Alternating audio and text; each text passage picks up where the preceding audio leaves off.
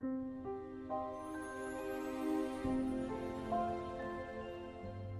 hang out with me sometime. I'm okay!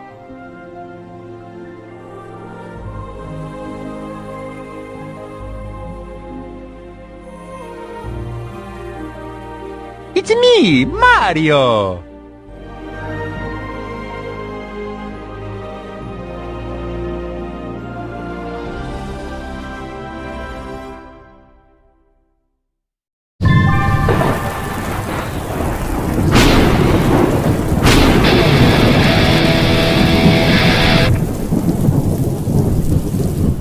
Hello, my fellow peeps, and welcome to the 6th season of the Salute House Show. I can't wait for you guys to show how much appreciative and grateful that I'm going to be when I'm saluting on stuff that I like. Well, if any of you have different opinions on what I'm going to salute on that you don't like or just don't give a fucking shit nowadays, your opinions will be tolerated. Anyways, let's start the show on the right damn foot. Lethal Enforcer.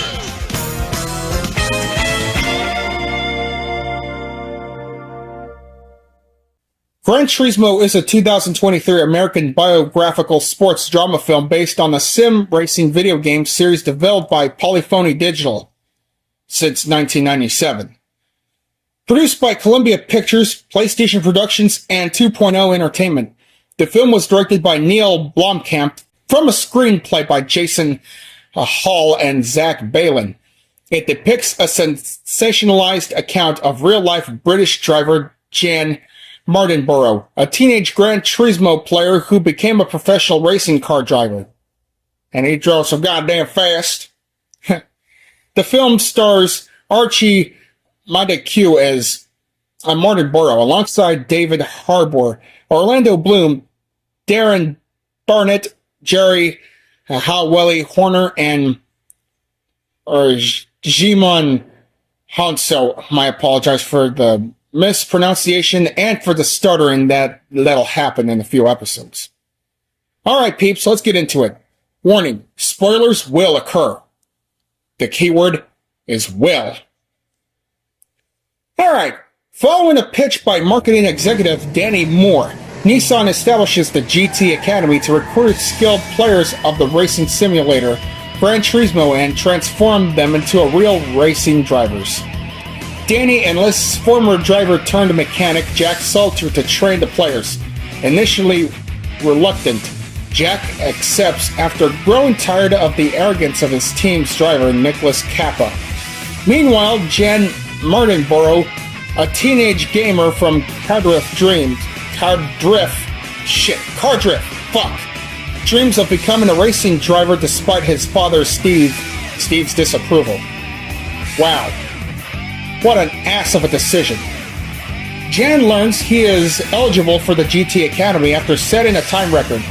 The night before his race, Jan and his brother Kobe attend a party, where Jan meets Audrey. However, the police arrive, the party breaks up, and as they are driving away, the police pull the two cars of parties over. As the police start talking to the people in the other car, Jan decides not to get taken in by the police and drives off, leading the police on a chase and finally getting away. Wow! How fucking lucky can Jan be with that driving skills? I wonder if anyone could do that in real life. No, wait. If there's a movie adaptation based on any of the Grand Theft Auto games. Upon arriving home, Jan and Kobe's dad is waiting outside, and Jan tells Kobe he'll take the fall. As punishment, Jan is taken to his father's workplace but leaves early to participate in a qualifying race, which he wins, securing a spot in the GT Academy. Yeah, follow your dreams, Jan. Don't let anyone or your dad fuck up your dreams. At the Academy camp, Jack subjects the competitors to various tests, narrowing them down from 10 to 5. Jan impresses Jack by correctly diagnosing a wreck caused by glazed brakes. The final 5 compete in a race to determine who will represent Nissan. Jan narrowly wins against the American competitor, Matty Davis, but Danny prefers Matty for his commercial appeal. Jack insists on selecting Jan, who ultimately becomes the representative. Jan is informed that finishing at least 4th in any qualifying race will earn him a professional license and contract with Nissan. In his first professional race in Austria, he finishes last after being spun by Kappa. Despite improving over subsequent races, he fails to finish the penultimate race in Spain. Damn! In Dubai, during his final qualifying race, Kappa crashes and despite debris damage, Jan finishes 4th, earning his license. I wonder if Jan has ever got the chance to eat some Dubai chocolate after the race. How the hell should I know? I never watched that movie myself, but I'm saluting it anyhow. He travels to Tokyo with Danny and Jack to sign his contract and uses his bonus to fly Audrey to Tokyo, starting a relationship. Jan's first place post-signing is at the Nürburgring Nordschleife. God damn it. He maintains a high position until his car lives at Floodplatz Corner, crashes and kills a spectator. Oh, damn! Horrified, Jan is reluctant to race again and blames himself for the spectator's death. Jack, who experienced a similar accident at the 24 Hours of Le Mans, encourages Jan to return. An inquiry clears Jan, but professional sentiment turns against sim drivers. Danny decides a sim driver team must compete at the Le Mans and finish on the podium to prove their worth. Yeah, I said Le Mans, not Le Mans. Who the fuck would pronounce that shit for the first time without even knowing it is beyond my stupid ass. My fourth wall breaking ass. Le Mans 24! What the hell was that? Nah, who cares? Back to the Salute House episode.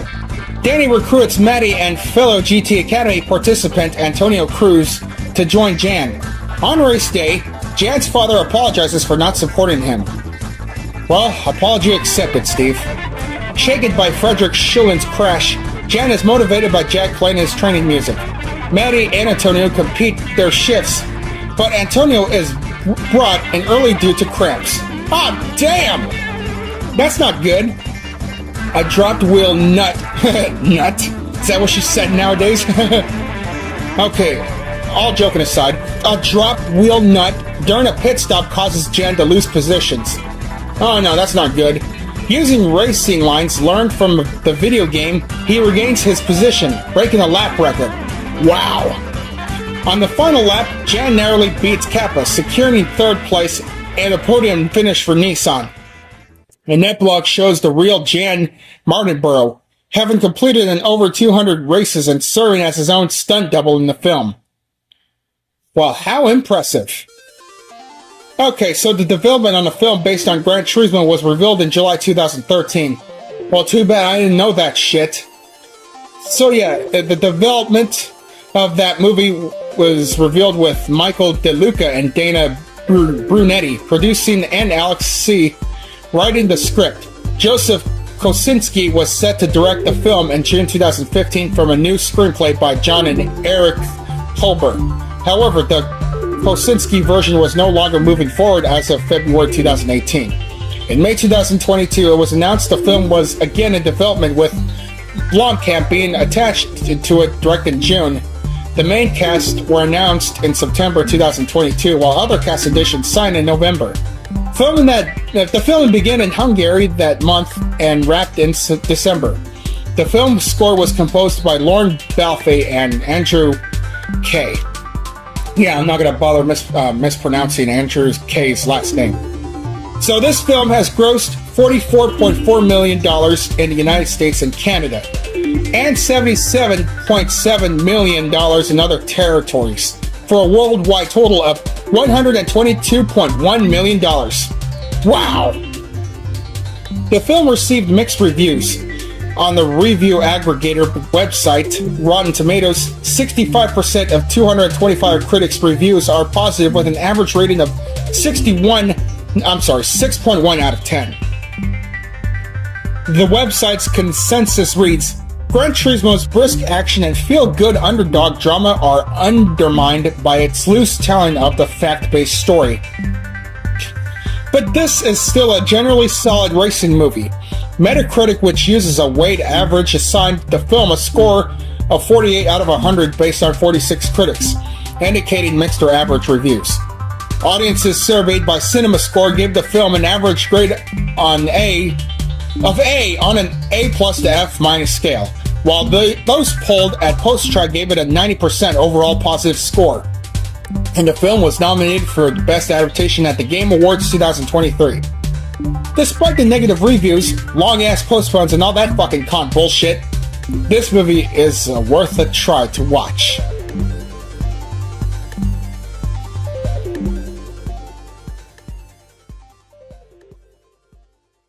So in conclusion, my fellow peeps, if you are a fan of Gran Turismo and other racing simulator games, this film is the one for you. Neil Blomkamp, you have made the best film adaptation that everyone ever saw in theaters. Yeah, and everyone has to offer for that matter. And as for you peeps, if some of you find this film as a different story, that's fine. At least play any of the Gran Turismo games on any PlayStation console. Other than that, I recommend watching Gran Turismo 2023 film. It's worth your while.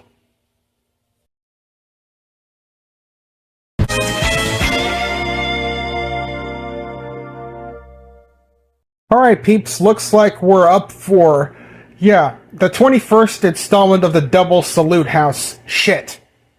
The first segment is Super Mario Bros., which is a platform game series created by Nintendo starring their mascot Mario.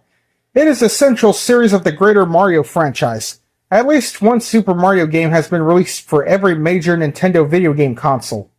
The second segment is Minority Report, a 2002 American science fiction action film directed by Steven Spielberg, loosely based on Philip K. Dick's 1956 novel The Minority Report.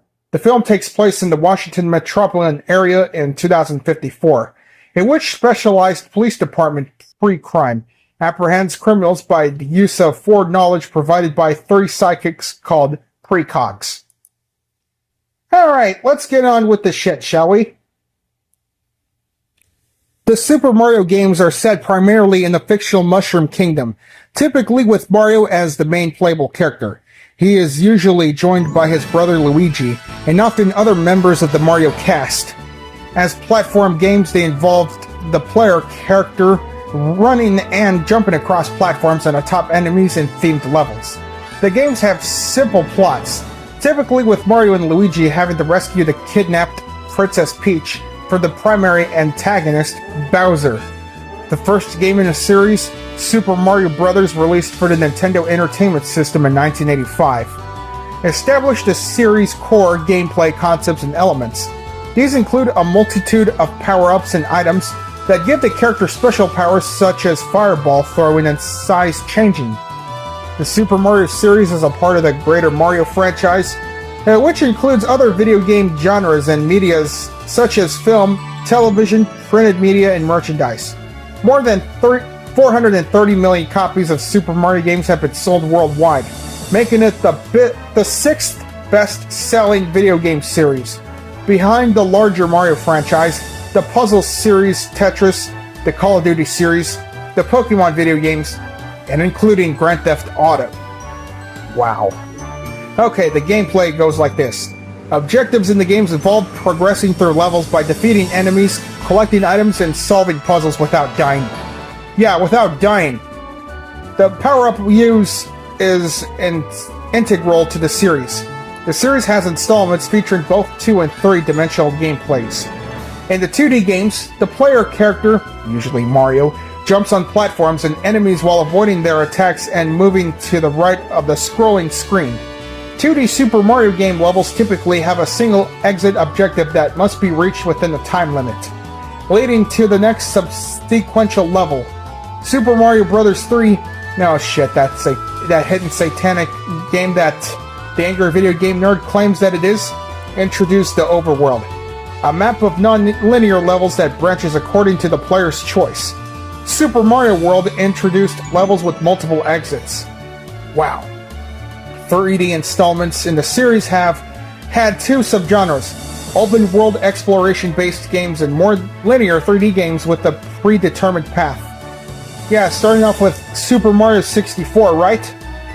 Okay, levels in the open world games Yeah, Super Mario 64, Super Mario Sunshine, Super Mario Odyssey allow the player to freely explore multiple enclosed environments in a 3-degree movement. As the game progresses, more environments become accessible. The linear 3D games, Super Mario Galaxies 1 and 2, 3D Land and 3D World, feature more fixed camera angles and predetermined path to a single goal. Okay, the series often features the option to play as characters other than Mario, usually Luigi. Earlier games have offered an alternating multiplayer mode in which the second player controls Luigi on their turn. Luigi is often only playable by player 1 and a second. More challenging iteration of the base game, such as in the Lost Levels, Super Mario Galaxy 2, New Super Luigi U, and the special worlds in 3D Land. These feature lower gravity and reduced friction for Luigi. Later games allow for simultaneous play. Other playable characters include Princesses Peach, Daisy, and other characters, Toads, Yoshi, Princess Rosalina, and Nabbit, among others. Characters are sometimes differentiated by special abilities. The mushroom power-ups appear in almost every Super Mario game. The most iconic of these is the Super Mushroom. That increases the character's size, turning them into a super variant and allows them to break certain blocks. When hit by an enemy, the character reverts to their smaller size instead of losing a life. When the character is in their super form, most blocks that would contain a Super Mushroom instead offer a more powerful power-up such as the Fire Flower. The Super Mushroom is similar in appearance to Amantia muscaria, with an ivory stalk below a most commonly red-white, originally red-orange spotted cap. Okay, the flower power-ups let the player character shoot projectiles. The Fire Flower, introduced in Super Mario Bros., transforms the character into a fire variant who can throw bouncing fireballs at enemies. Galaxy is the first 3D Super Mario game to have the Fire Flower. In Land and Maker 2, the Super Ball is a bouncing ball obtained from a Super Flower, which the character can use to defeat enemies and collect coins. The Ice Flower transforms the character into an ice variant who can shoot balls of ice as projectiles similar to those of the Fire Flower, that freeze enemies and blocks of ice that can be used as platforms or thrown as projectiles, as seen as the new Super Mario Bros. Wii and new Super Mario Bros. U.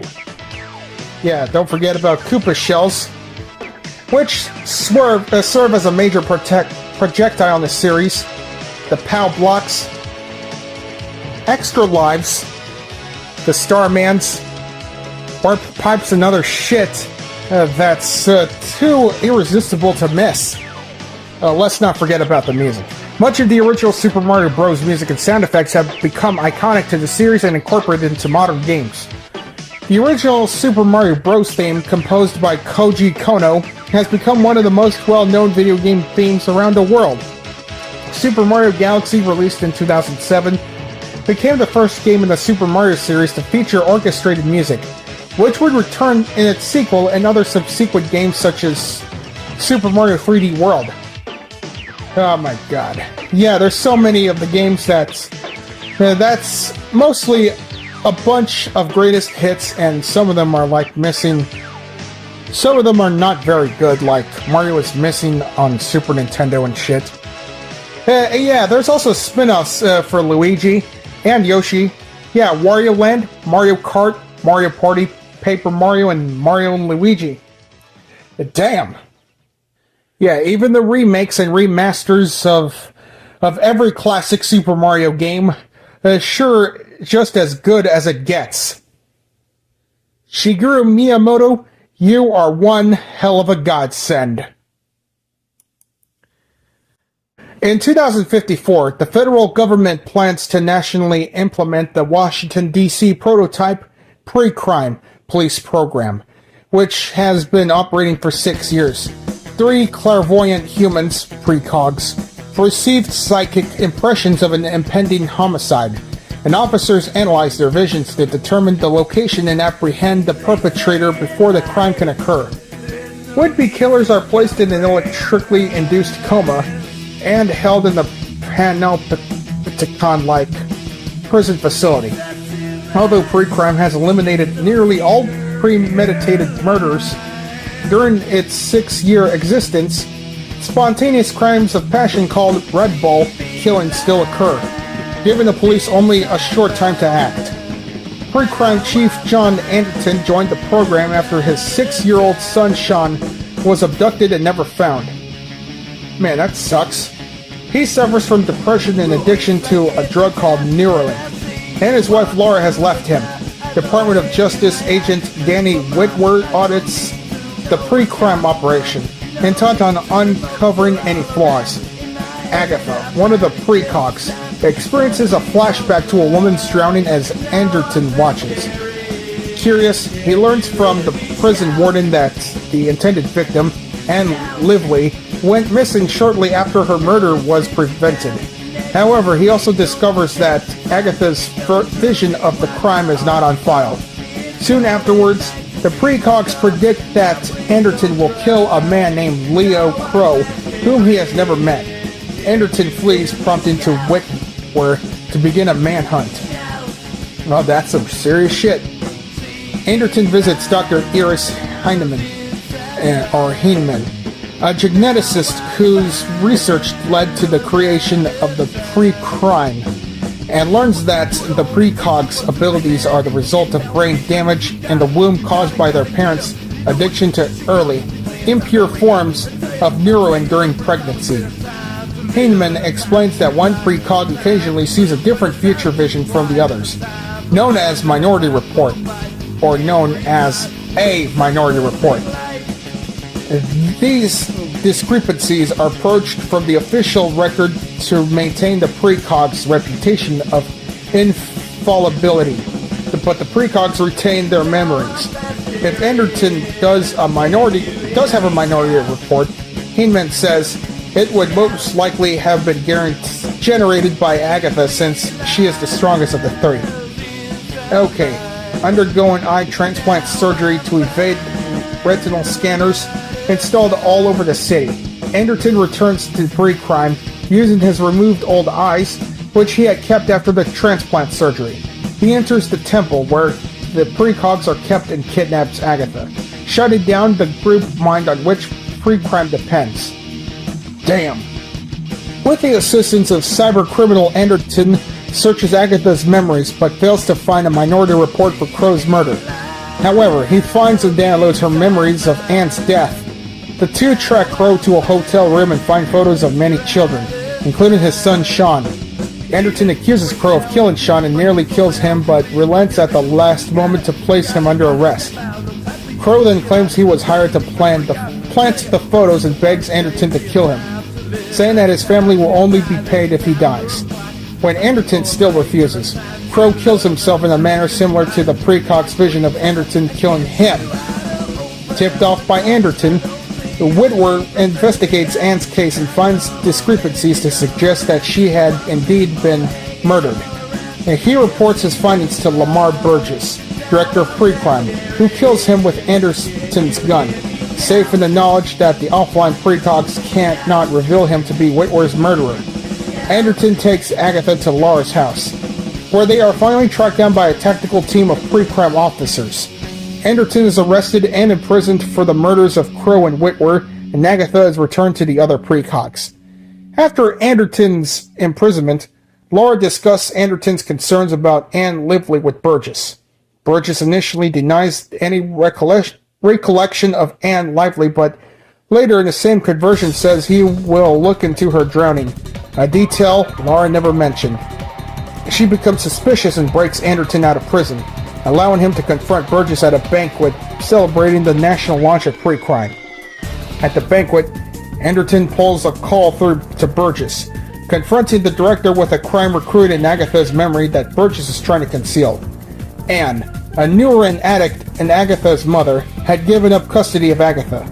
Sometime later, she broke her habit and tried to reclaim her daughter. Desperate to preserve pre-crime, Burgess hired a man to kill Anne, knowing that pre-crime would intervene, then killed her himself in the predicted manner afterwards. The pre-crime technicians trained to disregard the second murder vision as an echo of the first one, deleted the record. Once Anderton began to investigate Burgess arranged for Crow to pose as Sean's abductor in order to provoke Anderton to murder. A red ball report comes in, indicating that Burgess will kill Anderton as the two men face each other down. Anderton points out the dilemma facing Burgess. He could spare Anderton and watch pre-crime to be discredited and shut down, or validate the program by killing him and going to prison. Burgess asks Anderton's forgiveness before killing himself. Anderton and Laura reconcile, with Laura becoming pregnant with another child. Great crime is abandoned and the prisoners are pardoned and released. Though many remain under police surveillance, the precogs are moved to an undisclosed location to live in peace.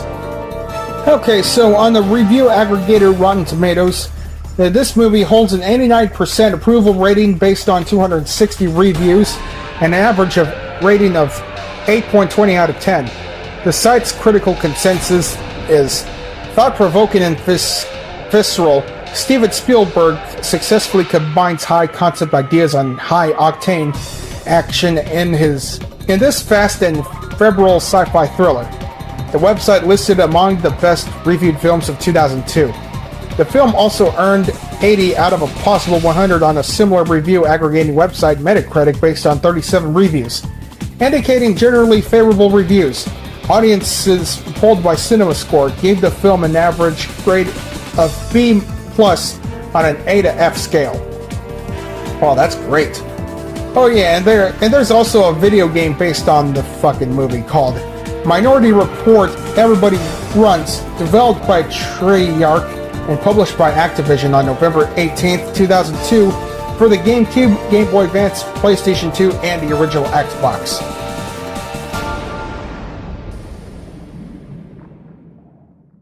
So in conclusion, my fellow peeps, I truly recommend Super Mario Bros. And Minority Report. Yeah, including the Minority Report video game if you're into that shit. But if you don't like the franchise or that movie itself, or the video game based on a movie for that matter, your opinions are tolerated. Man, Super Mario Bros. And Minority Report sure have underrated shit. That's good.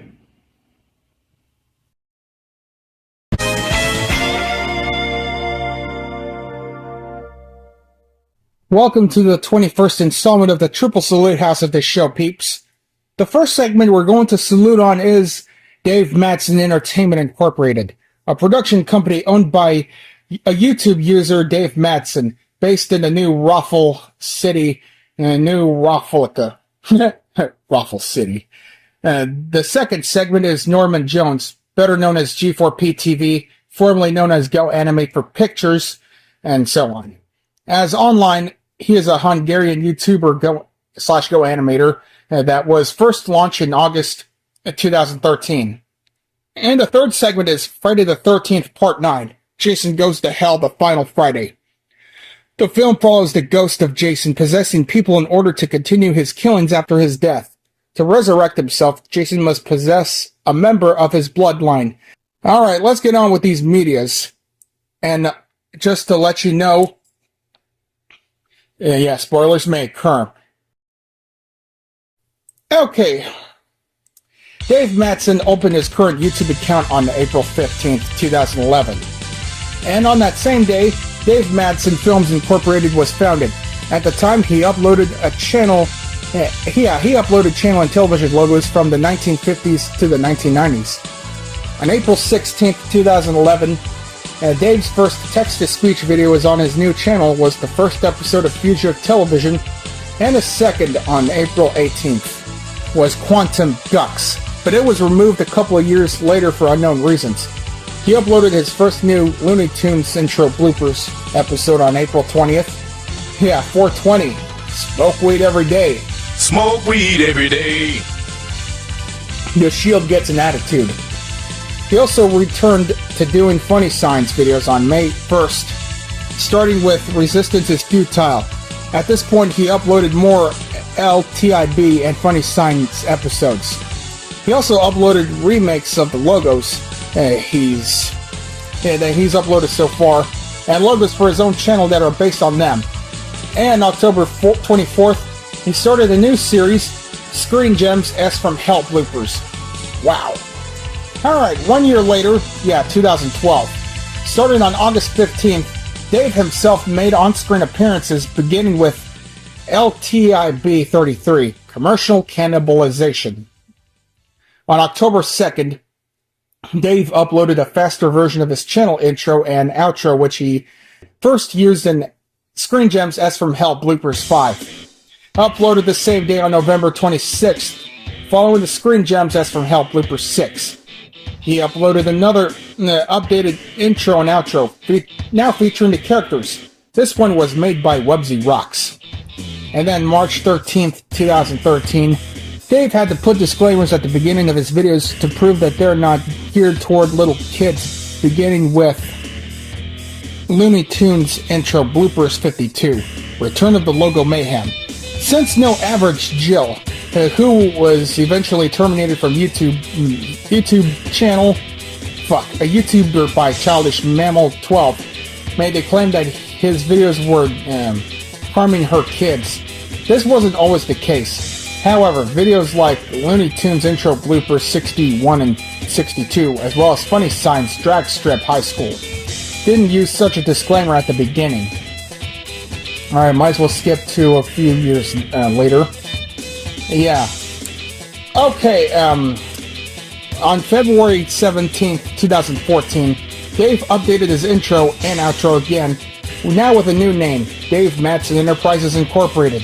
This name, intro, and outro were all first used in Funny Sign's Authorized Animals.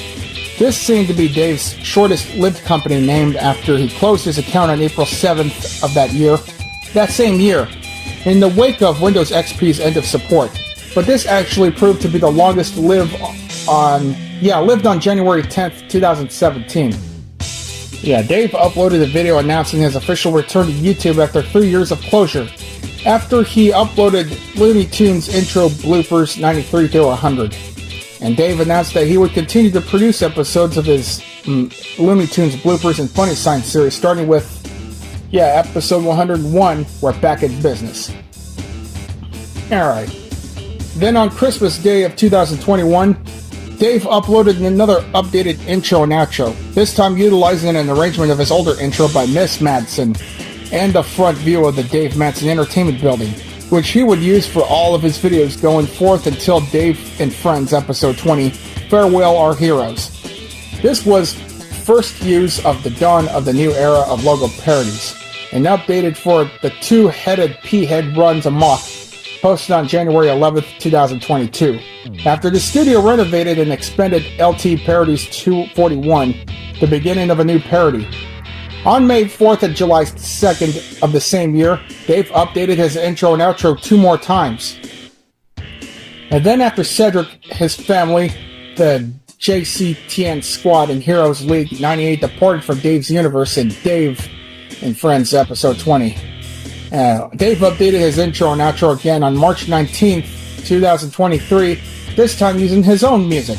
After this, on May 5th, 2023, following Dave Mattson's Funny Signs and Errors Free of Pizza, Dave updated his intro and outro yet again, now using a new music track, because according to Dave, the music needed a little more punch.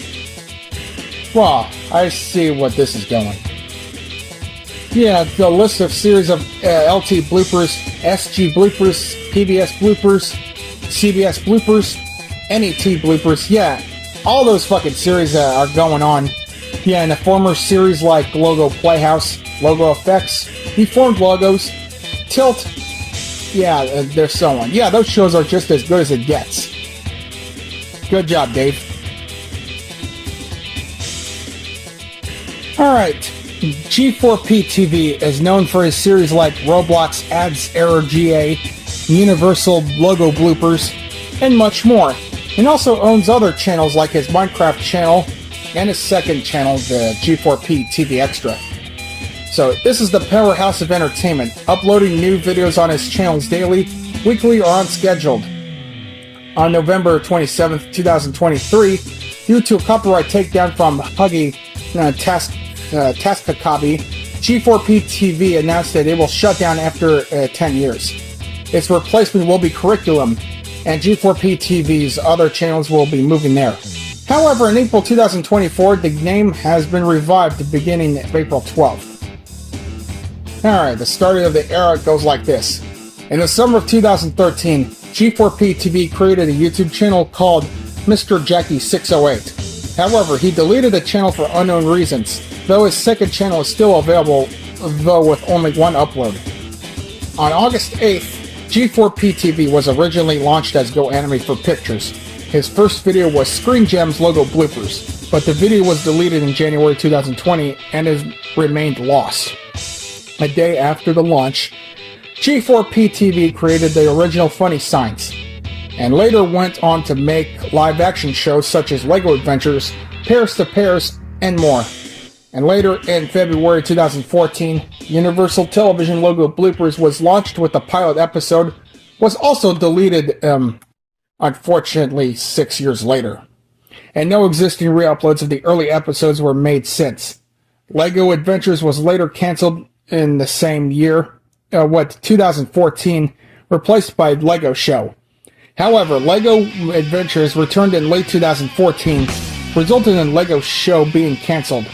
Also that year, a lost series known as Cute Angry Birds was launched, which followed the adventures of Red Bird and his family. It was axed in 2016, but briefly returned as a cartoon in 2018.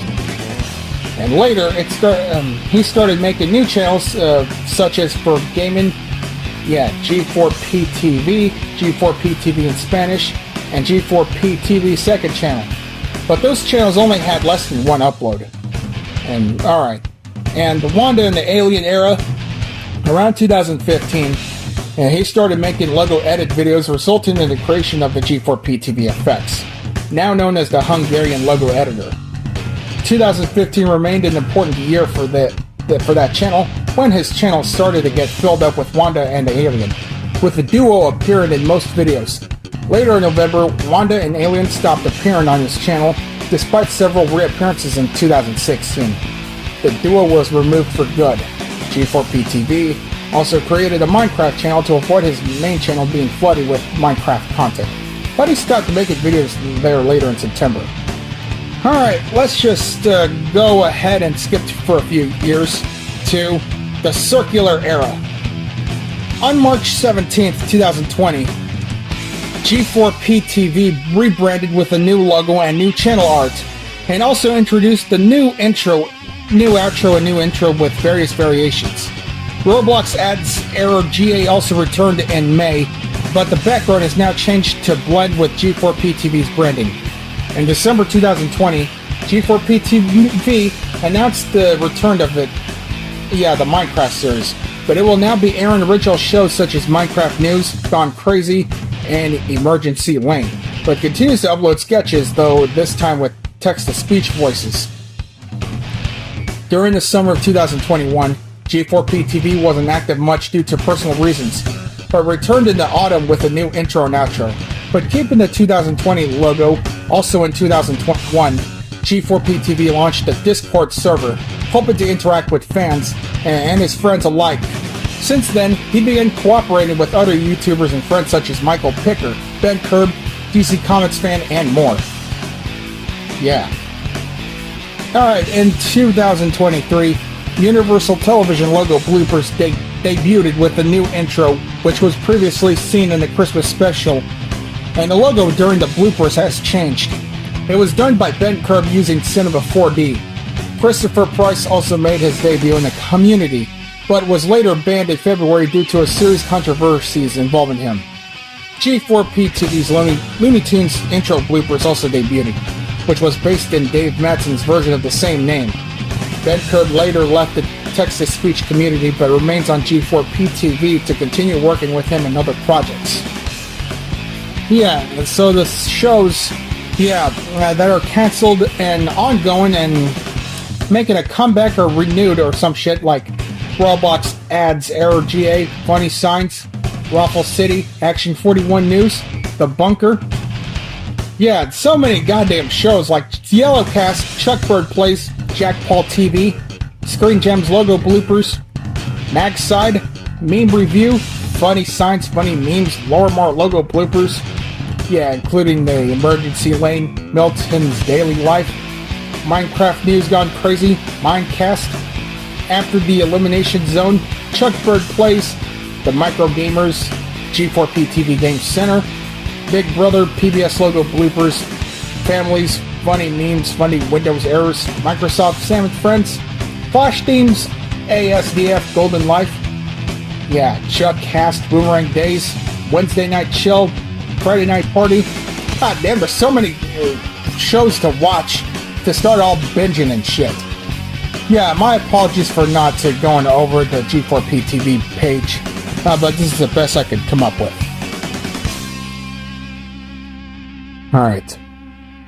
At Crystal Lake, Jason Voorhees stalks a woman. Yeah, the woman, an undercover FBI agent, leads Jason into a trap where FBI SWAT agents attack and kill him with a grenade launcher. Jason's remains are sent to a morgue, where his beating heart is eaten by the coroner, allowing Jason's soul to possess him. Jason, in the coroner's body, escapes the morgue, killing another coroner and 2 FBI guards. He finds 3 teenagers at Crystal Lake and kills them, when 2 police officers are called to investigate. He kills one of them and possesses the other. The bounty hunter, Craigton Duke, discovers that only members of Jason's bloodline can permanently kill him, and he will return if he possesses a family member. The only living relatives of Jason are his half-sister Diana Kimball, her daughter Jessica, and Stephanie, the young daughter of Jessica and Stephen Freeman. Jason attempts to possess Diana, but Stephen stops him. Diana is killed and Jason escapes. Stephen is arrested for the murder of Diana, and he meets Duke in prison, who gives Stephen information about Jason and his connection with Jessica. Determined to get Jessica before Jason, Stephen escapes from prison. He goes to the Voorhees house to find evidence to convince Jessica of her link to Jason. Jessica's boyfriend and TV reporter Robert Campbell receives a phone call in the house that Stephen overhears, which reveals that Campbell has attempted to boost ratings by revealing Jason's return from death. Jason transfers his heart to him through their mouths. Now Campbell's body, Jason leaves and attempts to possess Jessica. Stephen stops him and tries to explain everything to her, but she does not believe him and goes to the police station without him. Jason arrives and kills the officers while searching for Jessica, who nearly possesses before Stephen stops him again. Duke escapes from his cell in the resulting chaos. Now believing Stephen, Jessica goes with him to the diner to get Stephanie. Jason arrives and is attacked by the owners and a waitress. Jessica and Stephen discover that Duke has Stephanie. He demands that Jessica meet him at the Voorhees house alone. Jessica abandons Stephen, meets Duke, and is given a magic dagger, which she can use to permanently kill Jason Voorhees. An officer enters the diner and is possessed by Jason. Duke falls through the floor of the Voorhees house as Sheriff Landis and Officer Randy arrive to confront her.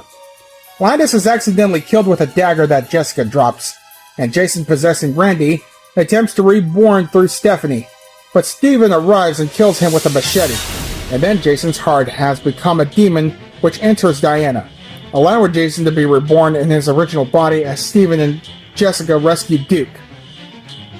While Stephen and Jessica attempt to find a dagger, Duke distracts Jason and is killed. Jason and Stephen fight while Jessica retrieves the dagger and stabs her. Right in the heart.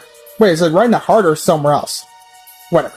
As the souls Jason killed are released, demons drag him into hell. Jessica and Stephen walk with Stephanie into the sunrise. And a glove with bladed fingers, I bet you know who the fuck it is, bursts from the ground, grabs Jason's mask, and drags it underground. Well, I gotta say, this film was conceived by co-writer and director Marcus under Sean S. Cunningham, producer and director of the first film. After the low box office returns to Jason Takes Manhattan, Paramount Pictures sold the character's rights to Jason Voorhees to one of the Warner Brothers subsidiary companies, New Line Cinema. Jason Goes to Hell was theatrically released on August 13th, 1993, and grossed $15.9 million at the box office on a budget of $3 million. becoming the second lowest performing film in the series, after Jason Takes Manhattan. The film was lambasted by critics and fans, criticizing the supernatural elements and lack of Jason Voorhees as a physical character. Yeah, I see it. So, on the review aggregator website Rotten Tomatoes, Jason Goes to Hell The Final Friday holds a 15% approval rating based on 20% reviews. On Metacritic, it has weighted average score of 17 out of 100 based on 11 critics, indicating overwhelming dislike. Yeah, despite the film being panned and getting overwhelmingly dislikes by movie critics, but I still find it enjoyable, just like the first 8 films by Paramount. So in conclusion, my fellow peeps, I recommend Dave Mattson Entertainment Incorporated and G4P TV. Yep, those 2 individual companies that I mentioned and saluted on, they know how to create their own materials in their own series. Yep, especially the logo bloopers and including Magside. And as for Friday the 13th Part 9, your mileage may vary. You may like it, you may not like it. Yeah, you may not give a damn about it that much. But if you are a big-ass horror movie fanatic, yeah, that movie is the one for you.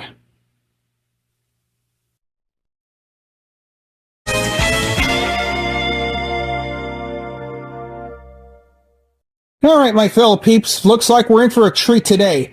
The 3rd episode from Heaven is going on session, starting with The Boondocks, and its first episode from the first season. And it is called The Garden Party. And this episode depicts Robert Jebediah Freeman's fear that Huey and Riley will embarrass him, reach his paranoid heights. This is a good show, a really good start from the series. Well, anyway, my fellow peeps, let's get on with that shit. Episodes from Heaven, The Boondocks, The Garden Party.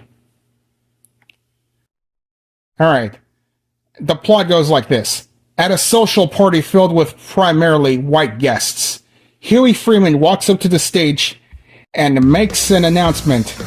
He said, Jesus was black, Ronald Reagan was the devil, and the government is lying about 9/11. Oh, wow. Looks like Huey has no heart when he says this. I expect that shit out of the mouth of Pencil Neck. Yeah, Pencil Neck's diarrhea of the mouth. But it had to be Huey Freeman. And so, damn. After what Huey Freeman said about to the white guests, chaos ensues as the partygoers panic and assault each other, starting an Armageddon. After that, Huey wakes up from this nightmare to be reprimanded by his grandfather, Robert Freeman, for having a dream where he made the white people riot. Yeah, Huey Freeman was telling the truth. Well, how many times have Robert told Huey that he better not even dream about telling white folks the truth? You understand what I'm saying? Yeah, shoot. Yeah, you better learn how to lie like me. I'm gonna go find me a white man and lie to him right now. Okay, the main characters, 10-year-old Huey and an 8-year-old Riley Freeman, are adjusting to the life in the predominantly white suburb of Woodcrest. While scoping out their new neighbors from the rooftop, Huey spots a dark vehicle approaching their house. The driver, millionaire Ed Wunsler, drops by to meet the family. Ed Wunsler, whose bank owns all the houses in Woodcrest, has a friendly interview with the boy's granddad, Robert, asking him questions regarding his sexuality and political views. Yeah, it goes something like this. Are you gay? And if so, do you have a gay lover living with you in the house? Gay? Oh, no. No, I'm not gay. Ed eventually invites Robert and his family to a garden party to celebrate his grandson, Ed Wunsler III's return from the Iraq War. The garden party? Yeah, boy! Alright, the boys, upon hearing this, once reluctant to attend the party, especially Huey, who doesn't want to sip the tea with the enemy, stymied by their grandfather's wishes. However, begrudgingly accompany him. After a brief setback at the front gate of the Wunsler estate, during which they meet a white supremacist black man named Uncle Ruckus, the Freemans arrive at the party. Security! We got a call, Black. Call black at the main gate. Ruckus, what the hell is a code black? Yeah, you get the picture. Okay, they meet Ed Wensler III, an ex-soldier who talks about his life in Iraq and delivers his trademark. The fuck y'all looking at? Huey tries to educate the other partygoers about the truth. Yeah, that so-called truth that... Oh, God, I quote... Yeah, I should have said that from the beginning as well. So yeah, I quote, Jesus was black, Ronald Reagan was... Okay, enough of that. Sorry. His attempts, much to his dismay, are met with little more than applause and jovial disinterest. Jovial disinterest, my bad. Huey comes to the conclusion that people don't care much about anything due to being rich. No matter how hard Huey tries, all the party guests just keep applauding. See? Okay, meanwhile, Ed III shows Riley his room, where he reveals a large collection of firearms. Wow. Ed III, while wearing a bulletproof vest, dares Riley to shoot him with a loaded SPAS-12 shotgun. Oh my god. So pull the trigger. Are you sure you want me to do it? I said pull the trigger now! You want to play rough? Okay.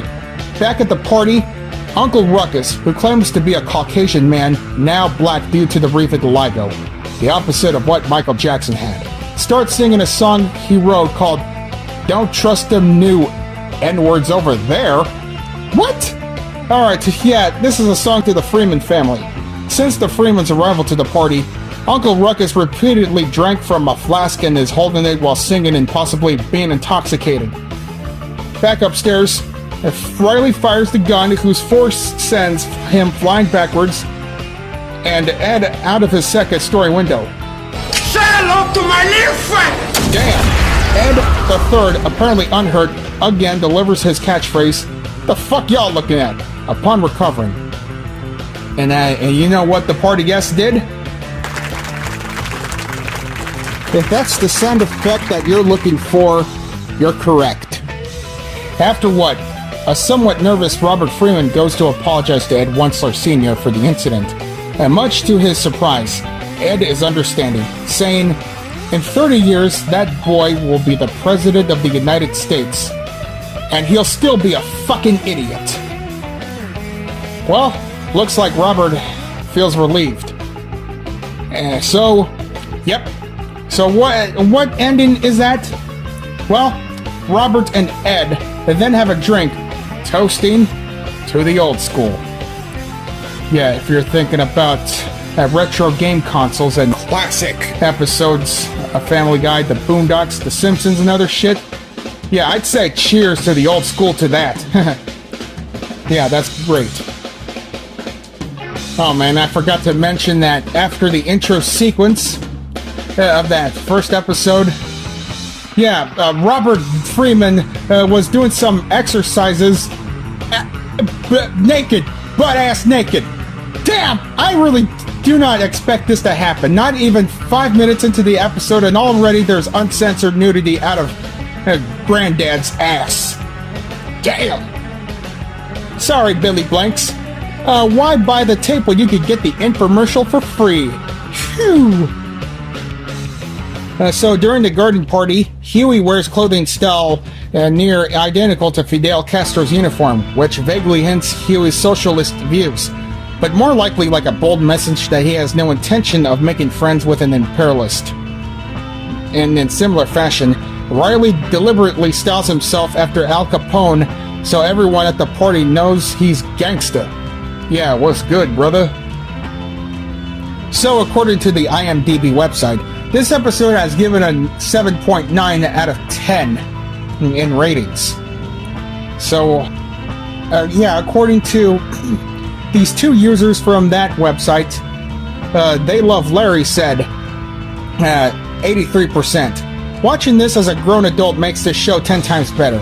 I remember watching this with a lot of my old friends. Coming from a white family that lived with a lot of different cultured people most of my life makes this show really pop out to me.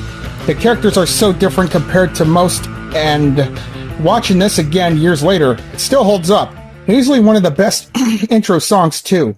Judo flip, chop chop chop. Yeah, I'm just quoting it. Okay. I remember listening to just a song, the white boy getting shot out of the window, to one of the kids telling conspiracy theories. The whole show is such a masterpiece in its own way, something that I truly think will never be able to be replicated. And Thunder King 6 said this, a booming start. This review was written on January 1st, 2023.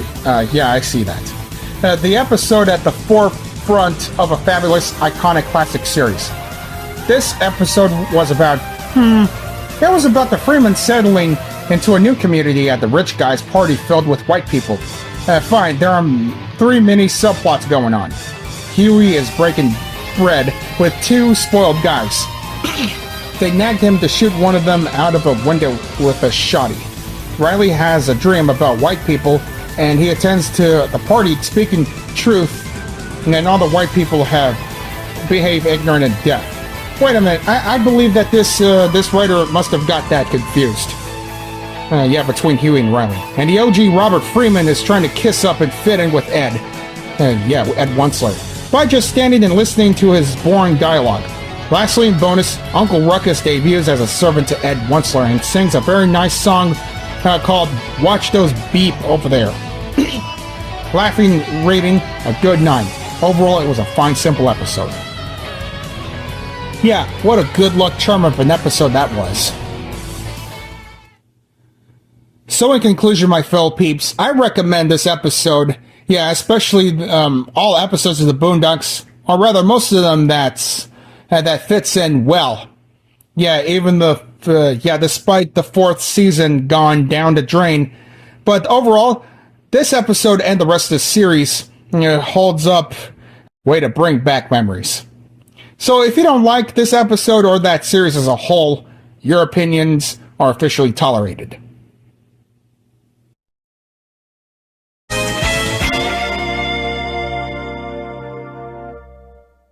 LEGO Ninjago is a LEGO theme that was created back in 2011 and a flagship brand of the LEGO Group. It's the first theme to be based on ninjas since the discontinuation of the LEGO Ninja theme in 2000. It was produced to coincide with the animated television series, video games, etc. This theme originally focused on a group of 6 teenage ninjas, led by the legendary Green Ninja Lord Garmadon. These ninjas are elemental masters, which means that they each possess elemental powers. They're also trained in the fictional martial art of Spinjitzu. And it's created by their ancient and wise teacher Master Wa, giving them the ability to fight against the forces of evil. Alright Lorik and Kelly, let's get into this franchise.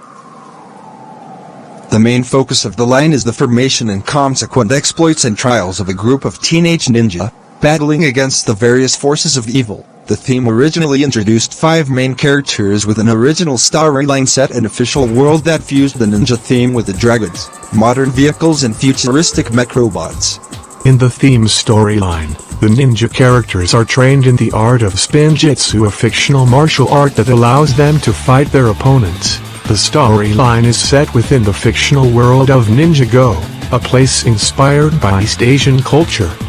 Yeah, and then Simon Lucas, senior creative director, commented, with LEGO Ninjago we took inspiration from a Japanese starting point, but it developed it to something of a massive mashup of cultures, not just one particular culture. So the background is, the origin of the Ninjago theme lies in the earlier LEGO Ninja theme, which was released in 1998. This theme was based on feudal Japan and featured ninjas, fortresses, catapults and horses. It originated in the LEGO Castle theme that had been in existence since 1978. In 2000, LEGO Ninja was replaced by Knight's Kingdom. These themes eventually resulted in the introduction of the Ninjago theme, which included some of the original concepts of the ninja theme, such as the dragons and fortresses, but also introduced modern-day elements.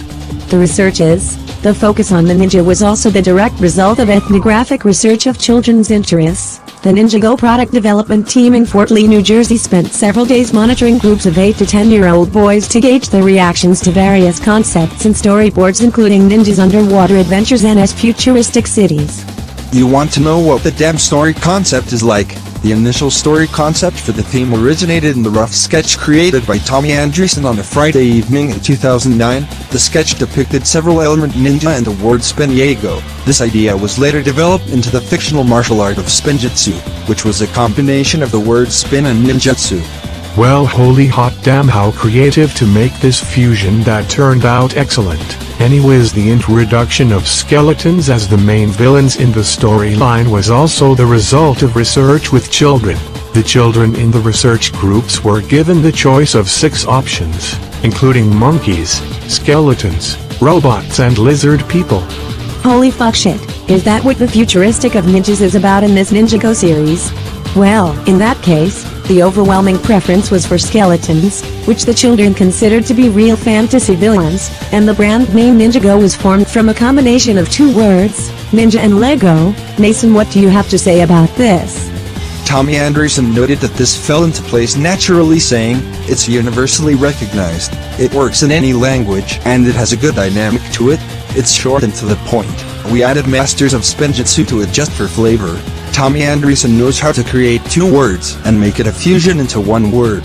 The LEGO Ninjago universe incorporates a fictional written language that has been displayed on numerous occasions in both the Ninjago television series and construction sets. The written language uses a unique alphabet of symbols that resemble the visual style of Chinese characters. Huh?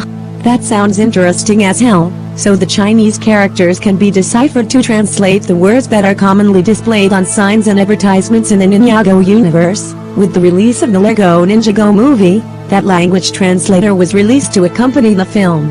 In April 2020, the lead writer of the TV series Braji Shut stated on Twitter that the language is called Ninjago. As you can see, the Ninjago series has spawned up to 19 seasons. 15 for the original series, which contains 210 episodes, started from January 14, 2011 and ended on October 1, 2022, and 4 seasons so far for the Dragons Rising series, which started in June 1, 2023, and it's currently on Netflix. So here are the 8 characters from the Ninjago television series, and for the rest of the franchise for that matter: Lloyd Garmadon, the legendary Green Ninja, Elemental Master of Energy and the son of Lord Garmadon and Misako. Kai, the Red Ninja, Elemental Master of Fire and older brother of Naya. Jay, the Blue Ninja, Elemental Master of Lightning and the boyfriend of Naya. Zane, the White/Titanium Ninja, Elemental Master of Ice Nandroid and Pixel's boyfriend. Cole, the Black Ninja and Elemental Master of Earth. Naya, the Gray/Blue Ninja, Elemental Master of Water, former Samurai X, Kai's younger sister and Jay's girlfriend. Master Wa, the Master of Creation, wise sensei of Ninja and younger brother of Lord Garmadon. And Lord Garmadon, the Master of Destruction, Master Wa's older brother and Lloyd's father. And here we have 5 from the Dragons Rising series. Arin, a young citizen born in Ninjago, whom taught himself Spinjitzu. Sora, an engineer whom defects from Imperium and Elemental Master of Technology. Ryu, a teen dragon, Wildfire, a human raised by a dragon and Elemental Master of Heat. And Frag, a serpentine, a humanoid snake hybrid race, best friends with Arin and Elemental Master of Quake. The reception goes like this. The line of this franchise is one of the LEGO's group most popular brands with young boys. In 2011, the Toy Retailers Association listed the Fire Temple set on its official list of dream toys for the festive season, which predicted the 12 products that would be the best sellers in that year. In September 2011, Marketing Week listed the first wave of Ninjago spinners as one of the top 10 best-selling toys of the year. In 2012, toy retailer Toys R Us included the Ninjago Epic Dragon Battle set on its annual Hot Toy list, which considered to be a cross-section of the best new toys of the season. And Ninjago ranked as one of the top 5 LEGO properties of 2012, which together accounted for 50% of all construction sets sold in the US in that year. Fire Temple was awarded Activity Toy of the Year for inspiring creative play through various forms of activity at the 12th Annual Toy of the Year Awards, which is held at the American International Toy Fair in New York City. In 2013, the theme track of this series was nominated for Property of the Year by the Toy Association. In 2015, Master Wa Dragon was a winner of Dream Toys in the Built It and They Will Thrive category by the Toy Retailers Association. And they have 570 sets that not a single Ninjago fan could get enough of. It is impressive storylines, great bio-information, and such epic battles in the television series and video games. One of the best LEGO-themed shows ever aired as seen on Cartoon Network. Whether the Ninjago series replaced the original with a new one or not, ninjas know how to kick ass. So in conclusion peeps, I truly recommend LEGO Ninjago, the masters of Spinjitzu on any type of this shit, whether the TV series, toys, video games, etc. If you're thinking about having a marathon of watching the TV series, you best start now because it has over 300 episodes. And don't forget to watch the LEGO Ninjago movie while you're at it. I've seen it a long time ago and I like it. Tommy Andreessen, Michael Hegner, you two have become such godsends like former and current owners of the LEGO company with all of the LEGO Ninjago merchandise. Alright peeps, that's it for all. Have fun trick-or-treating tomorrow night in the US and tonight in different areas depending which time zone of your country you live at to go trick-or-treating as one of your favorite characters from that franchise. What the fucking hell, Jason, Gayrick, Kelly, how fucking dare you three salute on one of those most offensive shows that is LEGO Ninja. Go! That shit show should have been cancelled a long ass fucking time ago, but no, it's still going on. What the hell is the matter with you jerks? Oh my Jesus Christ. Don't you eye roll as you pathetic fat ass. LEGO is such a fad that it should have died out. You're just mad out of jealousy that Legos are way more popular than you'll ever be. Shut up. All of the losers are grounded until Halloween will be illegal all over the world. Oh, here we go again with the grounded that's getting hella repetitive. You know what? We're gonna force you to face our sexy teeth. You better spread your eyes wide open and never look away, you three dipshits. Hello pencil neck, giraffe ears, did you two miss me? Come here you filthy cat ho, we don't need you committing outside interference. This is between us and those three toxic LEGO fan brats. Fake news red teeth bitches. Well, I bet you two are wanting to see another surprise. Oh, no, we're not dealing with another jump scare again. Oh, don't be scared like you two always are. Don't worry, it's different. Okay, Cummy, now what's on your mind? Here's a picture for you two to solve. So, what is wrong with this picture?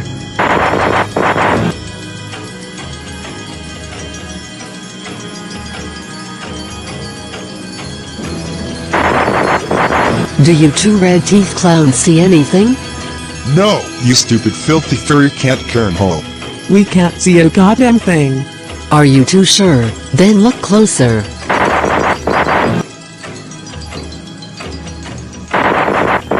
Wait! Hold on a second. There's nothing wrong with this picture. Emperor King Boris. Oh no! Anything but that. No, not again.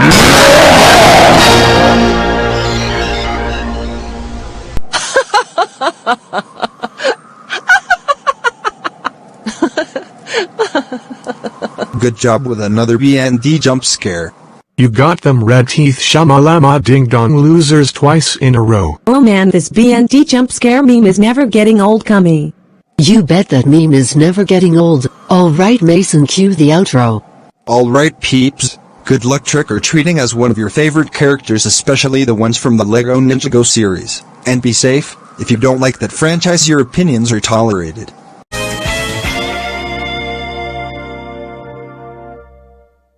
Well, we sure had a tough time coping after the 1994 Survivor Series event that I just ranted on yesterday. So, looks like we're going to salute on the 2006 Survivor Series event produced by the WWE. It was the 20th anniversary Survivor Series and it took place on November 26th, 2006 at the Wachova, sorry, I cannot pronounce it right, Center in Philadelphia, Pennsylvania. The event featured wrestlers from the promotions of SmackDown, Raw's War, and ECW, marking the first Survivor Series to include the ECW brand. Wait a minute, wasn't ECW had its first Survivor Series pay-per-view back in 2001, alongside with the WCW as part of the alliance against the WWE? I'm not sure. Let's just move on. Okay, the main match on the SmackDown brand was King Booker versus Batista in a last chance match for the World Heavyweight Championship. And the main match on the Raw and ECW brands was Team Cena taking Team Big Show in the 5-on-5 Survivor Series match. Yeah, let's get on with this shit, peeps. It's gonna be better than the 1994 one. Okay, so it goes like this. Okay, the first match of this pay-per-view event was a 4-on-4 Survivor Series match between Team Spirit Squad, more like Team Pussy Squad, Kenny, Johnny, Nikki, and Mikey, with Mitch managing the team, and the WWE, Team WWE legends, the Nature Boy Ric Flair, Sergeant Slaughter, alright, Dusty Rhodes, who may rest in peace, and Ron Simmons, aka Farouk, with Arn Anderson managing the team. Not even 5 minutes after the match, Farouk has been eliminated after being counted out, leading to the referee ejecting Arn Anderson and Mitch. What? Are you fucking kidding me? Farouk and Arn Anderson had to get out of the damn ring because of the countout and the ejecting. Oh, and having Mitch to get ejected from the ring as well. Looks like Mitch deserved to get ejected out of the ring, but for Farouk and Arn Anderson, that ain't right to me.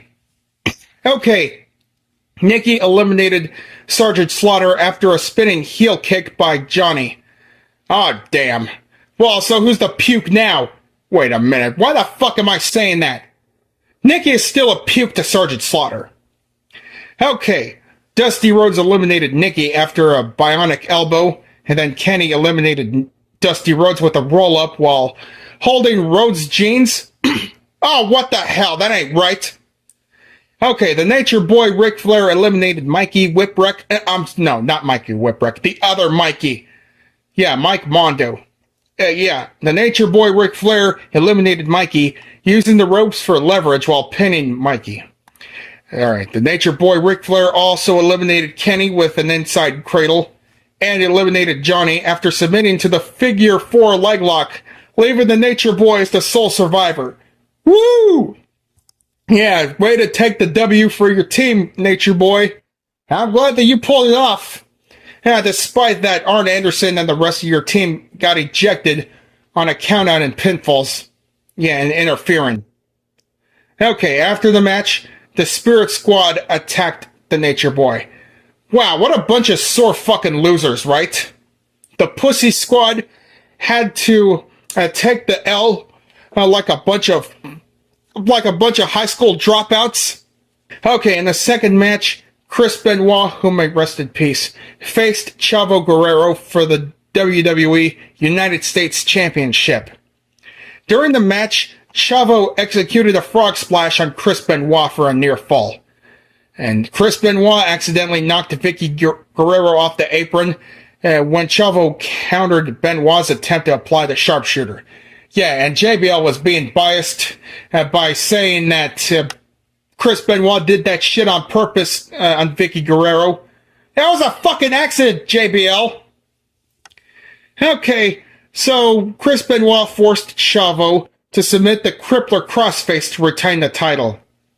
Yeah, that's karma for making Rey Mysterio's life a living hell, especially when you cost him the World Heavyweight Championship in the 2006 Great American Bash pay-per-view to King Booker.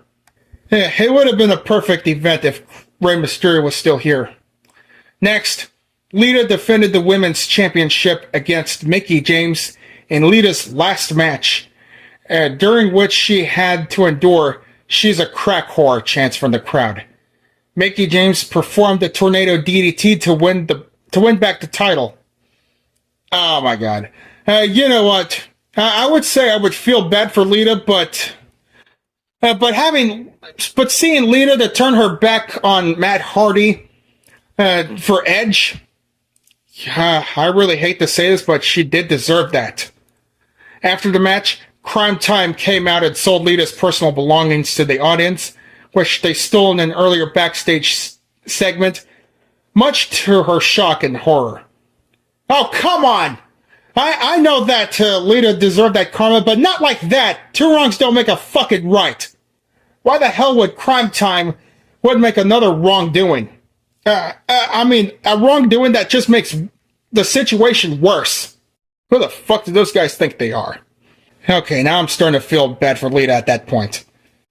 Alright, the next match was a traditional Survivor Series match between Team DX, which consists of the Heartbreak Kid Shawn Michaels, Triple H, the game, Matt and Jeff, the Hardy Boys, and CM Punk, versus Team Rated RKO, the Rated R Superstar Edge, the Viper Randy Orton, Johnny Nitro, Gregory Helms, and Mike Knox.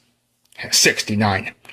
Okay, Mike Knox was eliminated by Shawn Michaels after a sweet shit music, while Knox was distracted by his then-girlfriend Kelly Kelly.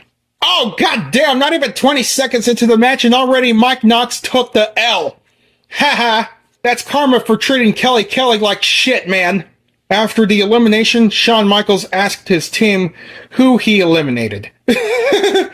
Nitro was eliminated by CM Punk after submitting the Anaconda Vice. Gregory Helms was then eliminated by Matt Hardy after a Twisted Fate by him and a Swanton Bomb from Jeff Hardy. Edge was eliminated by Shawn Michaels after a Sweet Chin Music, and then Orton was eliminated by Triple H after a Sweet Chin Music by Shawn Michaels and a Pedigree, meaning Team DX won to the match with no members eliminated. Oh yeah, talk about a clean sweep. So, looks like Team Rated RKO sure isn't down with that. So, looks like I got 2 words for them. Yeah, and that goes for the rest of the audience. If y'all ain't down with that, once again, I got 2 words for you. Suck it! Alright, the 5th match was the first blood match between Mr. Kennedy and The Undertaker. During the match, Mr. Kennedy started to cough blood out of blood, but MVP Montel Vontavious Porter provided Mr. Kennedy with a towel and cleaned the blood. Referee Charles Robinson did not notice that Kennedy was bleeding, so the match continued. The match ended when MVP hit The Undertaker with a chair, causing him to bleed. After the match, The Undertaker went to an onslaught, hitting Mr. Kennedy with a hard chair shot, making him bleed profusely. Performed the tombstone pile driver, then hitting Mr. Kennedy multiple times with his bare fist. Wow, I cannot believe that The Undertaker took the goddamn L and Mr. Kennedy took the W. Man, that really sucks. Yeah, just wait until The Undertaker has something for you, Mr. Kennedy. Yeah, in the Armageddon 2006 pay-per-view. Okay, the next match was the traditional Survivor Series match between Team Cena, consists of John Cena, the whole fucking show, Rob Van Dam, Sabu, who may rest in peace, and the Big Red Machine Kane and Bobby Lashley. And a Team Big Show, which consists of the Big Show, Paul White, Test, who may rest in peace, Umaga, who may rest in peace as well, Finlay, and MVP. Umaga was eliminated after being disqualified for hitting Rob Van Dam with a television monitor. Well, I'll be damned. Almost 1 minute into this match and already Umaga got his ass disqualified. That ain't good. Rob Van Dam eliminated MVP after a chokeslam by Kane, and the 5-star frog splash. Test eliminated Rob Van Dam after a running big boot. Sabu eliminated Test after a springboard tornado DDT, and the Big Show eliminated Sabu with a chokeslam. And Kane was eliminated when Finlay hit Kane with a shillelagh, and the Big Show performed a chokeslam on Kane. Bobby Lashley speared Finlay to eliminate him. John Cena eliminated the Big Show after a spear by Bobby Lashley, and a fuck you, leaving John Cena and Bobby Lashley as sole survivors. Yeah, that is fucking great. despite the fact that Kane, RVD, and Sabu took the damn L's, which sucked. But other than that, that match sure is a well-done type. The main event was the last chance match between the champion King Booker and the challenger Batista for the World Heavyweight Championship. And the former general manager of the WWE SmackDown show, Theodore Long, announced before the match if King Booker had been disqualified or counted out, he would lose the championship title to Batista. So, Batista executed a spine buster on King Booker for a near fall. King Booker executed a bookend on Batista for a near fall. Batista executed a Batista bomb on King Booker, but King Booker touched the bottom rope, voiding the pinfall. Ah, damn, talk about a null and void of a W. Alright, Batista almost executed a Batista bomb on King Booker's wife, Queen Sharmell, but threw her out of the ring instead. Whilst the referee was tending to Queen Sharmell, King Booker attempted to hit Batista with the title belt, but damn, Batista has dodged, countered out, and hit King Booker with a belt. Yeah, and Batista pinned King Booker to win the title in the same city where he had to surrender the title back in January earlier in the year. Well, just as long as Batista got rid of the evidence or the referee didn't see any of that. Yep, Batista has regained the World Heavyweight Championship. Yeah, take that massive W for your fans, Batista. Well, King Booker had lost the title, alright, but he actually lost the title fair and square since the referee didn't see any of the disqualification-related shit. If King Booker would have done anything he could to retain the title by defeating Batista, Batista's would never again have the opportunity to have another title shot during King Booker's reigning. But I'm glad that he gained it back. So in the reception segment in the Wikipedia page of this event, 411 Mania Wrestling gave it a 4.5 out of 10, calling it boring. Well, that's 411 Mania's opinion.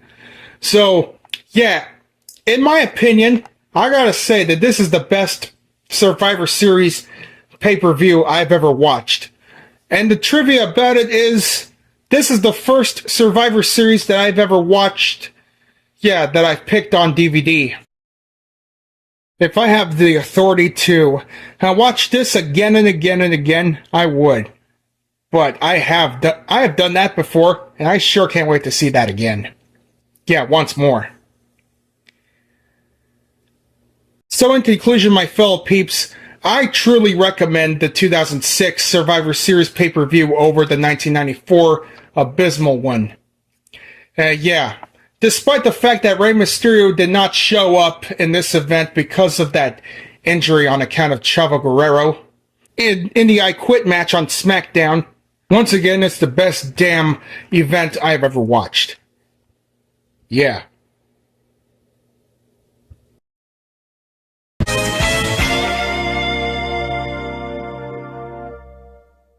Fight Club is a 1999 American film directed by David Fincher and starring Brad Pitt, Edward Norton, and Helena Bonham Carter. It is based on the 1996 novel by Chuck Palahniuk. My apologies for mispronouncing his name. Alright, Edward Norton plays the unnamed narrator who is discontented with his white-collar job. He forms a fight club with a soap salesman, Tyler Durden, and becomes embroiled with an impoverished but beguiling woman, Marla Singer. Alright, let's get on with this shit, my fellow peeps, or rather, this instant classic of a movie. In 3 words, mischief, mayhem, soap. Okay, the plot goes like this. The unnamed narrator is an insomniac dissatisfied with his job and lifestyle. As a form of therapy, he attends to support groups for problems he does not have, such as alcoholism and testicular cancer. Here he finds an emotional release in expressions of vulnerability until he encounters another imposter, Marla Singer. After a confrontation, the two agree to attend different groups. During a business flight, the narrator meets a soap salesman, Tyler Durden, who criticizes consumerist lifestyle. When an explosion destroys the narrator's apartment, he moves into Tyler's decrepit house, and the two start an underground fight club in a bar basement. Wow, I want you to hit me as hard as you can. I'm sorry, what? Whatever. Okay, Tyler saves Marla from an overdose, initiating a sexual relationship between them, while the narrator remains cold to her. The narrator quits his job and blackmails his boss for funds. He grows Fight Club, attracting new members, including his cancer support group friend, Bob. Tyler transforms the club into Project Mayhem, committing acts of vandalism to disrupt the social order. Feeling sidelined, the narrator confronts Tyler, who admits to orchestrating the explosion in the narrator's apartment to free from his lifestyle. The two argue, and Tyler soon goes missing. When the police kill Bob during the mission, a narrator tries to dismantle Project Mayhem and discovers its nationwide reach. Marla claims the narrator name is Tyler Durden, revealing that he and Tyler are split personalities. With Tyler taking full control during the narrator's insomnia episodes, the revelation triggers Tyler's reappearance and angers him. Well, I'll be damned. Looks like there's some schizophrenic shit right here. The narrator discovers Project Mayhem's ultimate objective, to erase all debt records by blowing up the skyscrapers of the consumer credit companies. He warns Marla Singer to stay away from him and goes to the police to confess, but finds many of the police are themselves Project Mayhem members, who attempt to castrate him on Tyler's orders. Oh shit, looks like Tyler just snitched on himself, and the fucking police cops are threatening to cut off his genitals? Well, that doesn't sound good. The narrator escapes and disarms one of the bombs, prompting Tyler to attack him. Accepting that he is Tyler, the narrator shoots himself in the mouth, killing Tyler, while the bullet passes through the narrator's cheek. Marla and the narrator hold hands and watch the skyline as the targeted buildings collapse. Well, damn. Okay, that is really one of the most craziest films I've ever watched the first time. But I like it. Okay, so David Fincher said Fight Club was a coming-of-age film like the 1967 film The Graduate, but for the people in their 30s. Fincher described the narrator as an everyman. The character is identified in the script as Jack, but left unnamed in the film. David Fincher outlined the narrator's background. He tried to do everything he was taught to do, and tried to fit into the world by becoming the thing he isn't. He cannot find happiness, so he travels on a path to enlightenment, in which he must kill his parents, God, and teacher. What?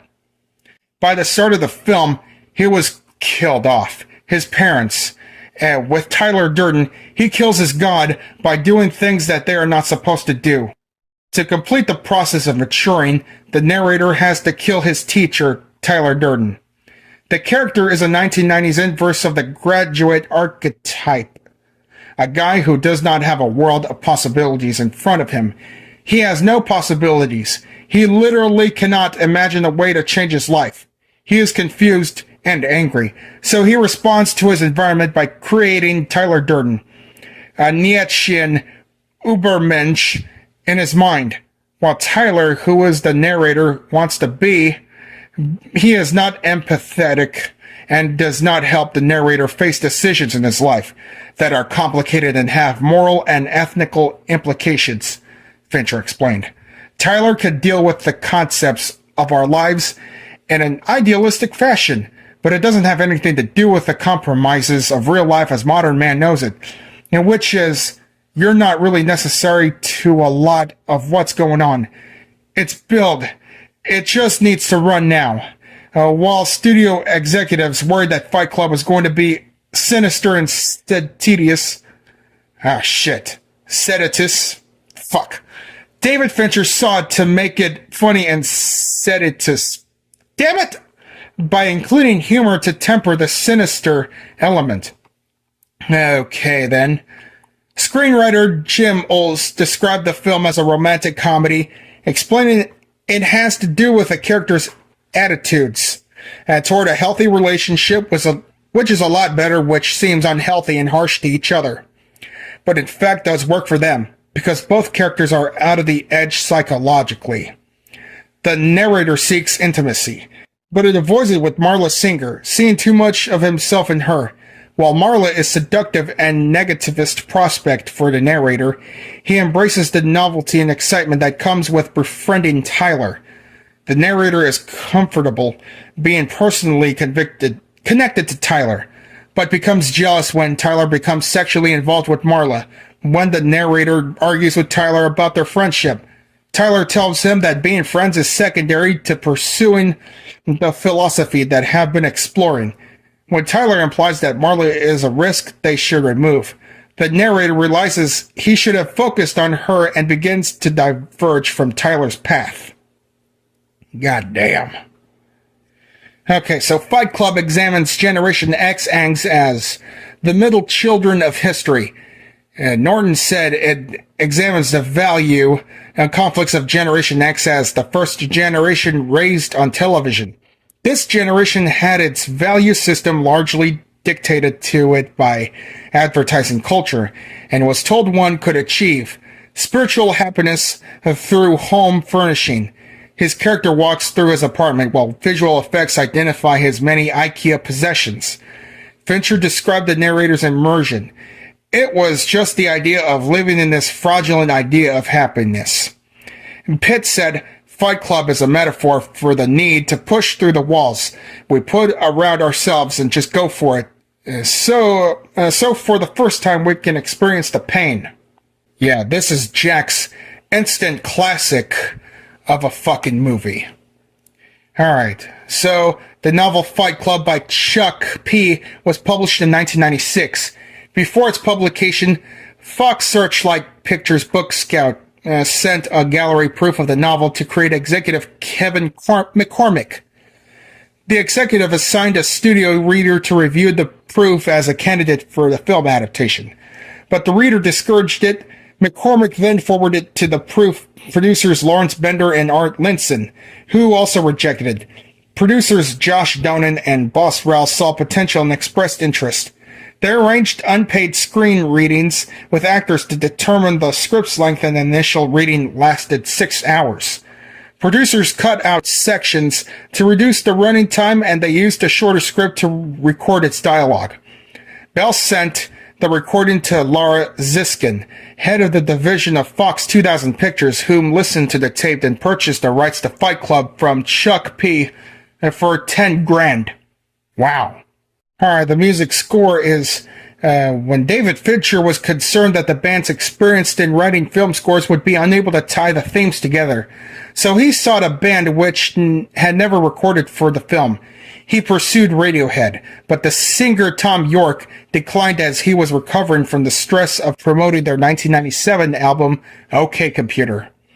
Fincher instead commissioned the breakbeat producing duo Dust Brothers, who created a postmodern score encompassing drum loops, electronic scratches, and computerized samples. Dust Brothers performer Michael Simpson explained the setup. Fincher wanted to break the new ground with everything about the movie, and a non-traditional score helped achieve that. The climax and end credits featured the song Where Is My Mind by Pixies. Fight Club premiered at the 56th Venice International Film Festival on September 10th, 1999, and was released in the United States on October 15th of that same year by 20th Century Studios. So the film failed to meet the studio's expectations at the box office and polarized critics. It was ranked as one of the most controversial and talked about films of the 1990s. However, it later found a commercial success with its home video release, establishing it as a cult classic and causing media to revisit the film. In 2009, on its 10th anniversary, New York Times dubbed it as the defining cult movie of our time. Alright, cineast Gary Crotus summarized the critical reception at the time. Many critics praised Fight Club, hailing it as one of the most exciting, original, and thought-provoking films of the year. He wrote the negative opinion. While Fight Club had numerous critical champions, the film's critical attackers were far more vocal, a negative chorus which became hysterical about what they felt to be excessively graphic scenes of fisticuffs. They felt such scenes served only as a mindless glamorization of brutality, a morally irresponsible portrayal, which they feared might encourage impressionable young male viewers to set up their own real-life fight clubs in order to beat each other senseless. A newspaper reported, many loved and hated in equal measures. Some critics expressed concern that the film would incite copycat behavior, such as that scene after A Clockwork Orange debuted in Britain nearly 3 decades previously. The film review website Metacritic surveyed 36 critics and assessed 24 reviews as positive, 10 as mixed, and 2 as negative. It gave an aggregate score of 67 out of 100, which it said generally favorable reviews. The similar website Rotten Tomatoes surveyed 185 critics and categorizing the reviews as positive or negative, assessed 149 as positive and 36 as negative.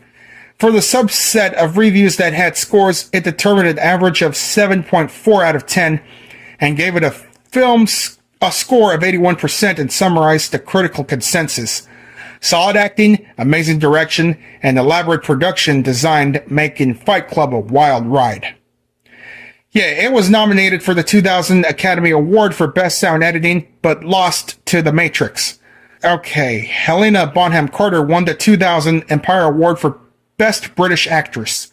The Online Film Critics Society also nominated this film for the Best Film, Best Director, Best Actor, Edward Norton, Best Editing, and Best Adapted Screenplay, ULS. Though the film won none of the awards, the organization listed Fight Club as one of the top 10 films of 1999. The soundtrack was nominated for a Brit Award, losing to Notting Hill. Yeah, despite all that, this Fight Club movie is one of the best films I've ever seen in my life. So in conclusion, my fellow peeps, I truly recommend Fight Club. Not the fucking game, of course, but the movie itself. Well, yeah, especially the book, but I mostly recommend the movie. It gives us the feels of insomniac, schizophrenia, and the chills.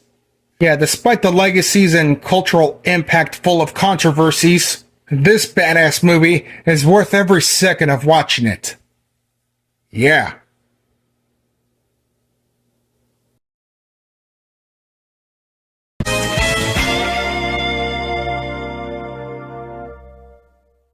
Okay, the 22nd Double Salute House installment is now in session, my fellow peeps, and it's going to be about both YouTubers.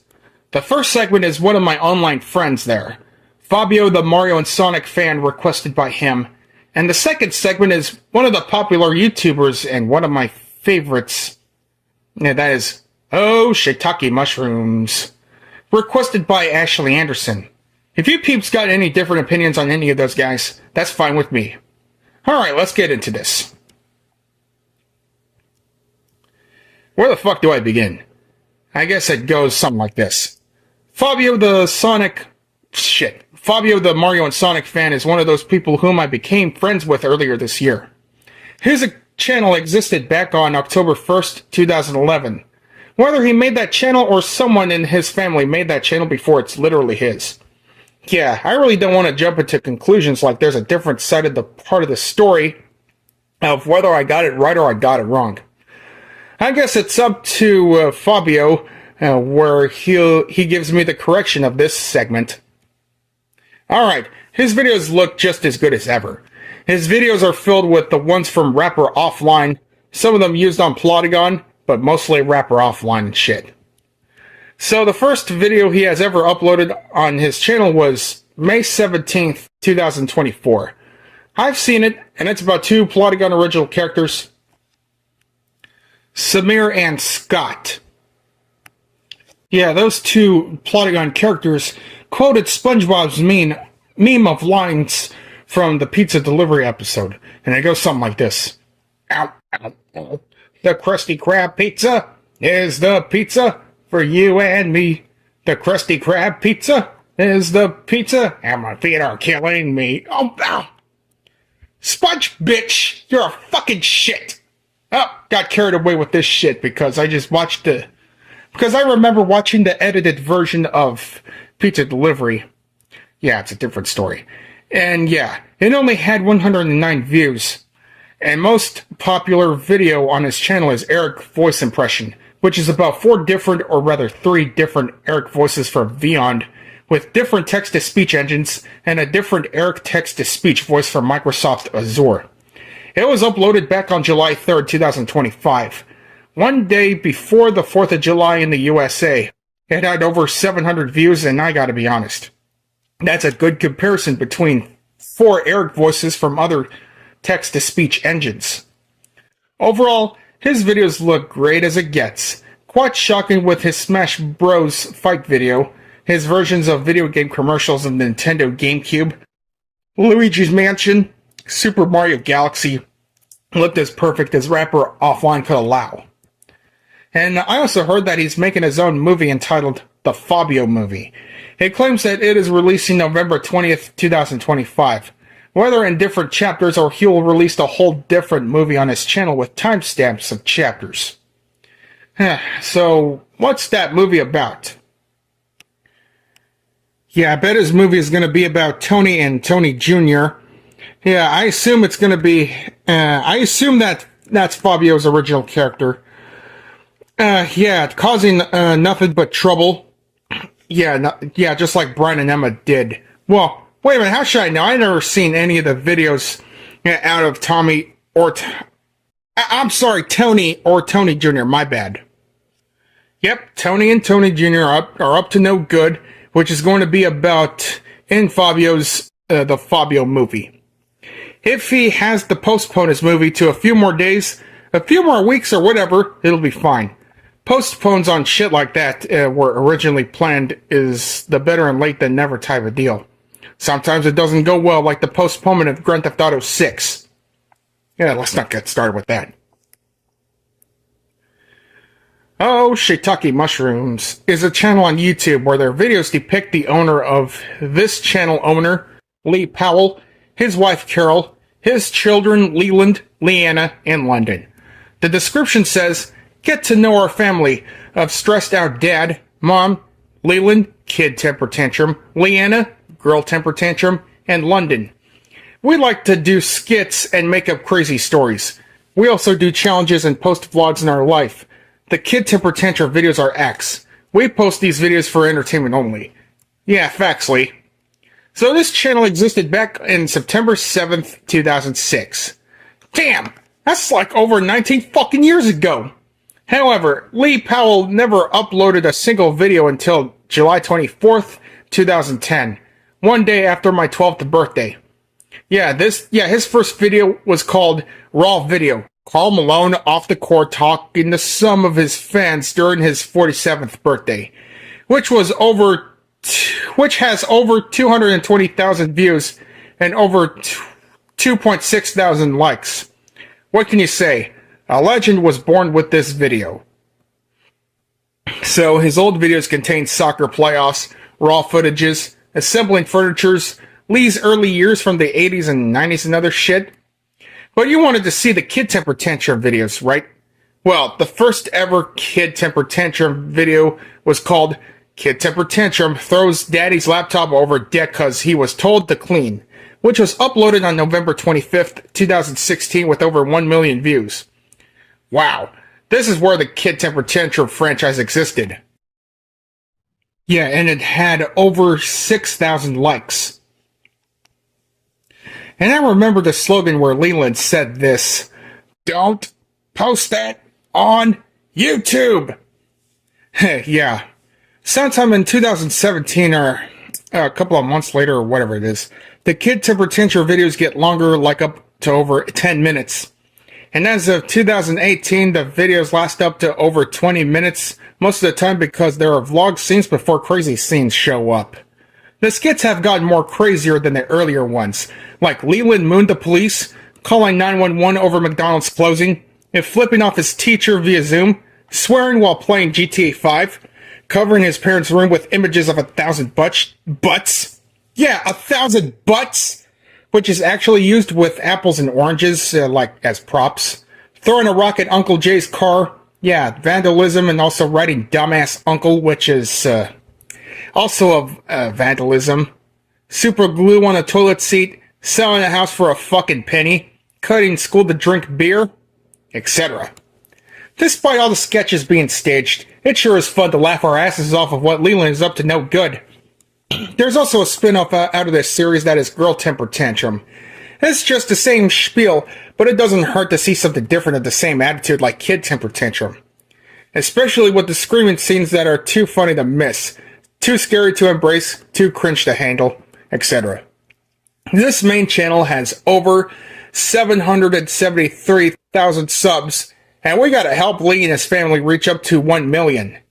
The popular video of it is Kid Temper Tantrum returns to GameStop to steal Grand Theft Auto 5, which was posted back on October 10th, 2017 with over 16 million views and 130,000 plus likes.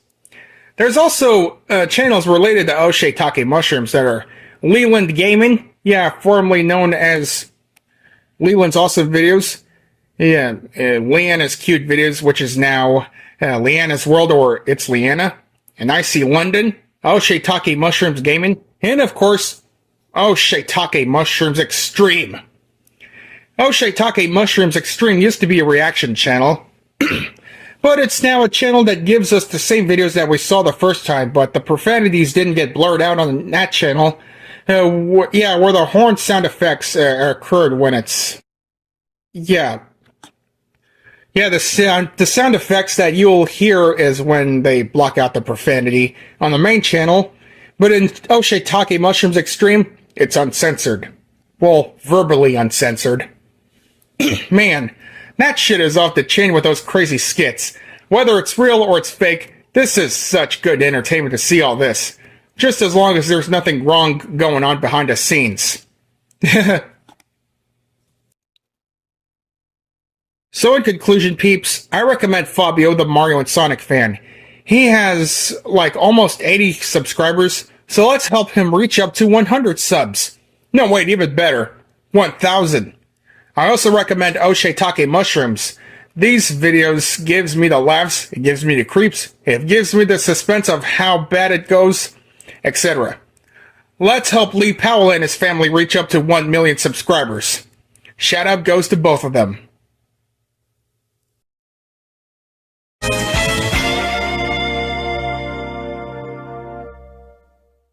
The 22nd Triple Salute House is now in session, and will be saluted on 2 users and 1 video game. The first segment is Caillou the Video Editor Guy 2K11, requested by him. And the second segment is Zero the Street King and Gamer, requested by Zero himself.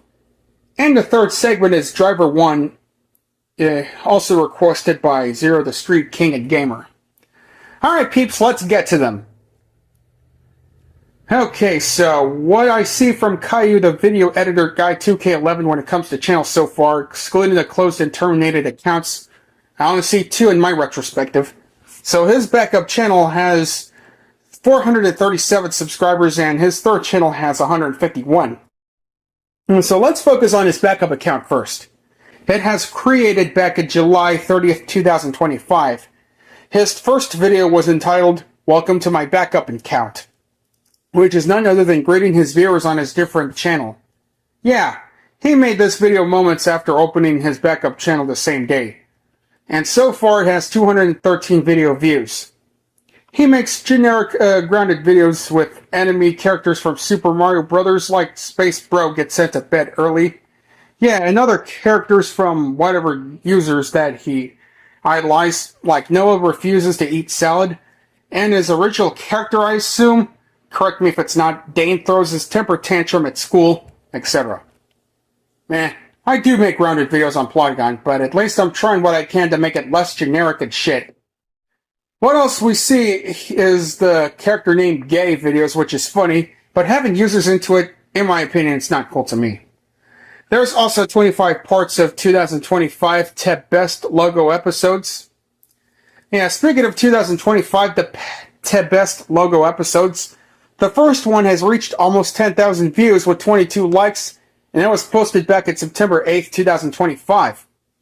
His third channel existed back at the end of September at the same year, with the first video uploaded called I'm Back for the Third Time, where he felt sad because of the data issues on his phone. His popular video so far is Go Animate Animal Planet Final Sign Off, which has reached 605 views, which was posted back on October 9th of that same year. Yeah, he made various avatars, so Caillou's video is at best good. Yep, that's all I gotta say about him. Zero the Street King and Gamer, formerly known as Greenville Railfan, is one of the YouTube friends that I know him earlier this year. And so, his channel was created back in December 2nd, 2014. Well, that's good to know. Anyways, he has 930 subscribers. His first video that he uploaded is Driver 1, Take a Ride in Los Angeles, California. It only has 63 video views. Well, it's just some typical mini gameplay or some shit. So let's see what videos he has, his gameplays from various games on various consoles, such as Need for Speed Most Wanted, Midnight Club, LA Rush, Cars, Driver, Gran Turismo, Road Trip Vacation 2012, Hot Wheels Velocity X, and Grand Theft Auto, San Andreas, Bully, etc. And there's some videos that Zero made via Rapper Offline, such as Zero the Street King and Mr. Tech the Goat Gamer hangs with the McCarthy brothers, meeting the Nicholson girls, grounded videos out of Quincy, making new characters and introducing us to them, etc. Yeah, especially introducing the characters that have been shown before, especially making users from their past avatars and shit. So, is Quincy Zero's original character or what? Anyway, his most popular video is Bully, Xbox One, kissing Pinky during Chapter 3. It was uploaded back on March 24th, 2023, and so far it has over 11,000 views with over 100 likes. Zero has even created images with characters via Rapper Offline, the Rapper Offline engine. Yeah, with those fucking cars and shit. And I gotta say, those images that he has created, it looks great and too hard to miss. Yeah, and also his shorts videos is just as enjoyable as they could get. Like the Eastsiders R34, finishing off Carmen Electra, Def Jam Fight for New York. Yeah, Chevy Gang. Yeah, showing off games that he has in his possession. And yeah, whatever gameplay shorts that he could come up with.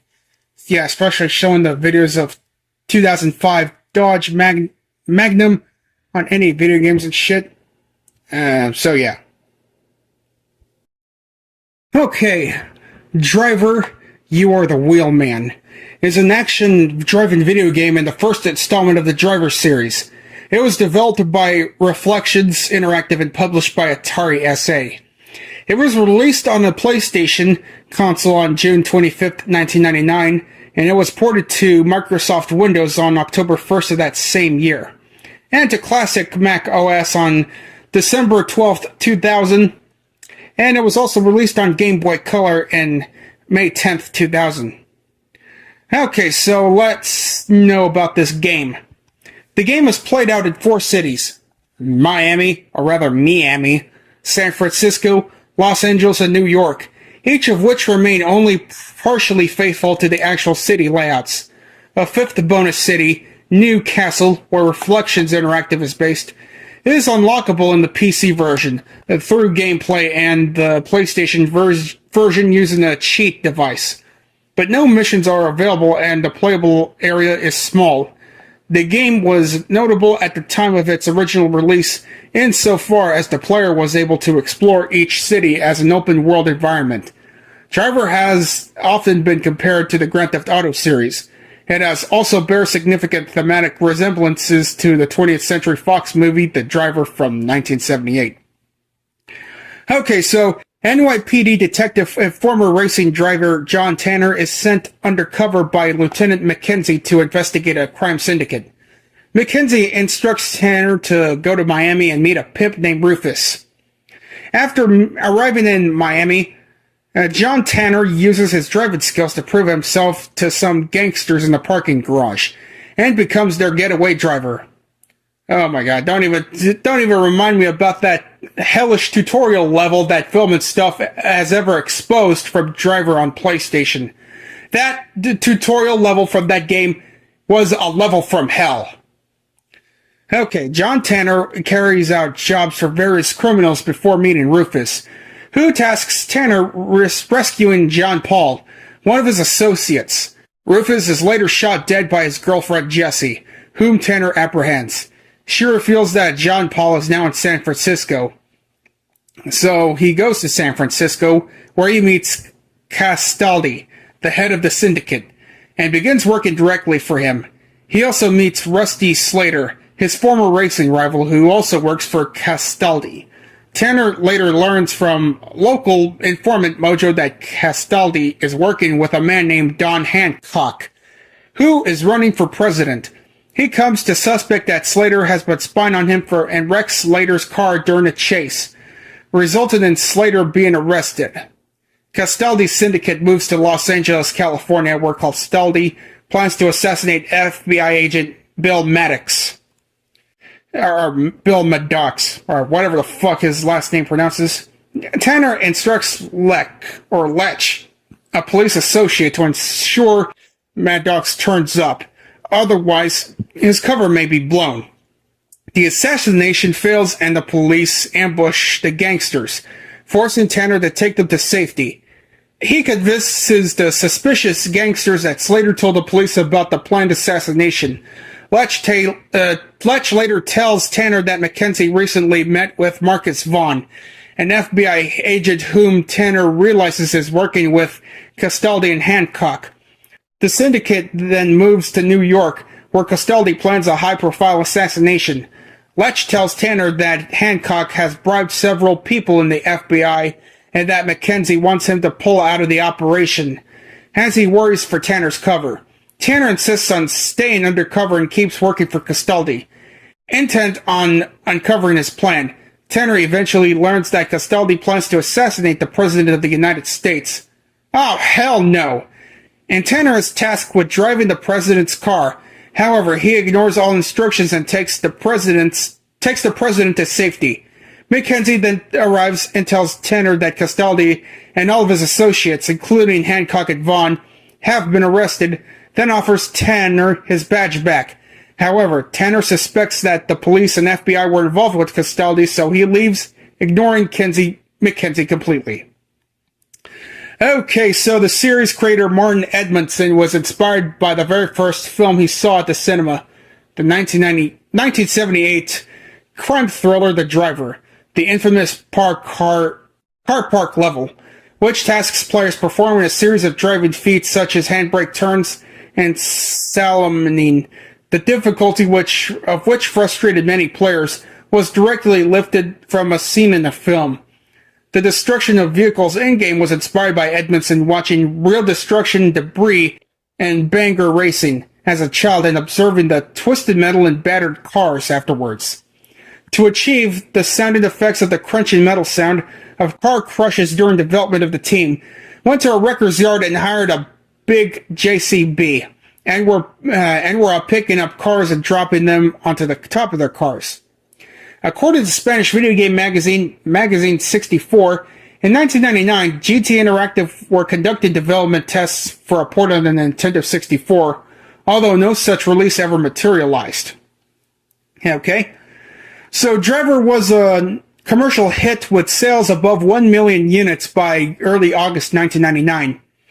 In the German market, Driver's PlayStation version received a gold award from the Verband der VUD by the end of July, indicating sales of at least 100,000 units across Germany, Austria, and Switzerland. The committee raised it to the platform status, which has 200,000 sales by the end of September. In the United States, Driver's jewel case version for computers sold 390,000 copies and earned $3.8 million by August 2006. After its release in October 2000, it was the country's 42nd best-selling computer game between January 2000 and August 2006. As of 2000, it has sold over 4 million units worldwide and grossed $150 million in revenue. Upon its initial release, Driver was met with very positive feedback and critical acclaim. The PS1 and iOS versions received favorable reviews according to the video game aggregator Metacritic. Jeff Lundgren reviewed the PlayStation version of the game for the next generation, rated it 4 stars out of 5, and stated that a movie buff's dream. But Driver is still great even if you aren't big on movies. IGN's Douglas C. Perry said of the original PlayStation game, "In the history of driving games for PlayStation, there is nothing that comes close to the comprehensive, deep, and thoroughly pleasurable experience that is embedded deep in the heart of Driver.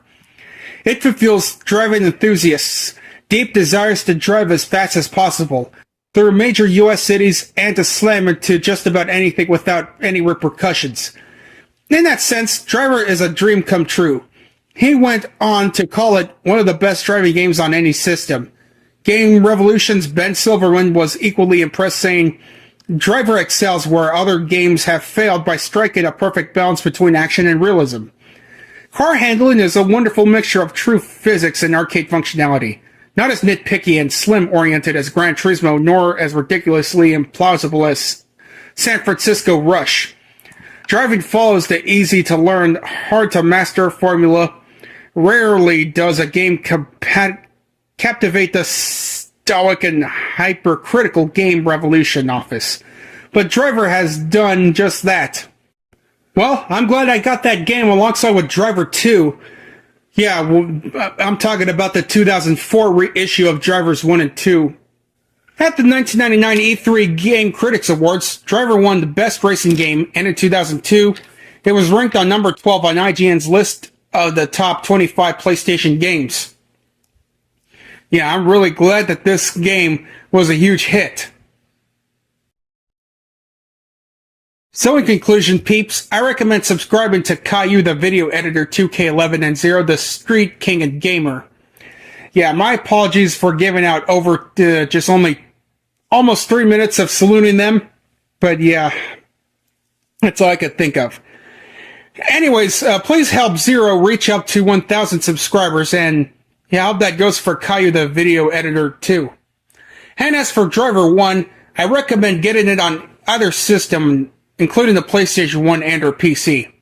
So that's all I gotta say about these two people in that video game.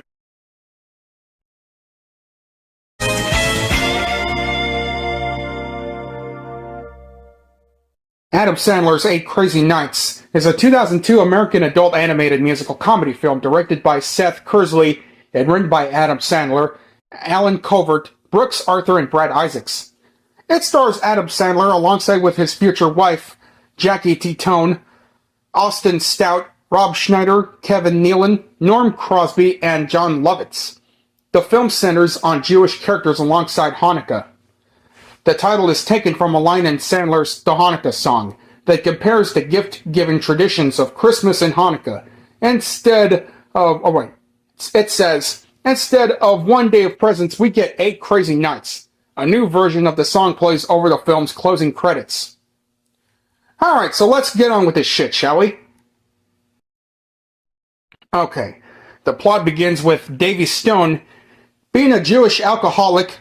No, I'm not saying the word Jewish as a racial slur because... just learn the difference. Okay, I'm going to start over. Davy Stone is a Jewish alcoholic with a criminal record that has earned him animosity in his hometown of Dewsbury, New Hampshire. Taken to court for his recent activity of the first night of Hanukkah, Whitey Duvall, an aging volunteer referee from Davy's former basketball league, convinces the judge to have him do community service as a referee in training for his youth basketball league. But in one condition: if Davy commits another crime before his tenure at the league concludes, he will be sentenced to 10 years in prison. Oh shit. This is gonna be fucking hard, but in the next few days, he'll get over it and get rehabilitated and shit. Okay, as Davy harasses the players at his first game, Whitey has a seizure and the game is abruptly halted with Davy forfeiting it to the opposing team. Attempting to calm Davy down, Whitey takes him to the mall, where they meet Davy's childhood crush Jennifer Friedman, now a divorced single mother who has moved back to Dewsbury and taken a job at the local mall, and her preteen son Benjamin. Wow. Wow, Benjamin, an Etch-a-Sketch. Not too shabby. It's a Game Boy, you idiot. Alright, so Davy still secretly harbors feelings for Jennifer, but Whitey reminds Davy that he lost his chances with Jennifer years ago. Damn, it sure is a tough life, right? Life's a big fat fucking bitch, isn't it? As time progresses, Whitey's various attempts to encourage Davy are met with humiliation and assault. Davy bonds with Benjamin while playing basketball at the community center, but the latter's unsportsmanlike behavior encouraged Davy earns him the ire of his mother. On their respective rides home, reminiscence about their happy childhood together and how much things have changed. When Davy gets home... Wait, hold on. Yeah, eat that jockstrap, bitch! So yeah. One of the losers has eaten that jockstrap from a fat man. And so, what happens next after all that? And yeah, plus the rides, respectful rides home. Okay, when Davy gets home, his trailer is being burned out by one of the men who lost a basketball match to him. Though Davy runs inside to rescue a Hanukkah card from his late parents. Oh shit. Well, you think that's karma, right? Well, this shit's beyond karma because... damn, I don't even know who deserves karma the most as of this point right now. Alright, so... what the hell happened afterwards? Whitey invites Davy to live with him and his diabetic twin sister, Eleanor. Dave reluctantly accepts. And to keep Davy in line, Whitey and Eleanor explain the complex rules of the household, stating that Davy will be evicted if he does not abide. Yes, Davy slowly starts to turn his life around, until one day at a skating rink. Well, thank God that Davy pulled his head out of his ass. Well, yeah, until one day at the skating rink, yeah, like I said about that. Whitey recalls Davy's past, and en route to one of Davy's basketball games, his parents died in a car accident and he learned of the tragedy shortly after winning the game.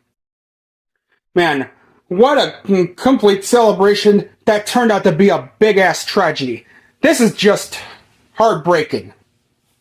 He spent the next 21 years in and out of foster facilities and state homes, following to numbing his pain with alcohol and petty crime during his adolescence, and ostracizing himself from Jennifer and his other friends. Enraged after being reminded of his trauma, Davy insults Whitey and Eleanor, resulting in the heartbroken Whitey evicting him from his house. You are not welcome to my house! Good, your house sucks!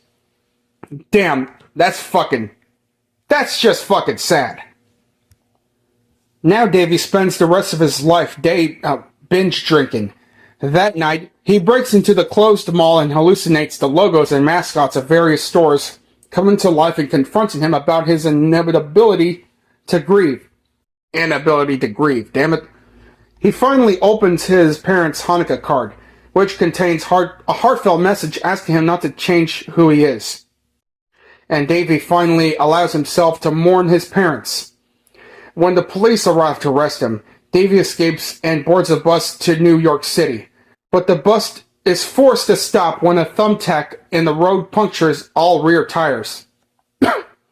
Wow, that doesn't sound good. That didn't come out as Davy planned, right? Reminded of the miracle of Hanukkah, Davy sets out to find and make amends with Whitey.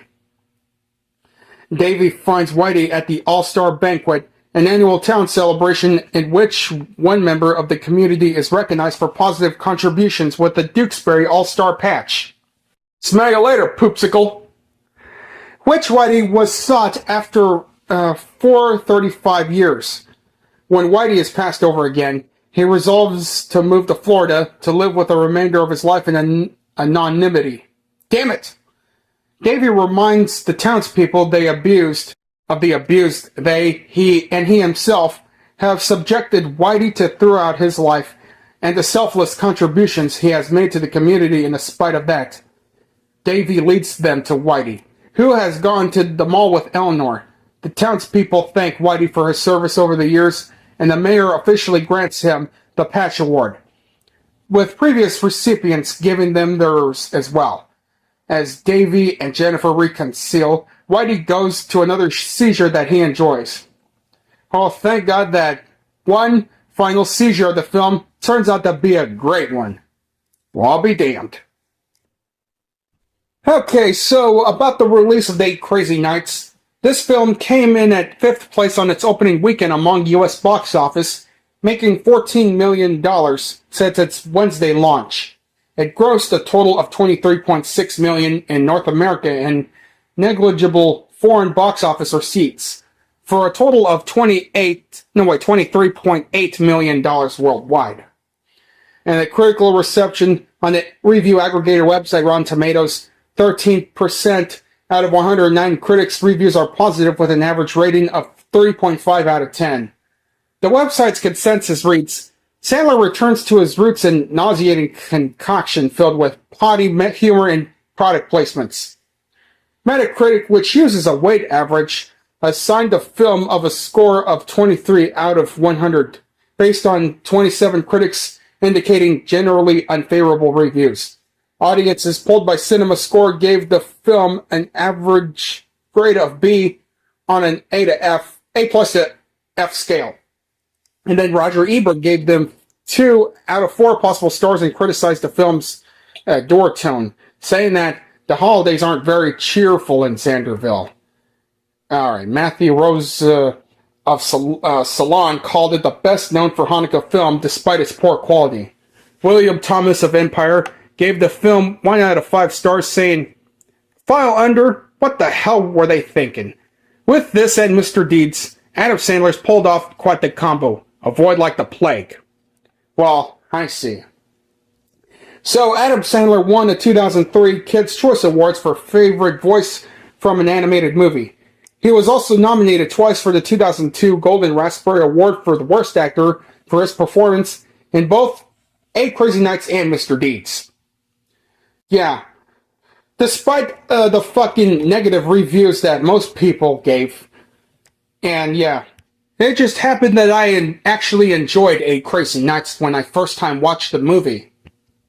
Damn, I gotta use more toilet humor in my videos. Yeah, just like the angry video game nerd does that when it comes to saying, I'd rather have a buffalo take a diarrhea dump in my ear, and I'd rather eat a rotten asshole of a roadkill skunk and drown it with beer.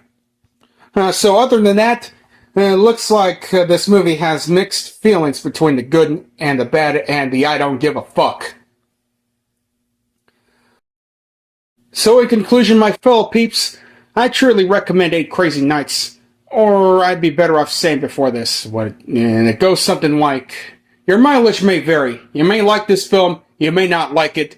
You may find it tasteless and have a don't give a fuck attitude towards that.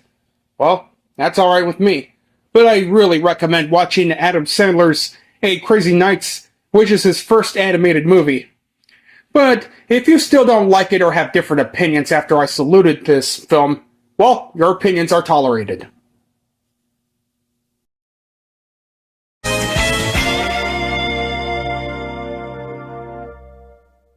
Toy Story is a 1995 American animated adventure comedy film produced by Pixar Animation Studios for Walt Disney Pictures. It is the first installment in the Toy Story franchise, and the first entirely computer animated feature film, as well as the first feature film for Pixar. The film was directed by John Lasseter, written by Joss Whedon, Andrew Stanton, Joel Kern, and Alex Scolo, based on a story by John Lasseter and Andrew Stanton, Pete Docter, and Joe Ranft, produced by Bonnie Arnold and Ralph Guggenheim, and features the voices of Tom Hanks, Tim Allen, Annie Potts, John Ratzenberger, Don Rickles, Wallace Shawn, and Jim Varney. So, this goes out to all the Disney and Pixar fans, hell, even the fans of the Toy Story franchise for that matter. So, November 22nd, 1995, one of the best days that happened to anyone in the world. So, without further ado to ass shit, let's get on with that. Or rather, should I say, to infinity and beyond. Yeah, I got your friend in you all right. Alright, this film takes place in a world where toys come to life when humans are not present. Toy Story follows an old-fashioned pull-string cowboy doll named Woody and a modern space cadet action figure, Buzz Lightyear, as Woody develops jealousy towards Buzz when he becomes their owner, Andy's favorite toy. Okay, the plot goes like this. A group of sentient toys who pretend to be lifeless when humans are around are prepared to move into a new house with their young owner, Andy Davis, his infant sister Molly, and their single mother, Mrs. Davis. Learning that Andy's 6th birthday party has been unexpectedly moved to an earlier date, several toys including Mr. Potato Head, Slinky Dog, Rex the Tyrannosaur, Ham the Piggy Bank, and Bo Peep the porcelain doll become concerned that Andy might receive something that will replace them, to call them Sheriff Woody, Andy's favorite toy and their de facto leader, sends Sarge and his Green Army men to spy on Andy's birthday party with a baby monitor. Andy receives a Buzz Lightyear action figure who believes he is an actual space ranger and does not know that he is really a toy. Buzz Lightyear impresses the others with his electronic features and becomes Andy's new favorite toy, provoking Woody's jealousy. Ah, damn. 2 days before the movie, 2 days before the move, Andy's family plans for a dinner at a pizza restaurant called Pizza Planet. Wow. To ensure Andy brings him along with, and not Buzz, Woody tries knocking Buzz behind the desk with RC, Andy's radio-controlled car. However, Buzz is accidentally knocked out of the window instead, and most of the other toys believe Woody has deliberately killed Buzz, and takes Woody with him. But Buzz furiously confronts him in a car. The two fight, fall out of the car, and are left behind. After a further argument, they hitch a ride to the restaurant on the Pizza Planet delivery truck. Okay then. At the Pizza Planet, Buzz mistakes a claw crane full of rubber toy aliens for a rocket, and climbs in, pursued by Woody. Sid Phillips, Andy's sadistic next-door neighbor, takes the two from the crane to his house, where they encounter his bull terrier Scud and his mutant toys, made from parts of other toys Sid has destroyed.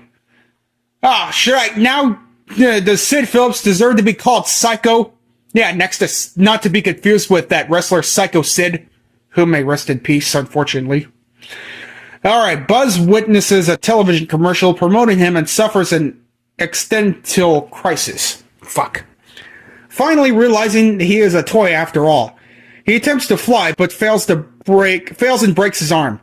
After Sid's toys repair Buzz, Sid tapes Buzz to a firework rocket, planning to destroy him the following day. Overnight, Woody helps Buzz realize that his purpose is to make Andy happy, restoring Buzz's resolve. Sid takes Buzz out to blow him up, but Woody rallies the mutant toys to come to life in front of Sid and frighten him to never harming toys again.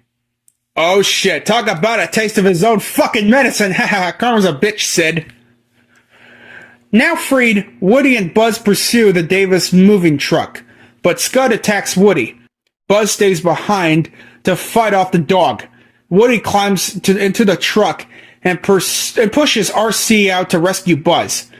Okay, so let's just stop right there.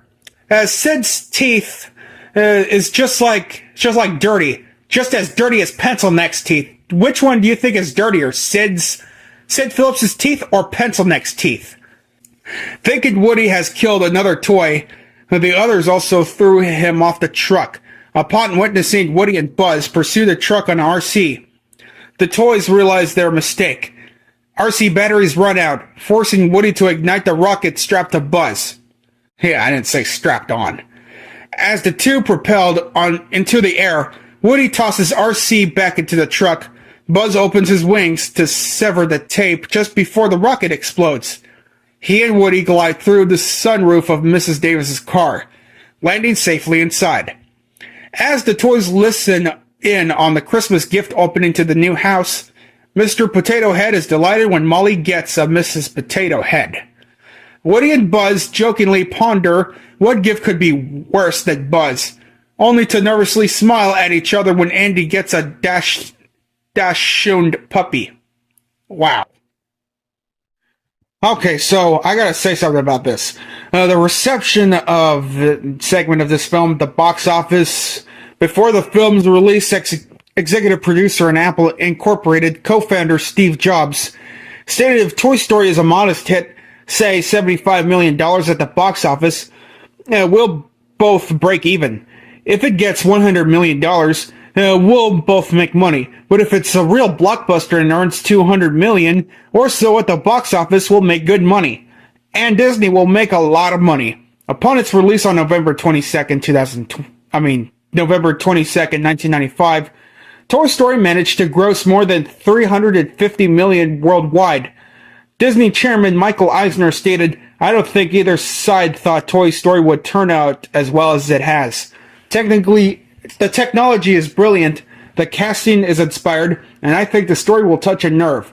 Believe me, when we first agreed to work together, we never thought their first movie would be our 1995 holiday feature, or that could go public on the strength of it."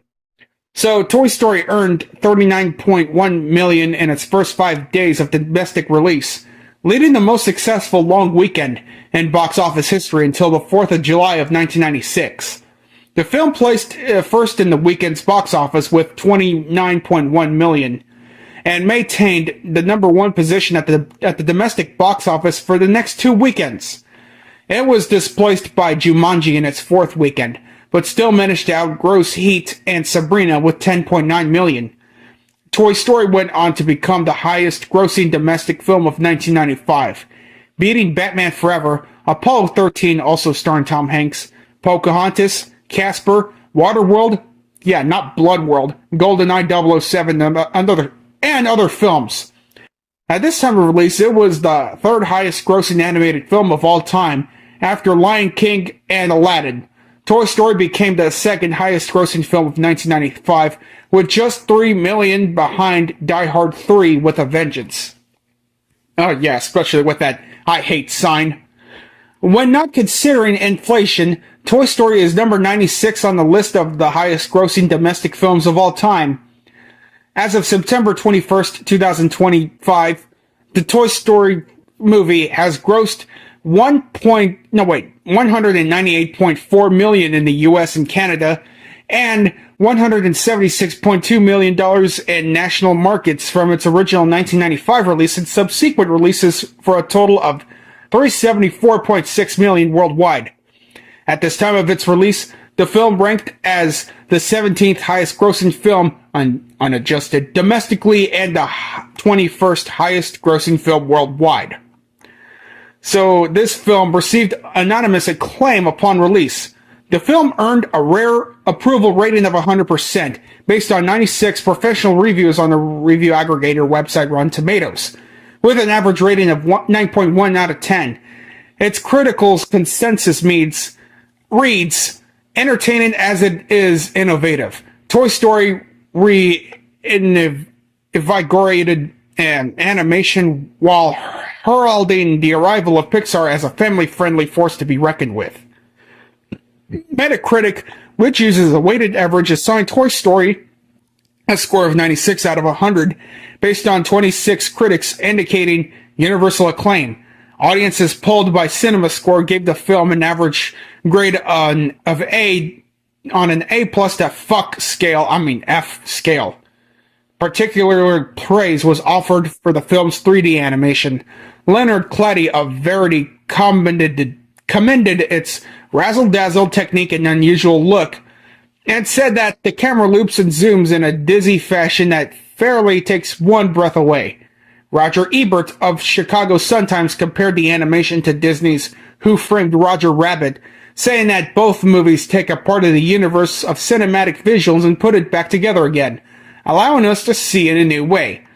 Due to the film's creative animation, Richard Corliss of Time claimed that it was the year's most innovative comedy. The voice cast also praised by various critics. Susan W. I cannot pronounce her last name, of USA Today, approved of the selection of Tom Hanks and Tim Allen for the lead roles. Kenneth Turan of the Los Angeles Times stated that, starting with Tom Hanks, who brings invaluable heft and believably to Woody, Toy Story is one of the best voiced animated features in memory, with all the actors, making their presences strongly felt. Well, that's great. Several critics also recognized the film's ability to appeal various age groups. Owen Gilliberman of Entertainment Weekly wrote, "It has the purity, the freedom of imagination. That's the hallmark of the greatest children's films. It also has the kind of spring-loaded, elusive prankishness that, at times, will tickle adults even more than it does kids." In 1995, Toy Story was ranked 8th in Time's list of the best 10 films of 1995. In 2011, Time named it one of the 25 all-time best animated films. It also ranks at number 99 in Empire magazine's list of the 500 greatest films of all time, and as the highest-ranked animated movie. In 2003, the Online Film Critics Society ranked the film as the greatest animated film of all time. In 2007, the Visual Effects Society named the film 22nd in its list of the top 50 influential visual effects films of all time. The film is ranked 99th of the AFI's list of the 100 greatest American films of all time. It was one of the only two animated films on that list, other being Snow White and the Seven Dwarfs. It was also the 6th best in the animation genre of AFI's 10 Top 10. In more recent years, director Terry Gilliam has praised the film as a work of genius. It got people to understand what toys are about. They're true to their own character, and that's just brilliant. It's got a shot that always stuck with me when Buzz Lightyear discovers he's a toy. He's sitting on his landing at the top of the staircase, and the camera pulls back, and he's this tiny little figure. He was this guy with a massive ego 2 seconds alone, and it's stunning.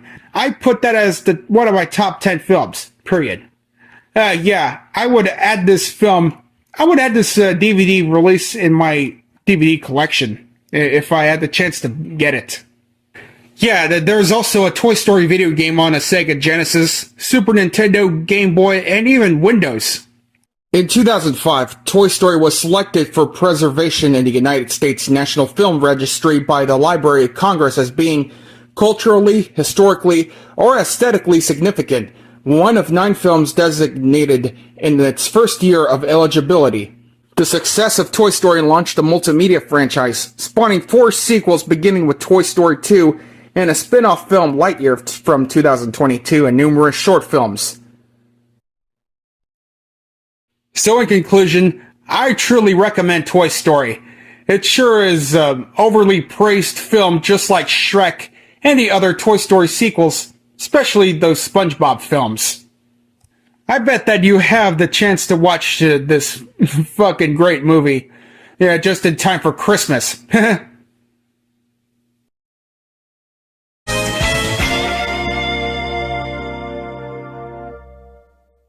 Well, my fellow peeps, it's the new year, and I sure can't wait to salute on one of Ice Cube's movies that has anything to do with the New Year's. Are We There Yet is a 2005 American comedy road movie directed by Brian Levant and starring Ice Cube, Neil Long, Jay Moore, and Tracy Morgan. 24 hours, 350 miles, his girlfriend's kids. What could possibly go wrong? Yeah, that's what the poster says. It was released theatrically in the US on January 21st, 2005 by Sony Pictures Releasing. So, let's get on with this shit, shall we? Or let's get on with this road shit. Alright, in Portland, Lindsay and Kevin Kingston are two mischievous siblings who sabotage the relationships of their divorced mother in a determined effort to keep her single until their parents reconcile. Meanwhile, single child-hating sports shop owner Nick Persons purchases a brand new Lincoln Navigator and boasts with his beloved bobblehead doll of Satchel Paige. Or rather, a bobblehead figure. Yeah, bobblehead figure, because saying bobblehead doll is just childish, in my opinion. Okay, who comes to life of its own will, though only Nick can hear him. After reaching his store, he witnesses a beautiful woman named Suzanne from across the street. On his way to talk to her, he is disgusted to find out that she has two kids, who turned out to be Lindsay and Kevin. Later that night, Nick runs into Suzanne and agrees to take her home after she has trouble with her car.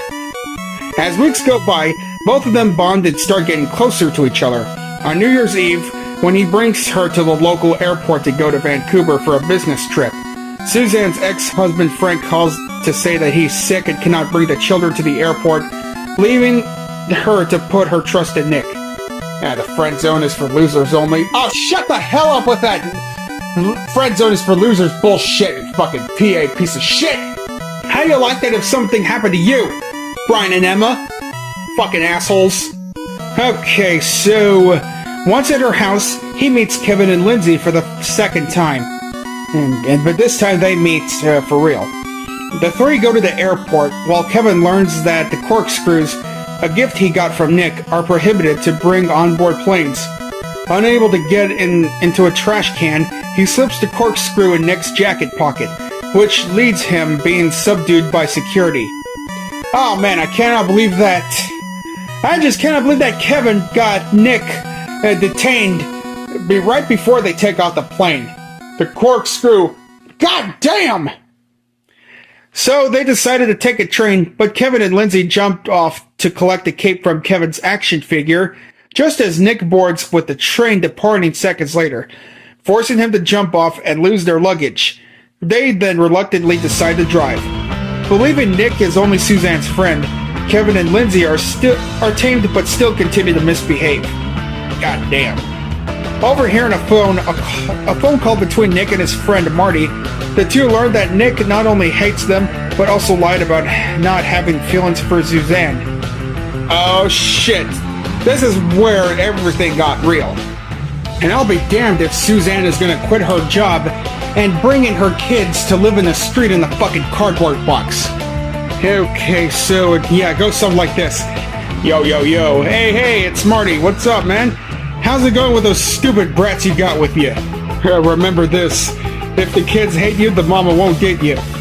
Man, where'd you go? Wait, are you in a tunnel? Oh shit, I cannot believe that. Nick got caught in 69K. So eventually, Kevin fakes an asthma attack to lock Nick out of the car. Lindsay then tries to drive the car away, but fails due to not knowing how to drive, forcing Nick to chase after them and trying to get in from the rooftop. Yeah, Lindsay drives the car into a lumberjack statue, causing its axe to hit Nick in his fucking crotch. Oh, what a low blow, that nasty, dirty, horny sex man. Yeah, that's what Nick has been called by Kevin. Nasty, dirty, horny sex man. Okay, later, Lindsay signals to the truck driver, Al Buck, who believes that they have been kidnapped, causing Nick to accidentally drive his car into the woods, down the mountain and crash, resulting in heavy damage to the car, angering him further. Ultimately, the kids run away to visit their father in a train, with Nick pursuing them on a horse until he falls off. Once they arrive at Frank's house, Kevin and Lindsay find out that he not only lied about being sick, but has already started another family. feeling betrayed and forgotten. Fuck you, traitor! They begin warming up to Nick, as he does with them, when Nick tells them his father also abandoned him. Nick, beginning to become friends, beginning to become friends, they continue their journey on the road, but still find themselves facing various mishaps along with the way. At one point, Kevin has got to get an inhaler refill from the pharmacist working as a clown at the chaotic children's New Year's Eve party. That exchange for refilling Kevin's inhaler, Nick must watch the kids. During this, Lindsay reveals her singing talent, doing a karaoke version of Aretha Franklin's 1967 song Respect. Back on the road, Kevin vomits on the car's windshield due to having too many sweets at the party, and they pull into a conversion area to clean out the car. While Kevin and Nick fed a deer some cookies, Lindsay advertently scares it with the camera flash, causing the deer to attack Nick, resulting in him losing his car keys. Ah, damn. Well, do you think that Nick could blame it on an animal for losing some necessity shit? Not really. Because of this, Nick tries to hotwire the car using his lighter. When he closes the hood, he accidentally causes the lighter to tip over and set the car on fire. Oh shit. Well, thank God that Nick has managed to save his bobblehead action figure of Satchel Paige. After that, Nick has berated Lindsay and Kevin about due to the car and shit. And it goes something like this. If I didn't volunteer to babysit you two little demons, I still have my car. So after that, Lindsay and Kevin started to cry. But after that, he quickly calms down and apologizes afterwards. With the car now a heap of scrap metal, the trio tries to hitch a ride from Al Buck, still thinking Nick is a kidnapper. Al leaves him behind and drives off. Yeah, that's why I'm taking him away from you, you animal! Nick hitches a ride from a billboard truck driver named Ernst. In Al's truck, the kids attack him, leading to a chase that ends in Vancouver. British Columbia? Yeah, where Nick fights Al. During the fight, Kevin has an asthma attack and collapses. And Nick rushes to his aid and revives him. Witnessing the catastrophic event, Suzanne believes that trusting Nick was a mistake. After encouragement from Satchel, Nick goes to Suzanne's hotel to say goodbye to her and the kids. After Suzanne realizes how much Nick and the kids have grown to care for each other, Suzanne tells Nick that he is the one for her, and they kiss as the new year begins, much to the delight of Lindsay and Kevin. Oh man, I sure love a happy ending. Okay, so right before we start the reception shit from this movie, peeps, I'm gonna start quoting a few more scenes from the film. And it goes something like this. Yeah, the boy played Lady Pac-Man at the mall. Yeah, you mean Miss Pac-Man? And had nightmares for a week. Give it here, Kevin. Hey, give it to me. What did I say? It's not yours. Give it here now. You're not the boss of me. Cut it out. Why don't we just call Mom and see what she has to say? Fine. You win. Snitch. Baby. Or rather, bitch. Big bitch. Bigger bitch. Giant bitch. Enormous bitch. Humongous bitch. Colossal bitch. Am not. R2. Am not. R2. Am not. R2. Am not. Okay. You're both acting like a couple of bitches.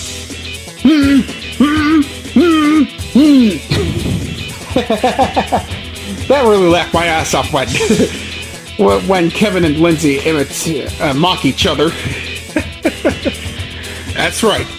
Drink your juice, bitch. Hey, no food in the car. It's not food, it's juice. Same difference. Give it. Oh my fucking god, you think that's funny, huh? Yeah, Nick has played some 50 Cent on his radio, but Lindsay says otherwise by saying, yuck, noisy. And then, what is that? 50 Cent. Well, I'll pay him $1 just to shut up. Oh my god, Lindsay. Pay 50 Cent $1 just to shut up.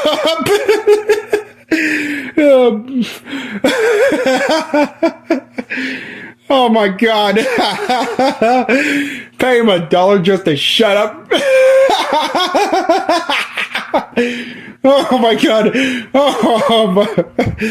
Oh, brother, you look more like 5 cent.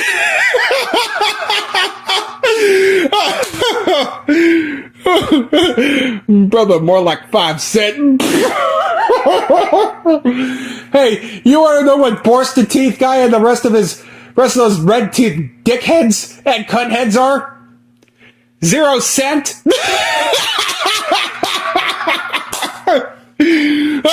Oh, no wonder why those red teeth assholes can't get no bitches. Oh God. On the review aggregator website Rotten Tomatoes, 12% of 112 critics' reviews are positive, with an average rating of 3.5 out of 10. The website's consensus reads, "This supposed family comedy starring the usually blameless Ice Cube and Nia Long has provoked most critics to write. Is it over yet?" Metacritic uses a weighted average, assigned the film a score of 27 out of 100 based on 28 critics, indicating generally unfavorable reviews. Audiences polled by CinemaScore gave the film an average grade of B plus on an A to fuck scale. Or rather, ass plus to fuck scale. Why am I saying that? So, Are We There Yet opened at number 1 with a gross of $18.6 million and over 2,000 theaters. Yeah, 2,709. Averaging $6,856 per venue. The film's opening weekend made up to 22.57% of its final domestic gross. In its second weekend, the film dropped to a number 2, but lost just 12% of its audience, grossing a further $16.3 million and raised the 10-day total to $38.5 million. It closed on June 16, 2005 with a final gross of $97.9 million worldwide, $82.7 million in North America and $15.2 million internationally. The film was released in the UK on February 17, 2005 and opened at number 6 within the first weekend. The next weekend the film moved up one place, then down back to number 6, before finally ending up at number 13 on March 25th. So, yeah, it was released on May 24th, 2005 for the VHS and DVD. The awards and nominations of Are We There Yet? Yeah, BMI Music Film Award, 2005 Teen Choice Awards, Choice Movie Comedy, yeah, nominated but lost to Napoleon Dynamite. 2006 Kids Choice Awards, Favorite Movie, nominated but lost to Harry Potter 4, The Goblet of Fire. So, I really do not give a shit if those reviews are fucking terrible, because regardless, I enjoyed it just as much as everyone does. Yeah, even IMDb gave this movie a 4.8 out of 10, and Letterboxd 2.6 out of 5. Well, that didn't stop me from enjoying it, because it's just as good as any comedy movies I've ever seen in my life. So in conclusion, my fellow peeps, I recommend Are We There Yet? And I also recommend the sequel, Are We Done Yet? Yeah, we're gonna salute on that film another time. If you ever liked Ice Cube and wanted to watch a comedy movie that's just family friendly, well, this is the one for you. So, have a happy new year with this film.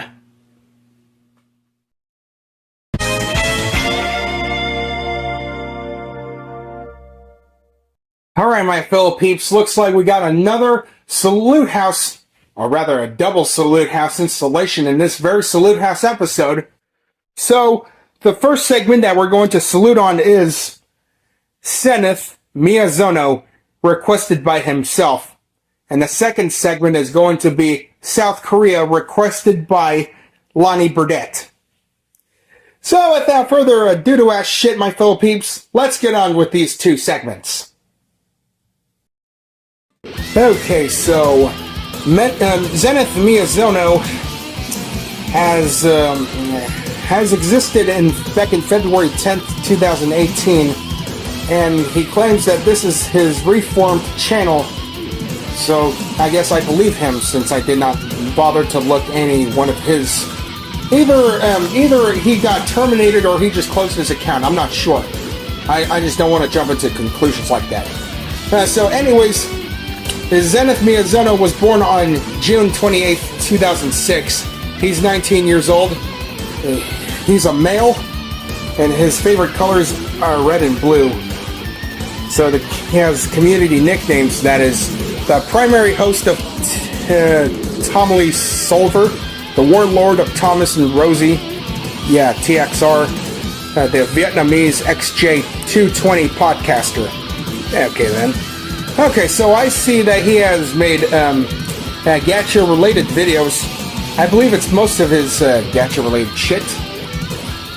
And what we see here is that his first his first video on the channel is entitled My Reaction That Jacob Wilson Got Terminated, which has 220 views, which was uploaded back on June 12th, 2019. Okay, I really don't know who the fuck Jacob Wilson is, but unless that if it's drama related, but you know what, I'm not gonna bother. And yeah, that first video was just taken from Battle from Dream Island, and I don't know what's going on. I really don't know what's with those fucking reaction videos of users. Their favorite characters, their most hated characters, etc., etc. Had to be recorded. So, I'm not sure. Yeah, and the first gacha video that he has ever made in his channel was called My New Look on Gacha Life. Yeah, which shows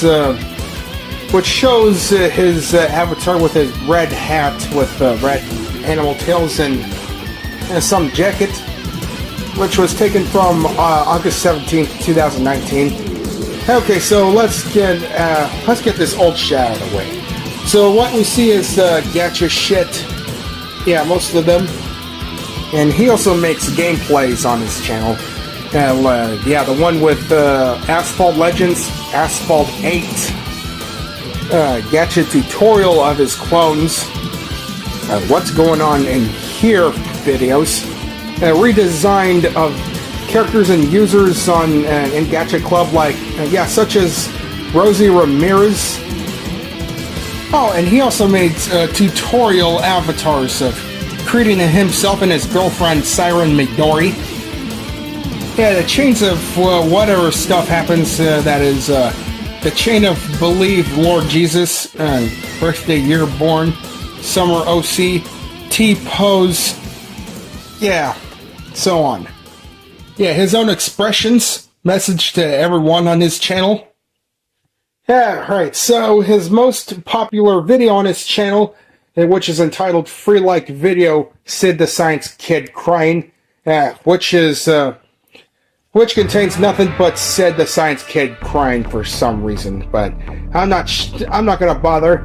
But it has over 30,000 views, which was uploaded back in January 16th, 2020.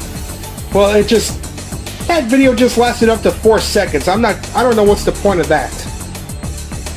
Well, opinion tolerated if you peeps have different opinions on Sid the Science Kid, because as of myself, I got no problem with it.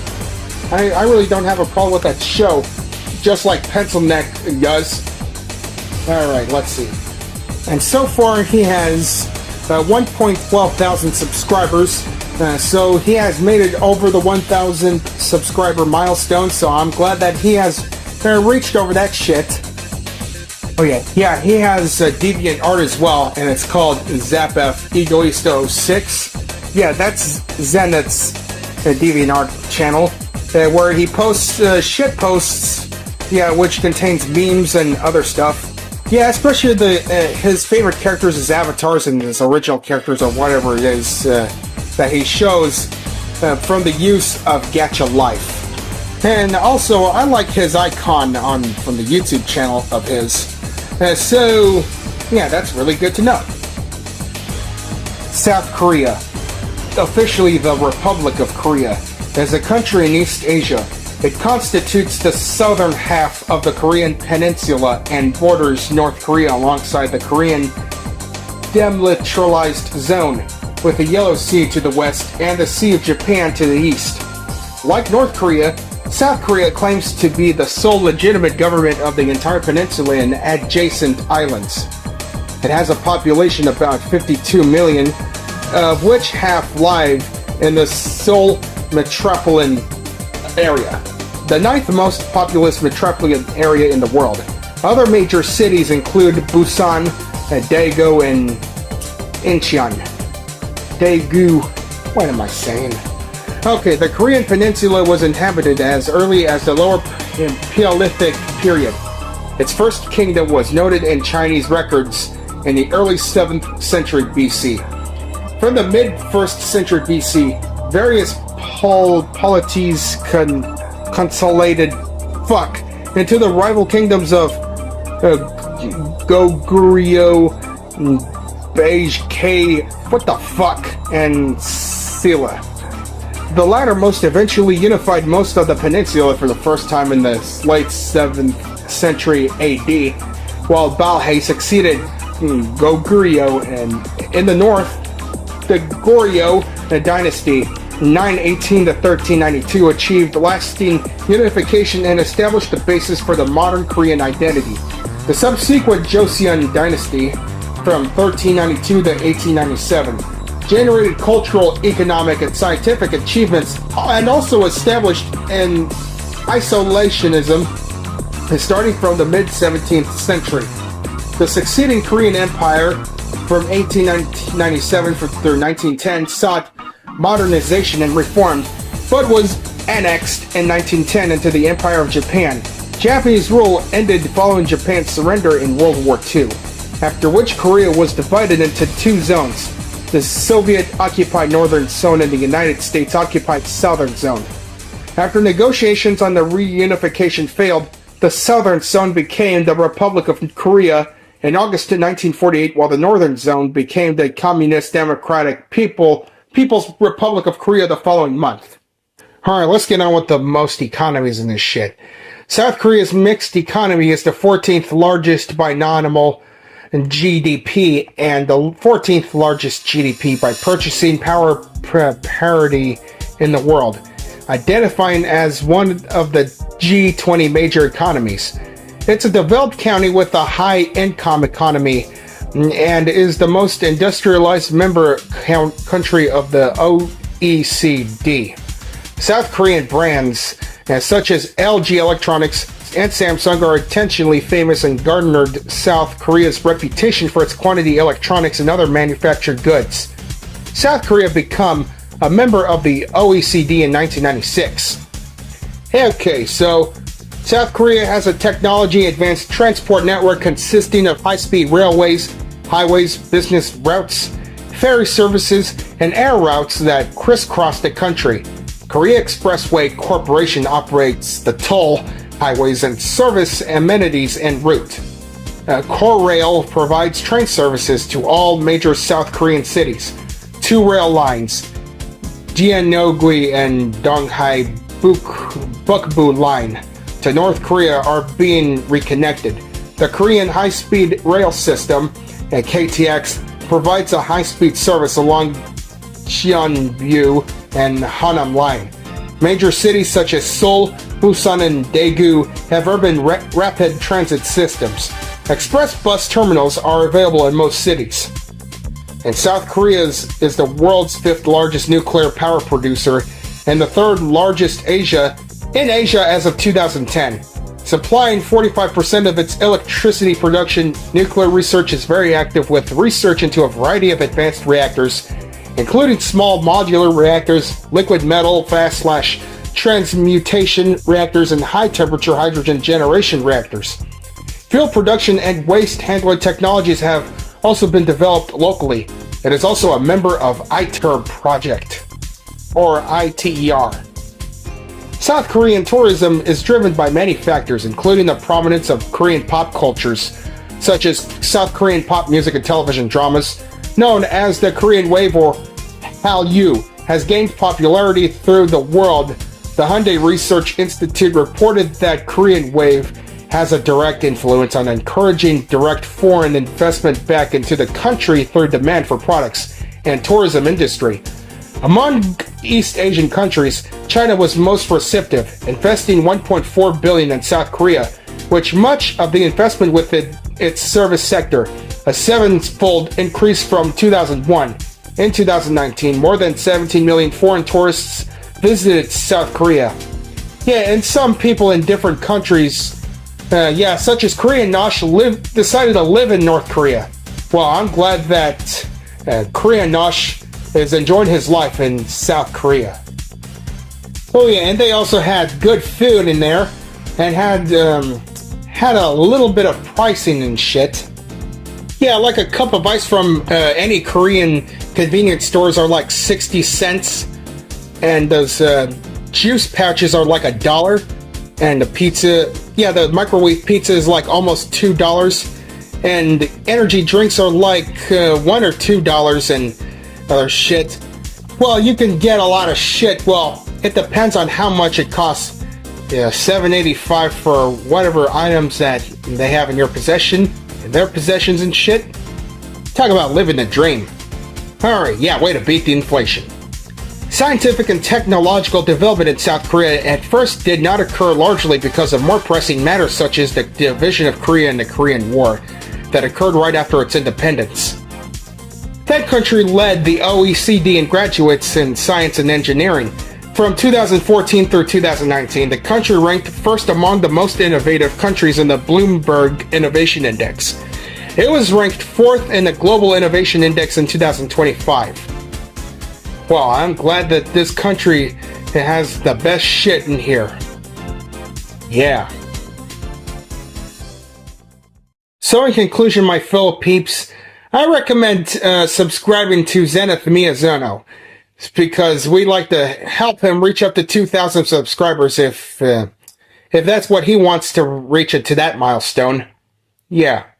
And as for South Korea, well, I recommend going in there, like having a vacation during the summer or on the holidays. Yeah, way better than North Korea at the very most. Haha. Yep.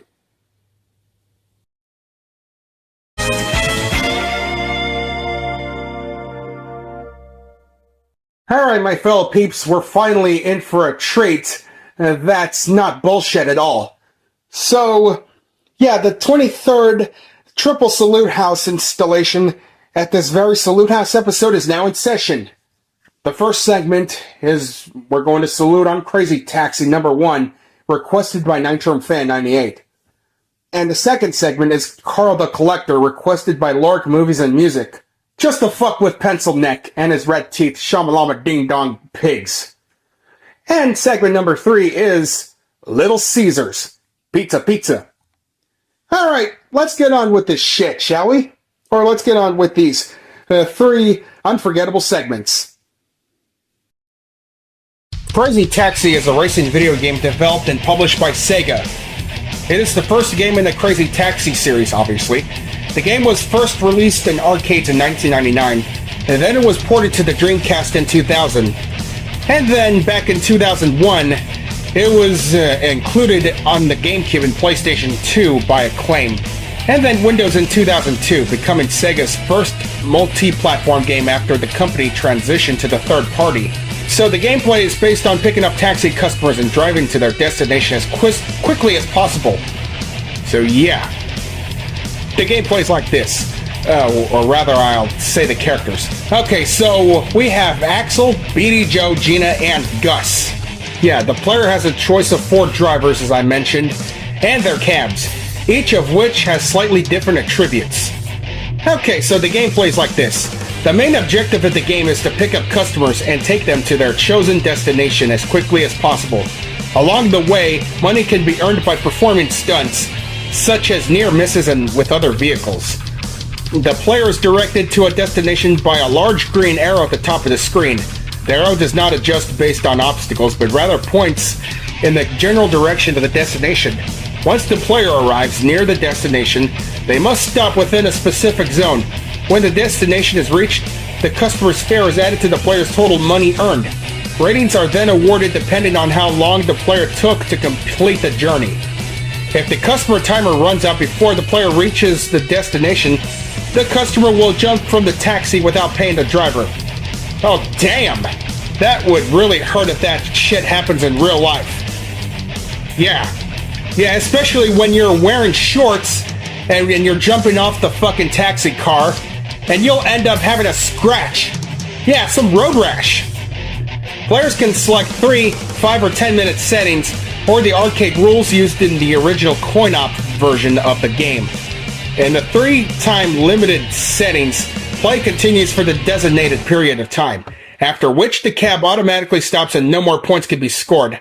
Under arcade rules, the player starts with an initial time limit of 1 minute, which can be extended through time bonuses earned for quick deliveries. Console versions of the game are also featured a mode known as a Crazy Box, a set of minigames that featured challenges, such as picking up and dropping off a number of customers within a time limit, bullying using the taxi as a ball, and popping a giant balloons in the field. The arcade version of the game includes 1 stage, and an original stage was added for the console versions. Both stages are based in sunny coastal Californian locales, with steep hills and other strong similarities to San Francisco. Well, damn. Well, I gotta say this. The arcade edition of the game was developed by Hitmaker as a variation from then-current arcade titles.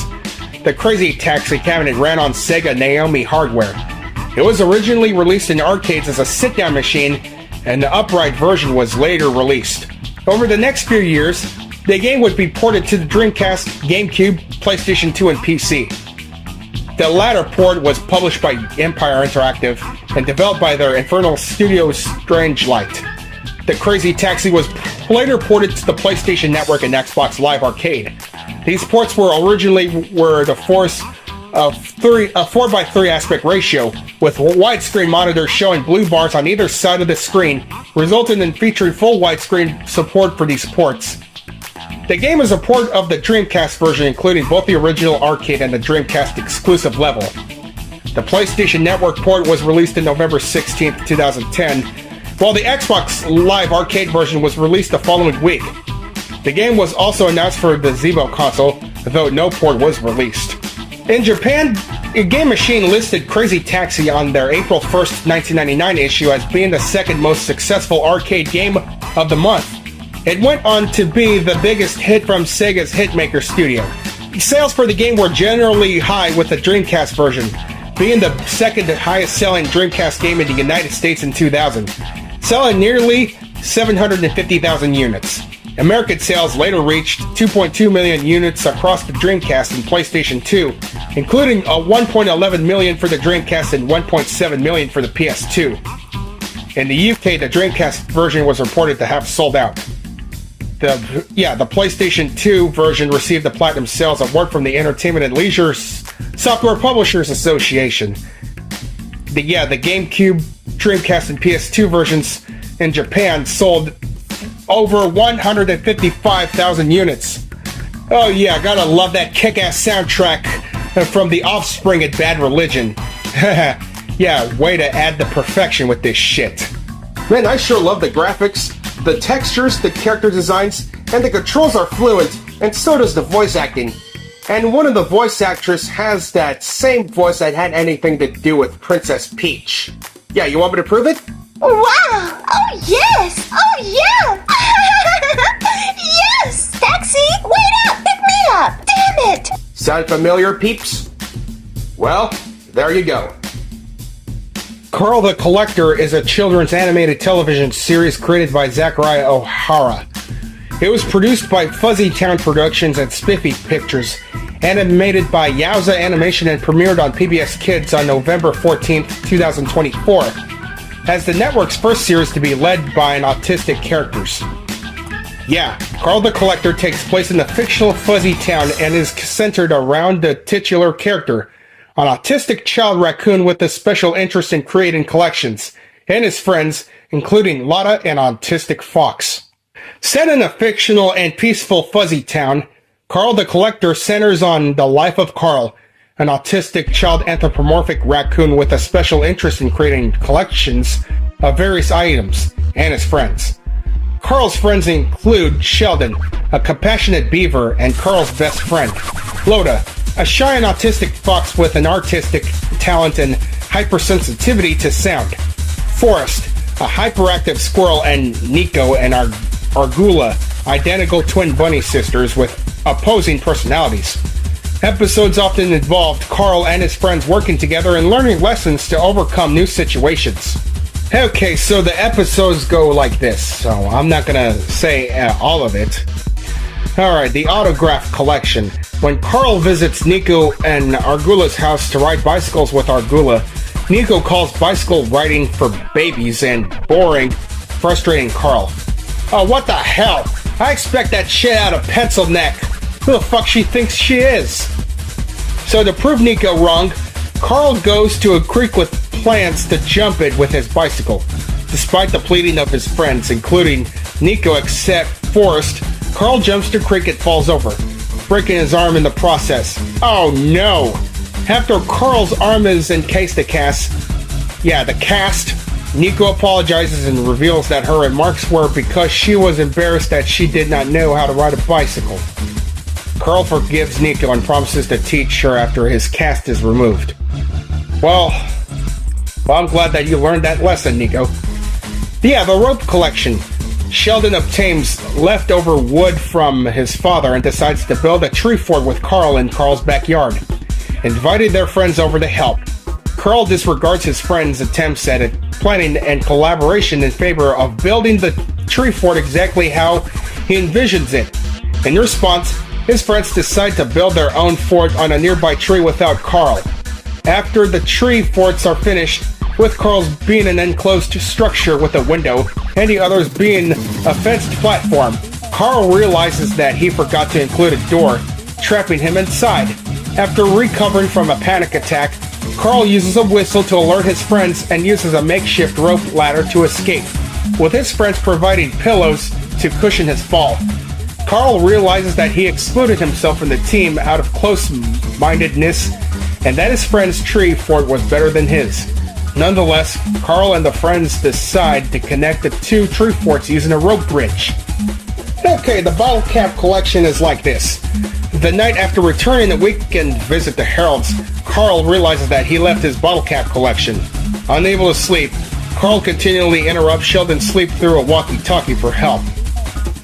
So eventually, Carl and Maude call Harold, who reassures Carl that he will keep the collection safe and return it for the morning. Yeah. So I'm going to say just a quick reception. Carl the Collector was first announced on November 2023 at the first PBS Kids series to be led by an autistic character, targeted toward children ages 4 to 8. So that series premiered on November 14th. Yeah, I said that earlier. Heather Bambrick, voice actress of Maude, has expressed hope for a second season, saying she thinks we need a show like this. On Common Sense Media, Ashley Moulton gave Carl the Collector 4 stars, commending the series' characterization and sensitivity in handling autism. Ashley Moulton described the characters as relatable and praised the series' representation of the autism spectrum by demonstrating how the characters of Carl and Loda experience autism differently and how autistic traits manifest without othering the characters. Yeah, that's really nice. And Carrie Gillespie of New America considered the character of Carl a hopeful sign that perhaps disability inclusion could become the norm for the next generation. Way to spit facts. Little Caesars is an American multinational chain of pizza restaurants that was founded in 1959. It is the third largest pizza chain by total sales in the U.S. behind Domino's and Pizza Hut. So let's get on with some history, shall we? Little Caesars Pizza was founded in May 8, 1959 by the married couple Mike Ilitch, my apologies for the mispronunciation if I said it wrong. Yeah, and rest in peace, Mike Ilitch, and Marion Ilitch. The first location was in a strip mall in Garden City, Michigan, a suburb of Detroit, and named Little Caesars Pizza Treat. The original store closed in 2018, unfortunately, relocating down to the street to a new building in nearby Westland. The first Little Caesars franchise location opened in 1962 in Warren, Michigan, and it was still called Little Caesars Pizza Treat. The same year that the Little Caesars logo became a 3D figure and was used in outdoor signage. The company is well known for its advertising catchphrase, "Pizza Pizza," which was introduced in 1979. The phrase refers to pizzas being offered for the comparable price of a single pizza from competitors. Yeah, I see that. So in 1998, Little Caesars filled with what was then the largest pizza order, filling an order of over 13,000 pizzas from the Via Corporation of Greensboro, North Carolina. Holy fuck shit! Holy pizza shit!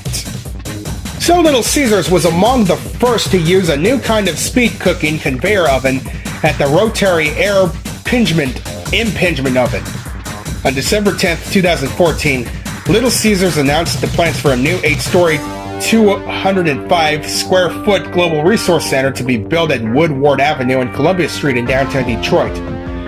Intended to double the size of Little Caesars World Headquarters campus, the new building's location was chosen near the Fox Office Center building, which houses both the Fox Theater and 186,000 square feet of office space for Little Caesars and the other ill-affiliated ventures. Okay, so Little Caesars is legally preventing from using its Pizza slogan in Canada for some reason, since the unaffiliated Pizza restaurant chain holds the countrywide trademark for its name. Oh, I guess that's the reason. Instead, Little Caesars uses other slogans such as 2 pizzas and delivery. So this fucking restaurant sold its first franchise in 1962, and by 1987, had restaurants in all 50 states. Wow! Throughout the 1990s and early 2000s, Little Caesars were commonly found in Kmart stores, more specifically in big Kmarts and Super Kmart. Little Caesars Pizza was also included in many older, remodeled Kmart locations. The first Kmarts with Little Caesars were built in Garden City, Michigan. Between 2008 and 2015, Little Caesars was the fastest growing pizza chain in the United States. As of 2017, the company had over 5,400 locations, including U.S. and international units. The estimated total investment necessary to begin the operation of that franchise ranges from $378,700 to over $1 million! Wow! Several core menu items are part of the Hot and Ready menu, designed to make popular items available for immediate carryout, while the others are considered either specialty pizzas or custom pizzas. In 2013, they've added a deep dish pizza, a Detroit-style pizza, to the menu. Additional entree options include flavored Caesar wings and bread such as crazy bread and Italian cheese bread. Select locations offer salads, but in my country it doesn't have any. All Little Caesars locations carry Pepsi products, including that Mountain Dew. Little Caesars also sells brownies. Yeah, they also had limited time offers and shit, like a bacon wrapped deep dish pizza, a pretzel crust pizza, and the ones that's been new, like stuffed crazy bread, which is stuffed with cheese, crazy puffs, meatless sausage by Impossible Foods. Yeah, if any of the vegans wanted some pizza without any meat. Yeah, pretzel crust, stuffed crust, and even the tortilla-sized thin crust. Yeah, which is like a few times bigger than the tortilla itself. The flour tortilla, of course. And it's a good thing that Little Caesars has an arena of its own, which is a multi-purpose arena in Midtown Detroit, opening on September 5th, 2017. Man, I used to remember working here back in 2019. Oh, I've been working that time over a year, and I was out of the job at the summer of 2020. That's just some good-ass pizza, I can tell you that right now, peeps. So in conclusion, my fellow peeps, I truly recommend Crazy Taxi on any console that had anything to do with this game. But I am a little bit pissed off that this game didn't come out on the original Xbox or the Wii. And as for Carl the Collector, yeah, I also recommend that too if you wanted to watch some childhood preschool shows. Yeah, from the modern eras that you never seen before. And as for Little Caesars, oh yeah, I truly recommend Little Caesars. One of the best hot and ready pizzas I have ever eaten. And I'm sure loving that shit to this day. Hell yeah. But if you don't like any of those segments that I saluted on, Your opinions are tolerated.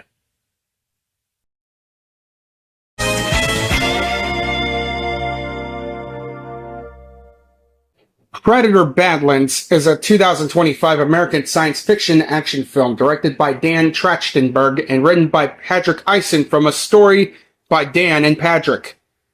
The seventh installment in the Predator franchise, and set after the events of the Predator 2018 film. It stars Elle Fanning and Demetrius Schuster Kolo Amatangi in leading roles.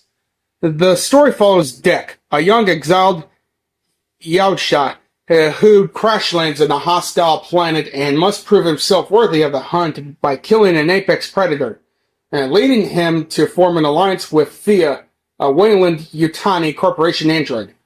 Alright, so without further any ado ass shit, let's get on with that. Alright, Dek is a Yautja runt from planet Yautja Prime. I don't know if I'm saying this right or wrong. Seeking approval from clan leader Nohor and his father Dek, plans to hunt a Kalisk. A Kalisk? What the hell is that? The apex predator on the Death Planet. And Jaina feared then by Nohor.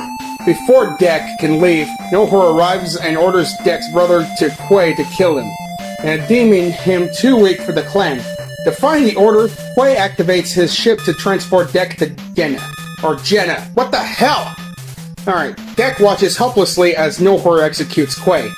Upon crash landing, Dek faces numerous dangers from Jenna's flora and fauna. He reluctantly allies with Thea, a damaged Wayland Yutani Corporation android whose team was destroyed by the Kalisk. Thea offers to help Dek track the Kalisk. Later, they are joined by a friendly creature that Thea names Bud, which marks Dek with its saliva. Meanwhile, Thea's sister, Tessa, is retrieved by Wayland Yutani androids and repaired at their main base. She began searching for Dek's group. Tessa finds Dek's ship and takes his weaponry. After discovering the remains of her team, Thea attempts to repair herself, and she reveals the Wayland Yutani team is on the way, and they aim to capture the Kalisk. She urges Dek to flee, saying he cannot kill the Kalisk. Feeling betrayed, Dek challenges the Kalisk alone. The two fight, and though Dek manages to sever its head, the Kalisk regenerates and subdues him. Unexpectedly, it spares him. The Wayland Yutani team arrives and captures them both. Well, that's fucking crazy. No, wait. It's fucking unexpected.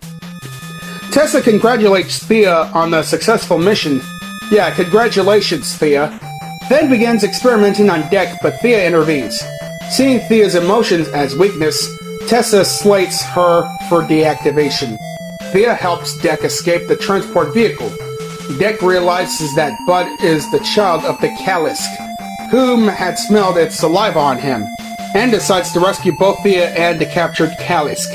Having lost most of his weapons, Dek improvises one's using Jenna's environment. Dek and Bud infiltrate the Wayland Yutani base, kill the guards and free Thea. While Thea searches for the Kalisk, Dek and Bud wreak havoc before being confronted by Tessa, whom pilots a power loader and mech and wields with Dek's plasma caster. Oh my god. Okay, so let's see how it goes, how it continues. The Kalisk, freed by Thea, joins the fight and eventually swallows Tessa. After Dek and Bud each share a moment with the Kalisk, Tessa kills the creature with a combination of cryogenic grenades and plasma caster blasts from inside its body. Tessa prepares to kill Thea for her betrayal. As Thea severs ties with Tessa, Dek disables her, and then Bud tears off her head. Oh, is that the way how to cut ties? Well, that's fucking shit. Sometime later, Dek returns to Yautja Prime. He presents Tessa's skull to his father as a trophy and demands his own cloaking device as a reward. Nohor denies the request and orders his bodyguards to kill Dek, quickly dispatching the bodyguards. Dek challenges and defeats Nohor in a duel. cutting off his arm and restraining him with his own trap. Nilhor attempts to barter for his life by offering Dek a place in the clan. Alright, to see how denying feels, Dek rejects the offer. Having found his own clan with Thea and Bud, an older and larger Bud bites Nilhor's head off, and Dek takes the cloaking device for himself. Nilhor's remaining clan members pull out their weapons as a large Yaujda ship appears overhead. As Thea wonders if the ship is friendly, Dek grabs his sword and reveals that it is his mother. What? Are you fucking serious? Dek grabs his sword and reveals that it's his mother? Damn. Okay, so I don't mean to predict or jump into conclusions when it comes to development on future Predator movies, but... So, is the Predator franchise going to continue by releasing the next film based on that shit? Okay, so let me say this. Or rather, going on to the production line. In February 2024, it was revealed that a standalone film in the Predator franchise titled Badlands was in development, set to be directed by Dan Trachtenberg, whom previously directed and co-wrote the story of Prey and Predator Killer of Killers, and co-written by Patrick Eisen, whom wrote Prey. Writers Brian Duffield, Brian Fuller, Patrick Somerville, and Ben Schwartz are credited for an additional literally material not on screen. The director cited stylistic and thematic influences from the works of Frank Frazetta and Terrence Malick, Conan the Barbarian, Drax the Destroyer, and the films Shane, Mad Max 2, The Book of Eli, as well as Clint Eastwood westerns, and the video game Shadow of the Colossus. In June, Elle Fanning was in talks to join the film in a dual role, with her casting confirmed in August. Drawing influence from the franchise expanded universe, Badlands is intended to be a self-contained entry in the series set on the Predator's home world and focusing on the culture of their species. To this end, a consistent written and the verbal language for the Predators was developed for the film by linguist Breton Watkins, and creating the Predator language. Watkins drew influence from previous depictions of the Predator's language, but redesigned the language to have consistent rules of grammar. The Predator's numerical system was influenced by the self-destruct timer in the original 1987 Predator film starring Arnold Schwarzenegger. The written language from symbols is seen in Aliens vs. Predator, Requiem, and their spoken language from a brief depiction in the Predator 2018 film. Consideration was also made for the type of a sound a Predator's mouth design could be realistically make, as well as the Predator's typical clicking noises. Oh, I see. Okay, in October 2025, Sarah S.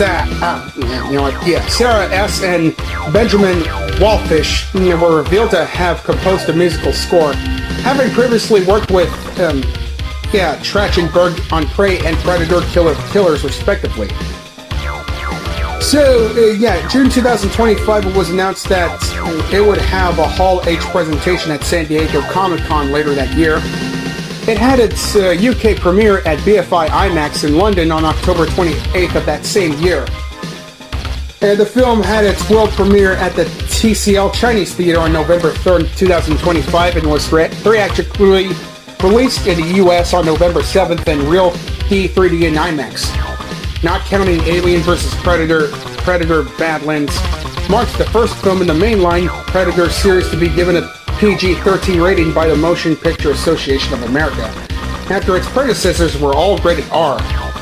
Well, is that a rare situation for the Predator franchise or what? So that movie was released on digital platforms on January 6th, and it's set to be released on DVD and Blu-ray and Ultra HD Blu-ray on February 17th of this year. Yeah. Okay, the box office from January 12th, 2026. Predator Badlands was grossed $91.1 million in the United States and Canada, and $93.4 million in other territories, for a worldwide total grossing of $184.5 million. God damn!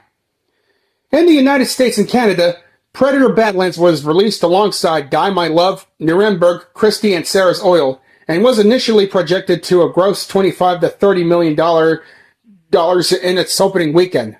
The film made $15.6 million on its first day, including $4.8 million from Wednesday and Thursday box office previews, rising estimates to $36 to $38 million, a record for the Predator franchise. It would end up debuting to a $40 million at the domestic box office in its opening weekend, overtaking the previous franchise record held by Alien vs. Predator, which made $38 million in 2004. The film collected an additional $40 million from international markets for a worldwide total debut of $80 million. Wow. Okay, on the review aggregator website, Rotten Tomatoes, 86% of 265 critics' reviews are positive. The website consensus director reads, Director Dan Trachtenberg continues to take the Predator franchise in exciting new directors with Badlands, a role-licking adventure that transforms one of cinema's most iconic brutes into a hero worth rooting for.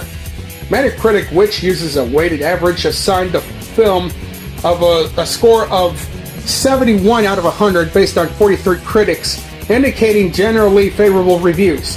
Audiences polled by CinemaScore gave them a film average grade of A- on an ass plus the fuck scale, the highest in the Predator franchise to date, and received a 78% definitive recommend on PostTrack.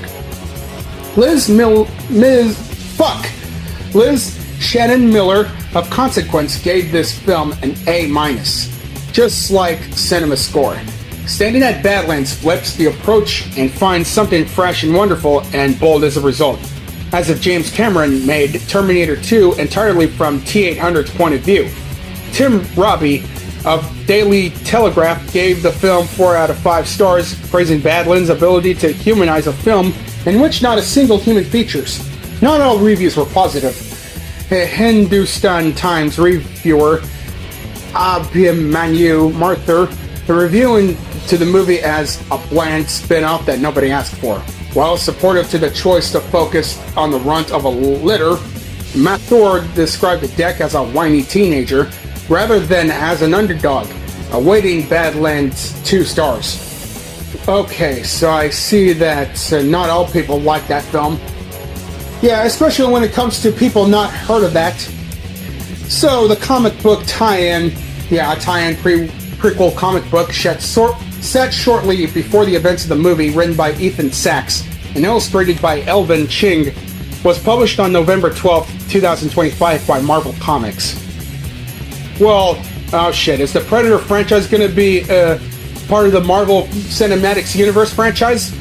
I'll be damned if that happened. In the interview in the July of 2025 SFX magazine, Trachtenberg stated that he had 3 initial Predator films in mind to make: Predator Killer of Killers, Predator Badlands, and a third that he intends to direct if Badlands is successful. Discussions are ongoing with original franchise star Arnold Schwarzenegger about reprising his role as Dutch in a future installment. In a January 2023 interview, Prey star Amber Midthunder said the cast of that film was in talks with Trachtenberg for a sequel. Well, if the third film that has anything to do with Predator Badlands is going to be made, and if Arnold Schwarzenegger is going to show up, well, that would be the best. So in conclusion, my fellow peeps, I recommend Predator Badlands. Hell, I recommend everyone collecting the entire Predator movie franchise for the DVD and Blu-ray, if that's possible for you peeps. If you wanted to start binging out watching all the Predator films from the first one to the Badlands. If some of you fans of the Predator movie franchise find this Badlands movie one ugly motherfucker, in other words, you don't like it, well, your opinions are tolerated.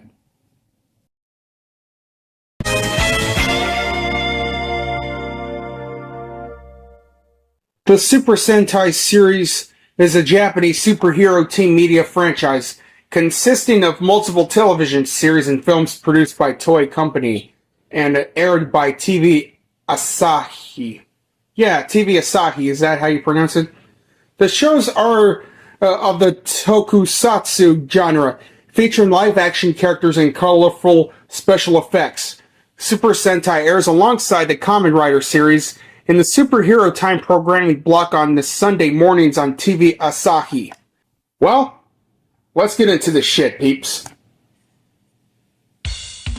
Okay. In every Super Sentai series, the protagonists are a team of people whom, using their wrist-worn or handheld devices, transform into superheroes and gain superpowers.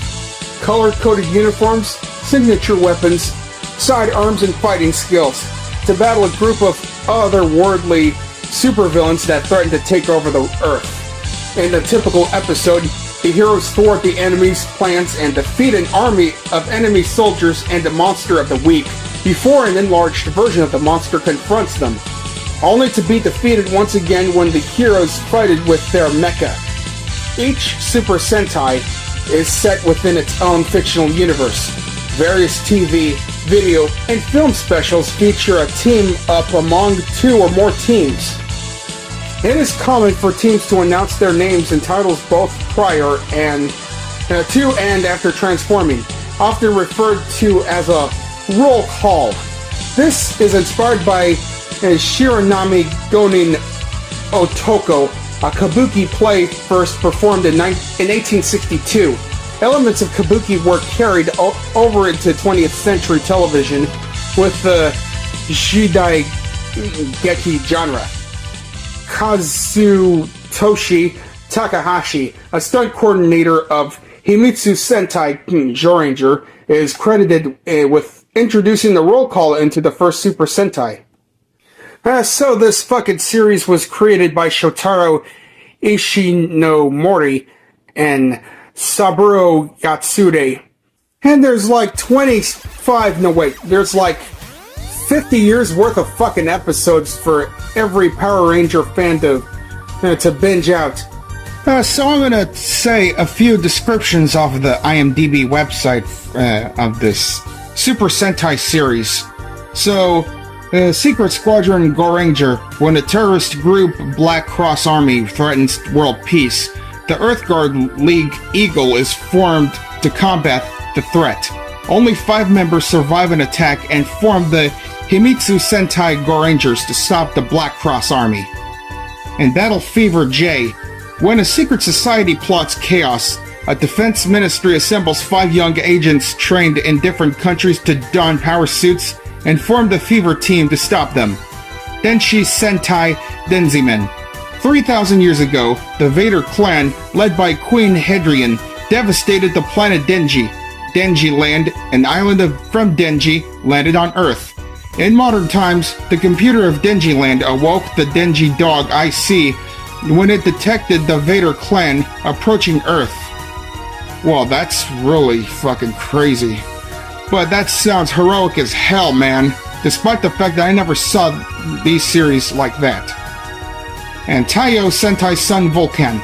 The threat of the Machine Empire Black Magma causes the United Nations to establish the Taiyo Sentai at a summit. And from the UN's Guardians of World Peace, World Peace's Air Force, Navy, and Rangers, Commander Arashiyama assembles 3 specialists to become Sun Vulcan. Dai Sentai Goggle 5. The Dark Science Empire Death Dark launches its scheme for world conquest from their dystopia castle in Germany.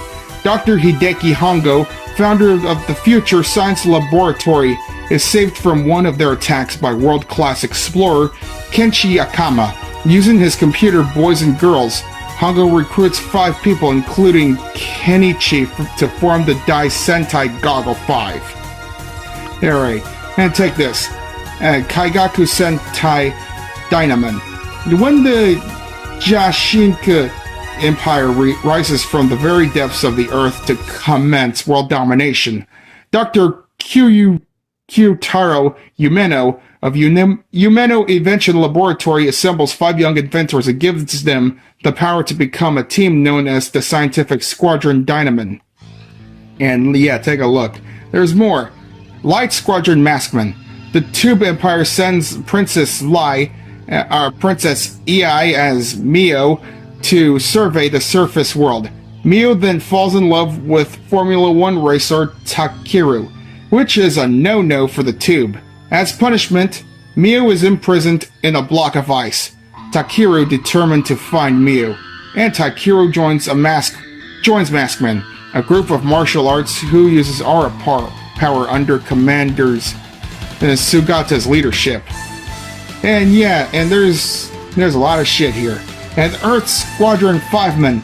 5 siblings are chosen to protect the world from the evil Zone Empire. Will the 5 men be able to destroy them? Chojin Sentai Jetman. In the late 90s, an orbiting Earth Space Center run by the Earth Defense Force Sky Force has commissioned a ceremony on the J Project, led by Commander Aya Odagiri, who has selected 5 officials to be exposed to birdonic waves, a newly developed technology that could give a human super abilities. Yeah, Ninja Sentai Kakuranger. A long time ago, a group of ninjas, Sasuke, Saizu, Sekai, Tsuruhime, Jiraiya, imprisoned Nurahion and his band of yokai. Many years later, modern-day Sasuke and Saizu accidentally released the yokai from their imprisonment. Tsuruhime comes along and tells the hapless duo of their lineage, QQ Sentai Go-Go 5. On the day when the planets are aligned with the trigger the Grand Cross, which will resurrect Vile Grandine. The ill-fated day will turn Earth into a realm of darkness, for Grandine's own likening. 10 years earlier, Dr. Mondo Tatsumi of the Tatsumi Disaster Prevention Institute was unable to convince everyone about the prophecy. And Mirai Sentai Time Ranger. In the 30th century, time travel has been outlawed to ensure the prevention of time paradoxes. The Time Protection Department, aka the TPD, was established to prevent further time crimes. Bakuryu Sentai Abaranger. Scientists that first believed that the dinosaurs were wiped out by the meteorite 65 million years ago. Engine Sentai Go Onger. 6 giant vehicular beings called the Engines chase down 3 pollution ministers from the barbaric machine clan Gyark from the Engine's home world to Earth. Yeah, and Risha Sentai Toker. Only those with a great imagination can see the mystical railway known as the Rainbow Line, on which runs massive trains known as Risha are driven by 5 warriors. And Dobutsu Sentai Zurugger. Zuyuland, a world of parallel to ours, is attacked by aliens, the Death Galleon. 4 of its inhabitants, called Zoo-Man. Zera, Leo, Tusk, and Amu call a young man from our world for help, Yamato. After taking human form, all 5 from Dobutsu Sentai Zuyuger. Damn. So many storylines that I would not want to spoil nothing else. So the lowest score of the Super Sentai series was given a 6.2 from IMDb. It was Taiyo Sentai Sun Vulcan. And the highest one, with 8.7, is Osama Sentai King Ochre. And that description says, the kingdoms of the earth share an ancient prophecy. 2,000 years after its fall, the Buk-Narak Earth Empire will rise again to kill all humans, but 5 kings and their guardian god, King Ogre, will face them. 50 years worth of all the series that have everything to do with Super Sentai. Yeah, all the episodes that none of you Power Rangers fans wanted to miss. Oh yeah, you cannot even forget about the fucking movies, or any of the merchandise like toys, clothing, video games, action figures, toys, action figures, what the hell's the difference? Even the collectibles that are not meant to be opened. for a very, very long time if you're a Power Rangers fanatic, or slash Super Sentai fanatic. And I also assume that they have released so many expensive, rare type of shit that not a single Super Sentai would want to resist. Well, you peeps may say that I'm just jumping into conclusions when it comes to any figurines or other shit that's rare and very expensive, but it's the truth, because I just learned that both the easy and hard ways. When it comes to everything that's very hard to find. So, it's very sad to see the series setting to go on hiatus following the conclusion of the 49th season. Number 1 Sentai Gojira with the new Toy Tokusatsu franchise, Project Red, Records of Extraordinary Dimensions, set to take its time slot in 2026. So yeah, that has good production value. Yeah, good Japanese music. Yeah, the superhero Japanese themed music. Oh yeah, and there's a multi-language dubbed releases in different countries, like the one in the USA entitled Power Rangers, South Korea, Vietnam, etc. And as of March 2021, Bandai Namco has sold 30.89 million Super Sentai shaped changing model robots since 1979. Wow. How fucking impressive can this be? There's also parodies and emulations in various ways throughout the world, and the term Sentai is also occasionally used to describe shows with premises like the Super Sentai series, Dai Nippon, Sport Ranger, France 5, Legendary Armor Samurai Troopers, Sailor Moon, Digimon Frontier, Gian d'Arc, Kingdom Hearts. Fucking goddamn Kingdom Hearts. Don't get me started with that shit. Not even Final fucking Fantasy either. Yes, Power Ranger, EA's Rock, Love After World Domination, Dragon Ball, the Red Ranger becomes an adventurer in another world, etc. So in conclusion, my fellow peeps, if any of y'all are a big-ass fan of Power Rangers, yeah, you might want to take a good look at the Japanese versions of the Power Rangers entitled Super Sentai. Despite the fact that I am not a big fan of any of those franchises that I mentioned, but I've just saluted this franchise for every one of you Super Sentai and Power Rangers fans whom are watching this on my channel right now. So, if y'all Power Rangers fans are happen to have different opinions, or by not liking it or not interested towards it, well, regardless, your opinions are tolerated.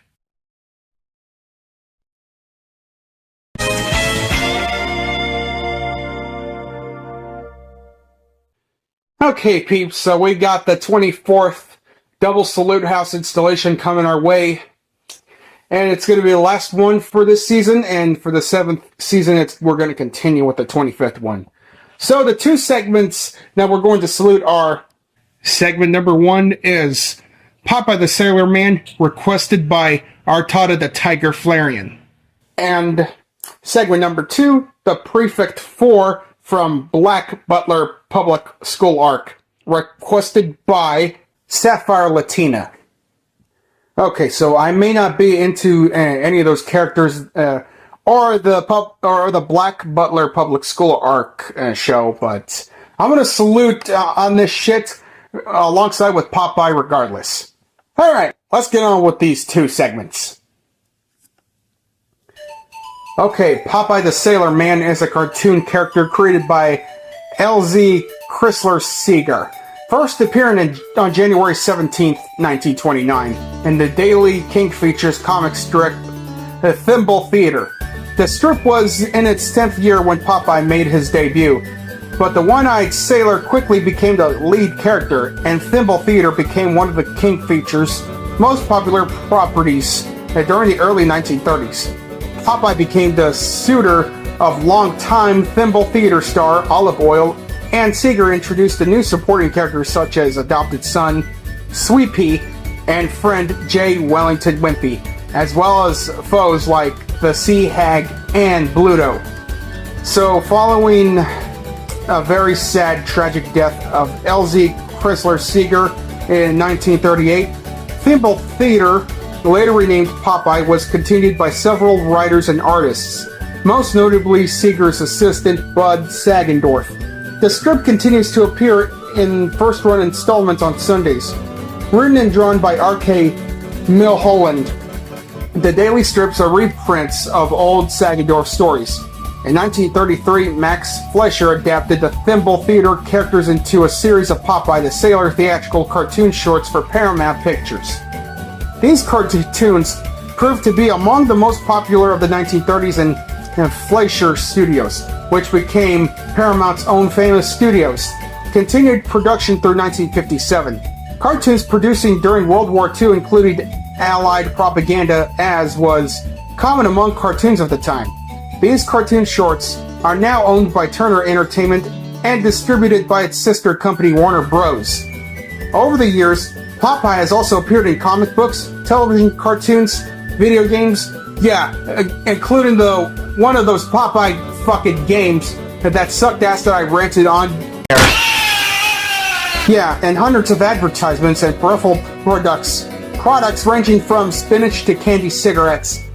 And the 1980 live-action film directed by Robert Altman and starring Robin Williams as Popeye.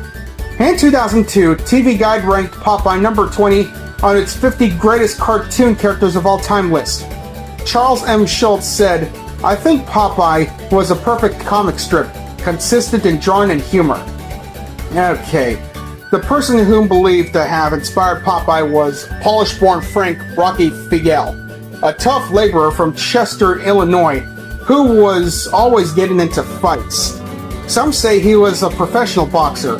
However, he also gave out candy and treats to children, including E.C. Seeger, whom remembered Figel when he created Popeye.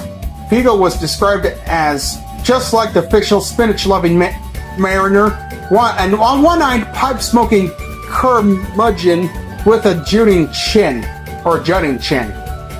So, Popeye's story and characterization vary dependent on the medium. In his debut storyline, Popeye's superhuman strength and endurance stemmed for the luck he acquired by rubbing the feathers of the head of Bernice, a wiffle hen, which enabled him to survive 15 gunshot wounds.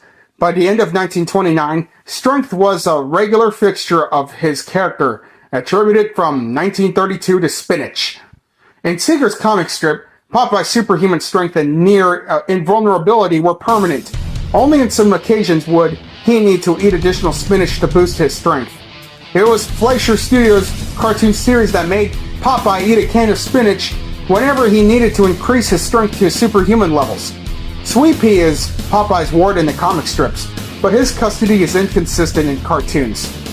There is no absolute sense and continuity in the stories, although certain plot and presentation elements remain mostly consistent, including purposeful contradictions in Popeye's capabilities. Popeye seems bereft of manners and uneducated, yet he often comes up with solutions to problems that seemed insurmountable to the police or the specific community. He has displayed Sherlock Holmes-like investigative prowess, scientific ingenuity, and successful diplomatic arguments. Over time, the character has evolved with the use of tobacco, notably reduced in modern depictions.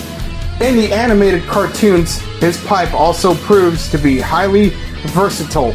Among other things, it has served as a cutting torch, jet engine, propeller, periscope, musical instrument, and a whistle with which he produces his trademark toot. He also eats spinach through his pipe, sometimes sucking in the can along with the contents. Since the 1970s, Popeye is seldom depicted using his pipe to smoke tobacco. Wow, that's not a good idea. Okay, smoking tobacco, bad habit. Popeye's exploits are also enhanced by a few recurring plot elements.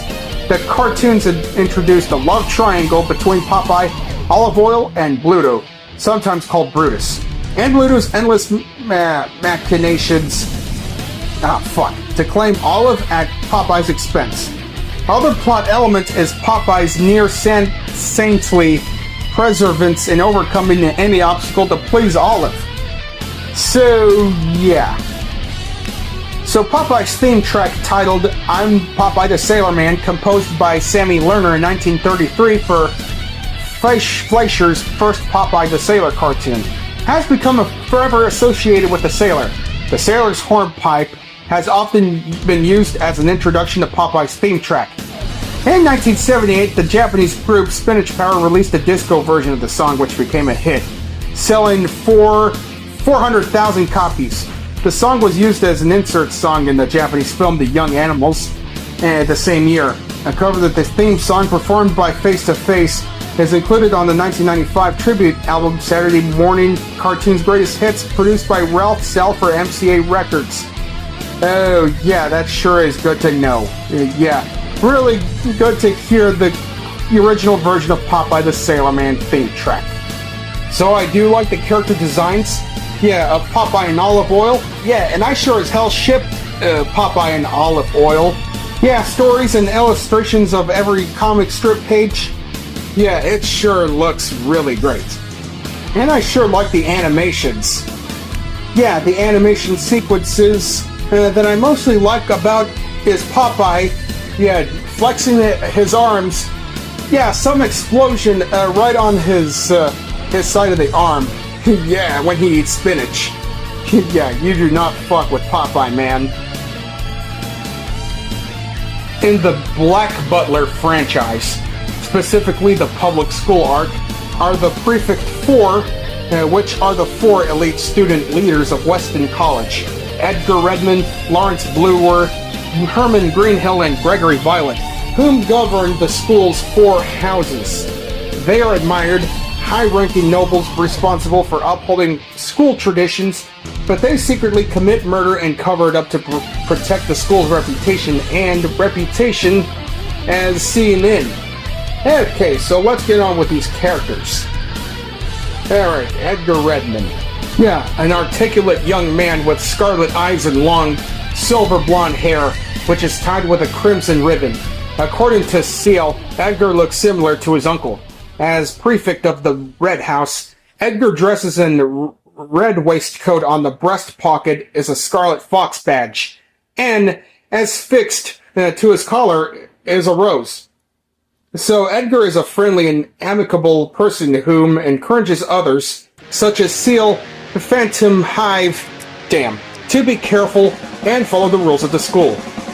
Being of the Scarlet Fox, a dormitory for students of gentility, he is prompt to correct others' outward looks so that they will be suitable for presentation, as shown when he fixes Seal's crooked tie. Edgar has leniency towards rules, as shown when Lawrence Bluer admonishes him for addressing him by his first name. Edgar brushes off, saying that since they are at Swan Gazebo, no one is going to punish them. He is also shown to be quite laid back, often seen lying casually on a sofa and sleeping at Swan Gazebo. Just like his uncle, Edgar seems to be somewhat popular with the ladies, as seen when many ladies greeted him during the Scarlet Fox's entrance and during the cricket match. However, when Gregory stated that he has never seen Edgar accompanying a lady, he simply replies that he still does not want to have a fixed partner. Okay then. Alright, Gregory Violet is a young man with violet eyes and black fingernails. He has a jet black, shoulder-length hair. A selective few strands of his hair are bleached white. He wears makeup, which includes black eyeshadow and black lipstick. Okay, so I believe that he's a goth or something? I'm not sure. I don't want to jump into conclusions blindly. Okay, as prefect of the Purple House, Gregory wears cloak and a violet waistcoat. On the breast pocket is a violet wolf crest. And as fixed to his collar is a purple dahlia. Yeah, the purple dahlia murder? No, whatever. No, I'm just jumping into conclusion like shit. Okay, Gregory Violet is generally quiet and reserved. He dislikes being exposed to the sunlight and dancing because, according to him, it makes him dizzy. When he was still the prefect of the Purple House, he was dissatisfied with his position, since he was required to actively repress any conflicts that may arise, which he loathed to do. He exceptionally skilled in the arts. Moreover, Gregory is high eccentric, as evidenced by one occasion where he made Herman Greenhill maintain an awkward pose while sketching a picture that was completely irrelevant to Herman's position, and by his peculiar interest in mixing his drinks. Oh yeah, mixing his drinks with what? Blood? No, I'm just kidding. Well, does Gregory mix his drinks with soda and alcohol? I'm not sure, because hell, I never watched the fucking franchise for that matter. Okay, next. Alright, Herman Greenhill, a young man with short, light blonde hair and thick eyebrows. As prefect of the greenhouse, he wears a green waistcoat. On the breast pocket was a green lion crest, and affixed to his collar was a green holly. Herman is a dignified man who excels in sports and takes up the hobby of improving his own strength by lifting weights during his free time. Ah, damn, I bet he's gonna work out. I bet he's working out a lot like Brock Lesnar and Goldberg, right? He is also very strict on his subordinates and expects them to live up to his expectations, such as to speak loudly and confidentially. However, in any case, he still places trusted to them, which is shown when he sides with Fags, Edward Medford, Judgment of Seal, Phantom Hive. Wait a minute, Fags? Wait a minute, why the hell did I say that? Alright, according to the Kuroshige Tsuji fandom website, fag time is one of Weston College's characteristic traditions where the lower years are obliged to help out the upper years. For instance, their duties may require cleaning the upper years' rooms, ironing their uniforms, and preparing hot water bottles at night. Not only upper years, but prefects have fags as well.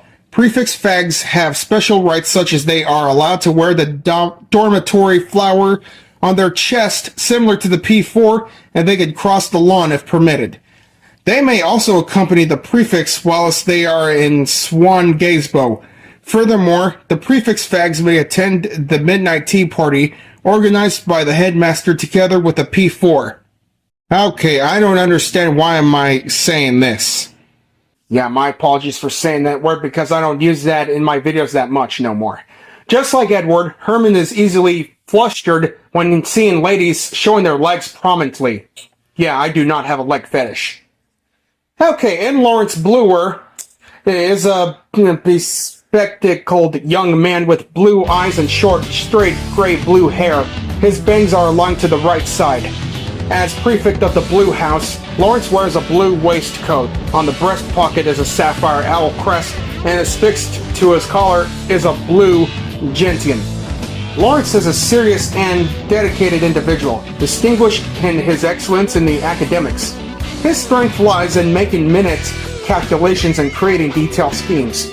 He often enforces regulations and propriety, and reprimands students whom do not conform by his standards, as signified when he recites the rule of not crossing the lawn to seal Phantom Hive, and when he admonishes Edgar Redmond for referring to him by his first name. Furthermore, Lawrence is a supporter of the concept that tradition is absolute. Well, that's really great illustrations of the characters. How sophisticated can those four characters be, despite the fact of committing murder and other shit? So according to Mizuki Catwalk, Edgar Redmond is handsome, charming, and flirty. Gregory Violet is a cool artist, and he sure is a goth for having makeup, and he loves drawing. Herman Greenhill is fabulous, and he sure loves gym and cricket and yoga. And Lawrence Bluer sure is smart and handsome, and he loves books. Yeah, those are some sophisticated characters that I have ever saluted on. Yeah. So in conclusion, my fellow peeps, I truly recommend Popeye and the Prefect 4 team from the Black Butler franchise. So despite the fact that I did not watch much of the Popeye episodes, hell, that I am not interested towards the Black Butler or any of the Prefect 4 characters, but I'm glad that I've saluted on 5 characters in 2 separate segments. So, yeah, they're good people. So, thanks a bunch, Artada and Sapphire Latina. And as for you, Sapphire Latina, if you want me to salute the entire Black Butler franchise, you let me know.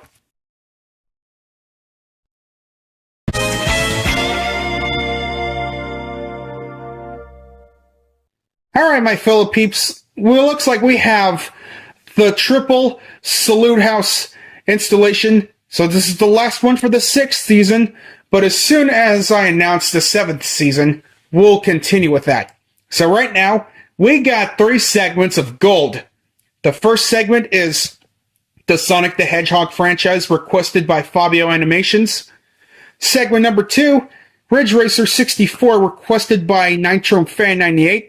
And segment 3, Mario Kart World. Yeah, the best Mario Kart game I have ever heard in the Nintendo Switch 2 library.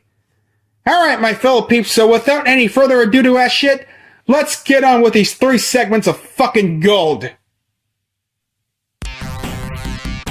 Sonic the Hedgehog is a Japanese video game series and media franchise created by the Japanese developers Yuji Naka, Naoto Oshima, and Hirokazu Yasuhara for Sega. The franchise follows Sonic, an anthropomorphic blue hedgehog with supersonic speed, who battles the mad scientist and one of the most memorable villains, Dr. fucking Eggman, formerly known as Dr. Robotnik, and his robot army. The main Sonic the Hedgehog games are platformers, mostly developed by Sonic Team. Other games developed by various studios include spin-offs in the racing, fighting, party, and sports genres. The franchise also incorporates printed media, animations, films, and merchandise. Sonic's recruiting elements include a ring-based health system, level locales such as the Green Hill Zone, yeah, the most famous stage of all, and fast-paced gameplay. The games typically feature Sonic setting out to stop Eggman's schemes for world domination, and the player navigates levels that include springs, slopes, bottomless pits, and vertical loops. Wow! Later games added a large cast of characters, some, such as Tails, Nipples the Enchilada, fuck! Sorry about that. Knuckles the Echidna, and Shadow the Hedgehog, have starred in spin-offs. The merchandise... No. Oh yeah, we do have memorable characters coming up as well. That is Amy Rose, Rouge the Bat, Blaze the Cat, Mr. Big, Cream Vanilla, Chow, yeah, whose name is Cheese, Chris Thorndike, Maria Eggman, Sage Eggman.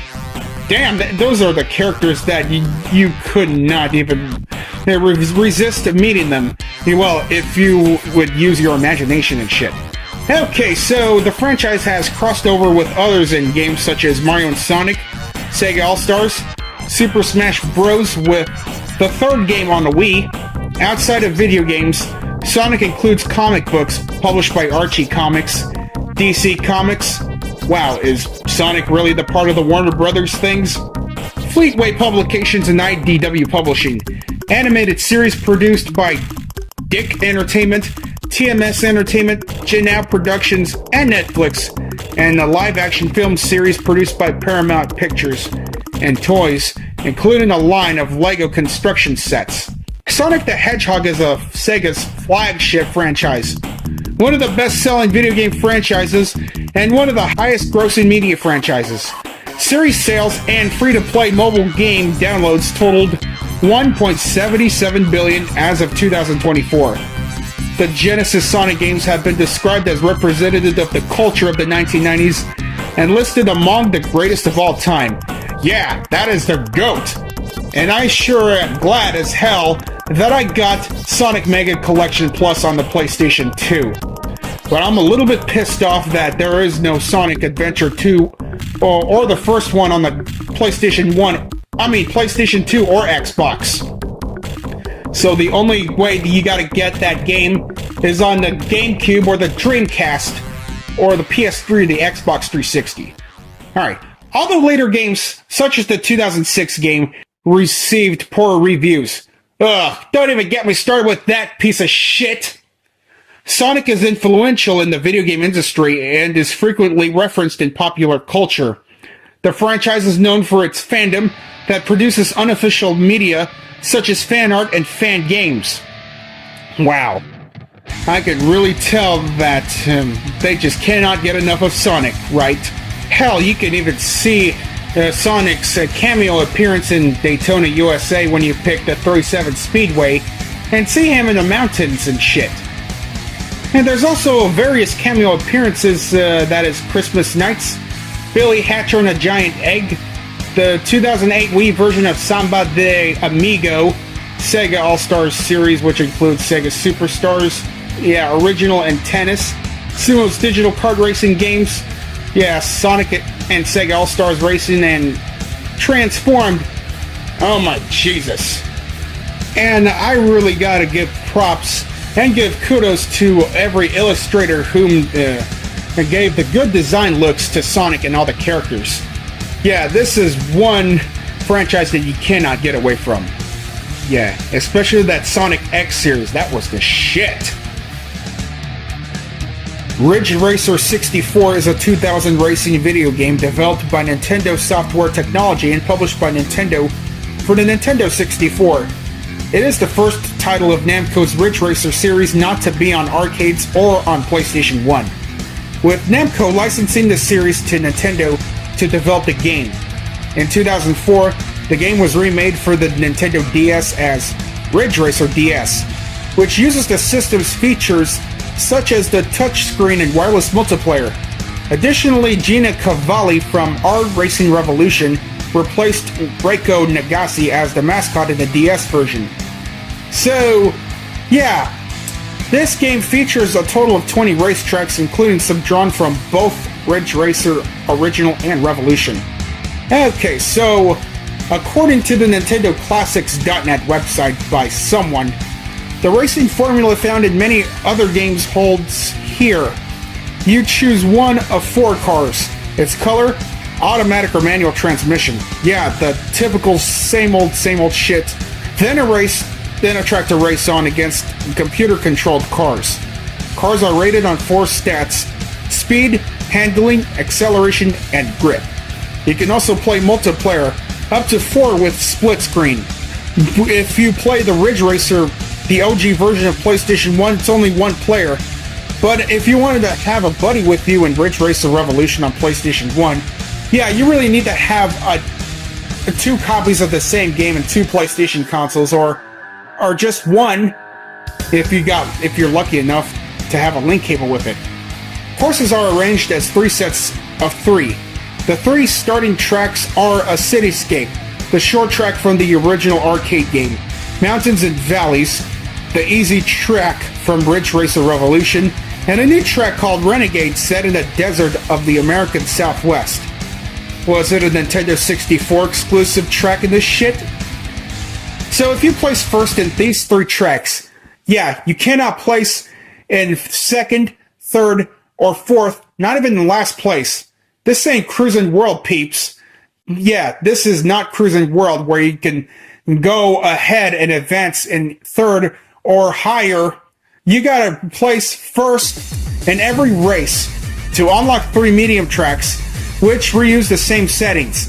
The short Ridge Racer track simply repeats with 1 more lap. The medium versions of Revolution and Renegade use longer, more difficult routes. Once you beat them, you unlock the final tracks.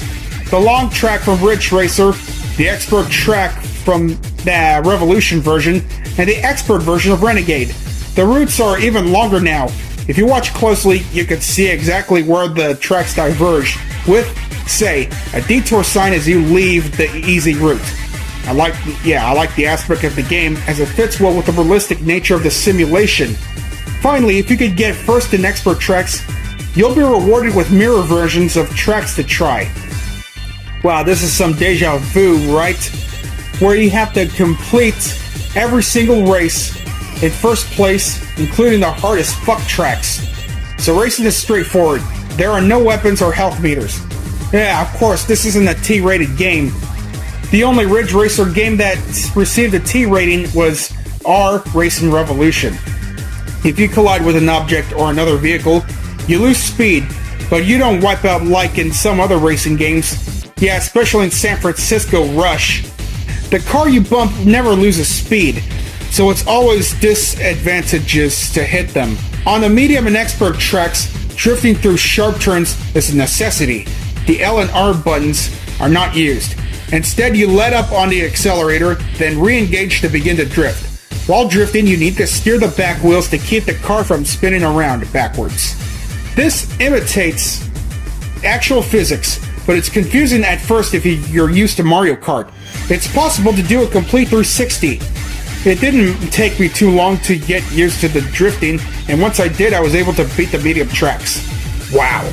So, do you consider the Ridge Racer 64 a remastered version of Ridge Racer or what? This is basically a remastered version of the arcade game if you have a Nintendo 64. The graphics look good, especially if you have nostalgia for 90s 3D. It doesn't seem fair to compare it to, say, Mario Kart 64 or F-Zero X. So yeah, games like Ridge Racer 64 were strictly for renting, not buying. There just isn't enough there to justify $60 when you could purchase those other racing games instead. It sure is challenging, yeah, so if you have failed to do multiple attempts to finish every race in first place, well, you're more than welcome to get Game Shark or any other cheat devices for the Nintendo 64, and make sure you enter the correct codes. So despite the mixed or average or bad reviews, you just gotta pump up your eyes and focus on the gameplay, and you gotta be hardcore to win every single race of that game. It sure is a good one, but this is a don't mess around type thing. Damn, it makes you sweat, right? Mario Kart World is a 2025 kart racing game developed by Nintendo EPD for the Nintendo Switch 2. As in previous Mario Kart games, players control Mario characters as they race against opponents. Mario Kart World introduces an open world design and mode, off-roading techniques, an elimination mode, and unlockable costumes for the playable characters. Races support up to 24 players, twice as many previous Mario Kart games. EPD began developing Mario Kart World for the Nintendo Switch 1 in 2017. Shortly before the release of the Mario Kart 8 Deluxe. Feeling they had already perfected the core racing gameplay, the team introduced open world elements. The title Mario Kart World was chosen over Mario Kart 9 to signify the new approach. Development moved onto the Switch 2 in 2020 due to hardware limitations. The soundtrack, composed by a team led by Atsuko Asahi, features over 200 tracks, including rearrangements of themes from across the Mario franchise. So yeah, as in previous Mario Kart games, players race as characters from the Mario series in one of the many selectable go-karts. The game features 50 playable characters. 24 of the playable characters have alternate unlockable costumes accessed by consuming food items found throughout races, while most of the remaining characters additionally exist as obstacles on the game's tracks. It supports up to 24 players, twice as many compared to the previous Mario Kart games, includes features such as an open world design. Unlike prior Mario Kart games, the Grand Prix mode does not consist of 4 separate races. Rather, racers must drive to each course. Outside of Grand Prix, it is possible to race on tracks for 3 laps like in previous Mario Kart games. So yeah, MK World, not to confuse with Mortal Kombat, features some past courses from the series that have been reimagined to fit the game's open world design and to include a shift from day to night. In addition, a mode called Knockout Tour is introduced in the game. The 24 racers compete in one much longer race spanning the game's world, with 4 eliminations at each of the 6 intermittent checkpoints.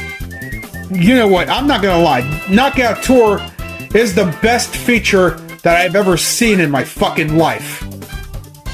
Battle mode returns from previous games, so players compete against one another to pop each other's balloons in balloon battle or to collect the most coins in coin runners. In the mirror mode, which horizontally inverts the entire map, also returns from the previous games. Another new mode called Free Roam is introduced in MK World. Players are permitted to drive to any location, with Rainbow Road as the sole exception, including those that are off-road or outside of racetracks. Numerous missions, such as finding collectibles, are present in this mode. In addition, players can also take photos of their chosen driver. Rebecca Valentine, writing for IGN, noted the mode's likeness to Forza Horizon. Wow! An open world racing game. Yeah, is that what you think about that, peeps? Forza Horizon being compared between that and Mario Kart World? Alright, according to Atsuko Asahi, course themes were designed and dedicated intros and outros to create smooth transitions between tracks in a knockout tour mode where players race continuously through multiple environments. The music was structured to build anticipation as players approach each course, transitioning seamlessly and creating a medley-like experience. For open-ended modes such as Free Roam, the team implemented a system internally referred to as the Jukebox, which automatically selects and plays from a large library of rearranged tracks. Wow! So this game received generally favorable reviews according to the review aggregation website Metacritic, and 97% of critics recommended the game according to OpenCritic. All 4 critics from the Japanese magazine Famitsu gave it a 9 out of 10. You know what, as of myself, I give this a 100% recommendation of this game, even though I don't have it. Yeah, and I give that a 10 out of 10. Logan Plant from IGN praised Mario Kart World for its polished gameplay and controls, celebratory soundtrack, new mechanics, and a knockout tour mode. He criticized its online multiplayer limitations, several design decisions and around the interface and unlockables, and the Free Roam for its uneven execution. He expressed optimism toward future updates. Oh yeah, nobody's perfect. Yeah, nothing's perfect, but it sure is close enough. And it's good that this game won awards. Yeah, Best Nintendo Switch 2 game, Best Sports Game, and Best Sports/Racing Game. Yeah, and the Game Awards. Yeah, Thailand Game Awards and Gamescom. Yeah. So we're going to see if this game is going to win more awards or will they end up getting nominated as well. Damn. So in conclusion, my fellow peeps, I recommend Sonic the Hedgehog, Ridge Racer 64 despite its difficulty, and Mario Kart World, of course. If you're playing every Sonic game in existence, make sure you grab all the Chaos Emeralds. And on Ridge Racer 64, win every race in first place. And Mario Kart World, yeah, you're more than welcome to play that, especially my personal favorite from that game, the Knockout Tour. Yeah.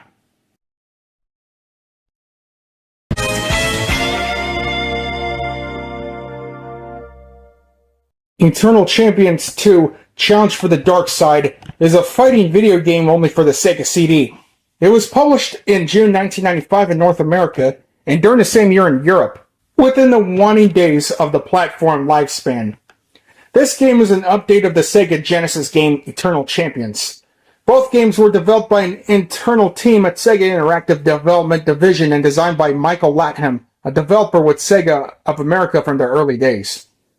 So yeah, why did I bother alluding to this sequel rather than the first one? Well, it turns out that I like that sequel the most.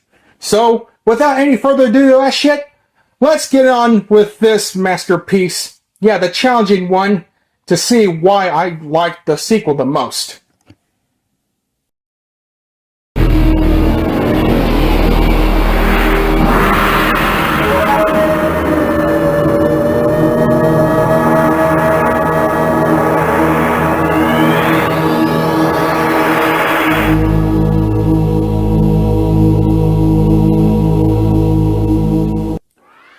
Okay, EC2 includes 9 playable fighters and a non-playable boss from the first game.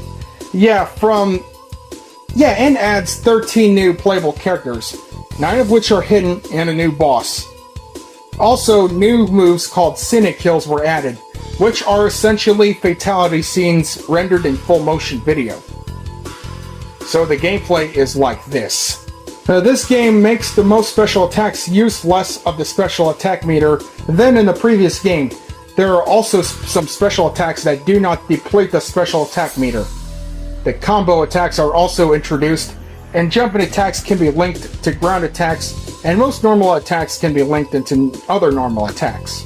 Mild juggle combos can also be executed by landing an additional hit in an already aerial opponent.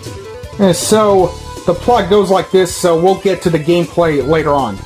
Like the first game, Eternal Champions follows the story of the Eternal Champion himself, whom felt like the balance of the universe and time had been disturbed by the deaths of key individuals whom had been destined to change the world for the greater good.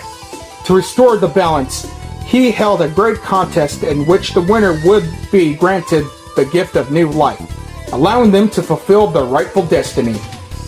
In the second chapter, it is revealed that the Eternal Champion has an evil counterpart, the Dark Champion. Dark EC appears and declares that he will also enter the contest, and that he has hidden 4 more warriors, preventing the contest from truly being fulfilled. The contestants must not only achieve the aims of the Eternal Champion, but also face the Dark Champion if they want their lives back. Well, I'll be damned. So, the game consists of a total of 24 playable characters. Damn, that's one character less than Super Smash Bros. Melee on the GameCube. Okay, so there are 13 are available from the start, including all 9 playable characters from the first game. The remaining 11 characters must be unlocked through the compelling specific objectives or the use of cheat codes. Yeah, just like I use cheat codes to unlock shit. The game now features 2 final boss characters, EC and Dark EC. Beating arcade mode with any character will reveal an epilogue explaining how the winner managed to avoid their original deaths and make a major change in their era. It is followed by a series of full-motion video sequences depicting how the other starting characters encountered their original deaths. There are no such full-motion videos for the unlockable characters, unfortunately. Well, I wouldn't mind much. Starting characters can also defeat other starting characters with a move called Cynic Kills.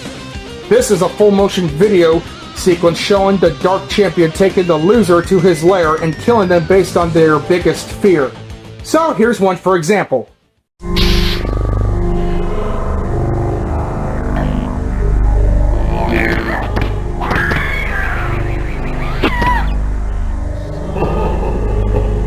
Wow.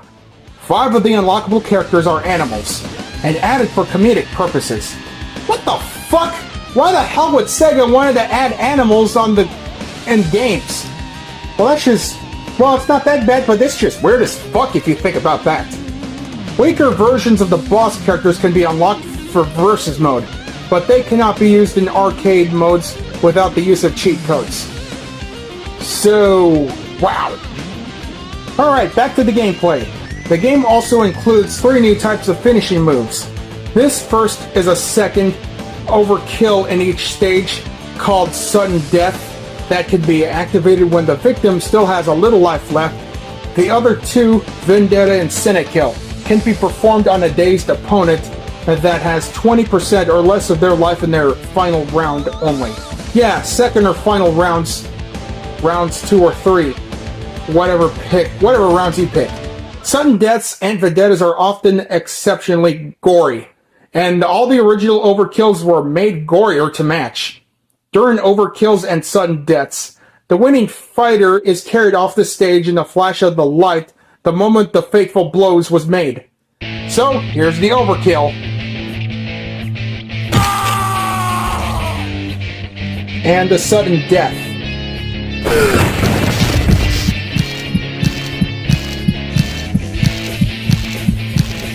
And a vendetta.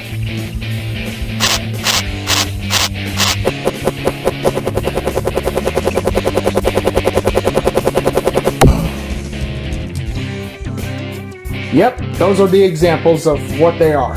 What type of fatalities they are.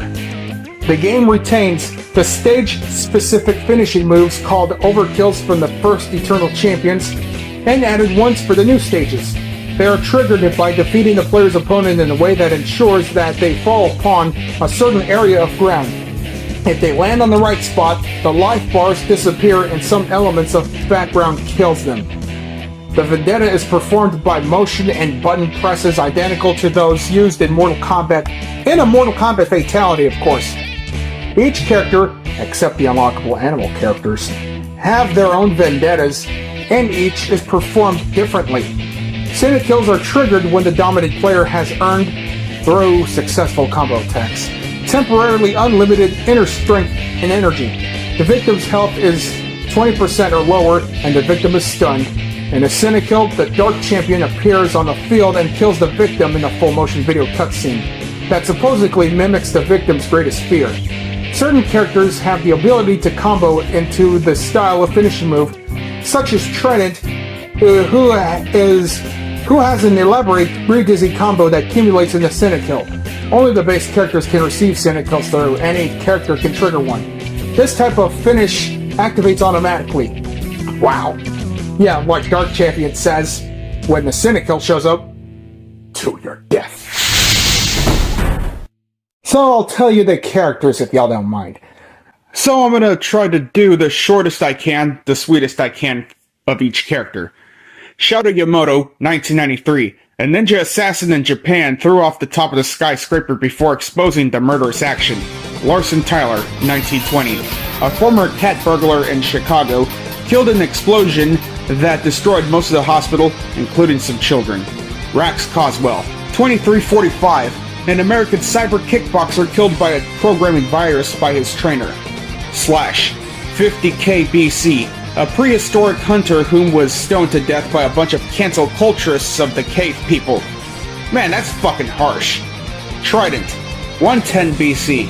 An artificial Atlantean that was killed by a rival with a falling pillar, and the Roman Empire banished to the sea. Midnight, 2100 AD. A vampire-like mutant creating a cure, but killed by a vampire hunter with a silver arrow to the heart. Xavier Pendragon, 1692. An alchemy whom got burnt to death under a false charge during the Salem witch trials. Yeah, witchcraft. Jonathan Blade, 2030. A Syrian bounty hunter attempted to apprehend a terrorist, but both were taken down and the vial broke loose and the virus was released. Jetta Max, 1899.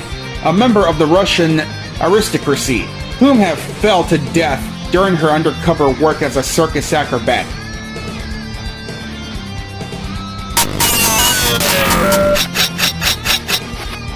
Sophia de Medici, aka Riptide, 1566. A pirate that was killed with her family by a ruthless pirate named Hannibal over his stolen loot. Ramses III, 151 BC. An Egyptian pharaoh whom was drowned at the Nile River by an assassin. Raven Gindar, 1802. An Arawak voodoo priestess had her youth drained, killed instantly by a fake-ass injury double-crossing witch doctor. Dawson McShane, 1849. A law enforcer whom was hung to death by a crime some notorious gang committed, and framed him.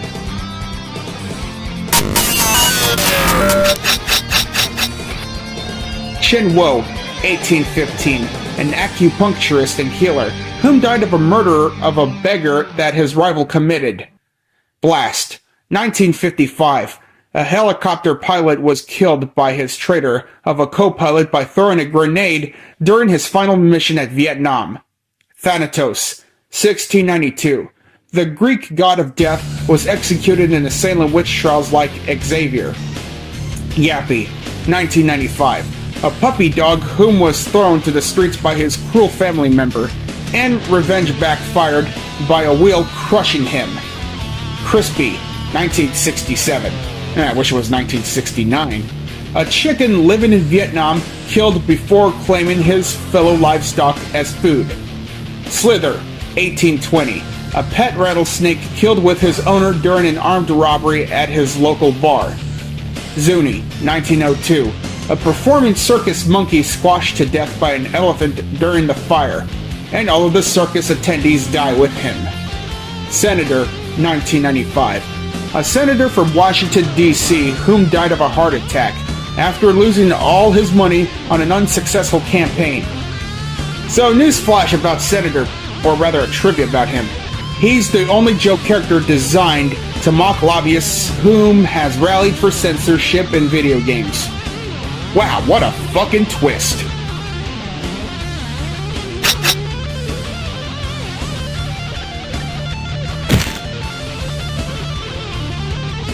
The Eternal Champion, 9999 AD. The host of the tournament awakens every 1,000 years to hold the contest. He selects people who died before they could do great things in their era. This involves removing them from their original timeline just before their point of death. If the tournament winner can also defeat him, he will tell the winner how they originally died so they may attempt to prevent it. The Eternal Champion uses supernatural attacks based on animals. Dark Champion, also 9999 AD, the second and final boss. He attempts to disrupt the tournament so that none of the participants will change history for the better. He also attempts to corrupt them by encouraging them to become more bloodthirsty, and will kill some of them through Cynic kills. His fighting style is identical to the Eternal Champion, but his powers are based on natural disasters. And I gotta say, that music soundtrack from the game itself, I really enjoyed it, and it kicked ass. But the only problem I have is that the tracks are just too short. Okay, so this game was the first game to carry Sega's Eternal Deepwater warning icon label, which was employed by Sega of America for games featuring adult content. And by the meaning of adult content, I don't mean hella sus shit from fucking TikTok. I'm talking about gory shit from Doom or Duke Nukem. Yeah, which features one of the most scariest logos in video gaming history. Yeah, I'm not gonna bother showing you the scariest logo shit. So, in order to defeat the Dark Champion, it only happens if you play it on either medium or hard difficulties. But if you finish the game in Neophyte mode, it gives you an ending, and the ending of the, both full motion video and texts, and the credits rolls up. But on Warrior and Champion difficulties, you get the same thing, but you also get to see 12 other characters facing their deaths. But on a hard difficulty, after you defeat Eternal Champion, you get to fight as Eternal Champion himself right after Dark Champion says, "To your death." And if you beat Dark Champion as Eternal Champion, you see a special sequence where both Eternal and Dark Champions fuck with each other. And then after that, the same spiel.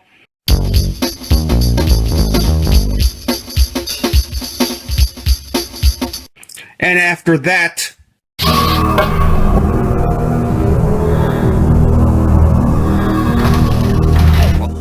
And now a look into the future sequence where the Eternal Champion shows you something, which contains the text about the final game for the Sega Saturn, which never released.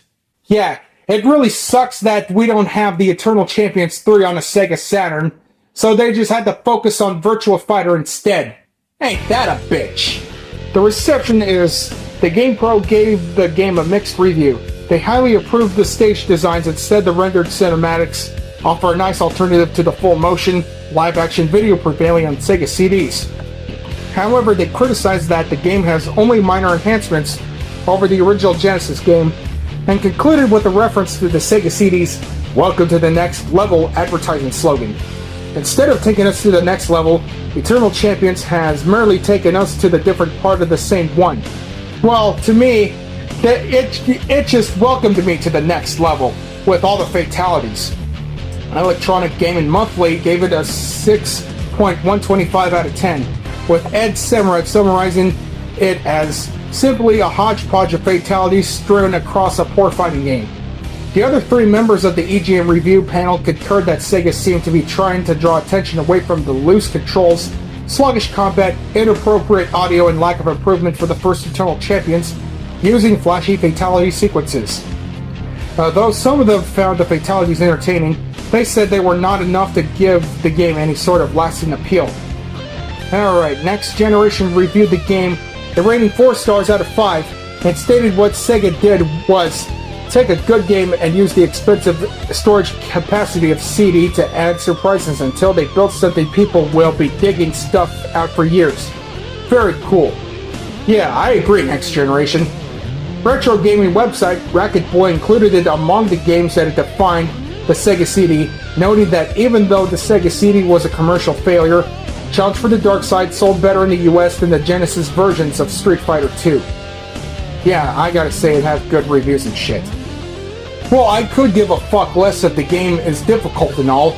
Taking time to execute all the combos and shit. I've enjoyed the hell out of every single gameplay videos from eSignal. Yeah, Eternal Champions 2 sure has some balls.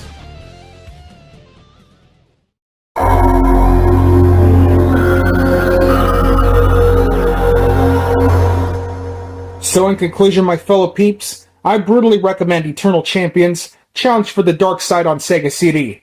The franchise may not have many attentions as much as it deserves, but this game has given fatalities a whole new level, as if the fatality sequences from the classic Mortal Kombat wasn't gory enough.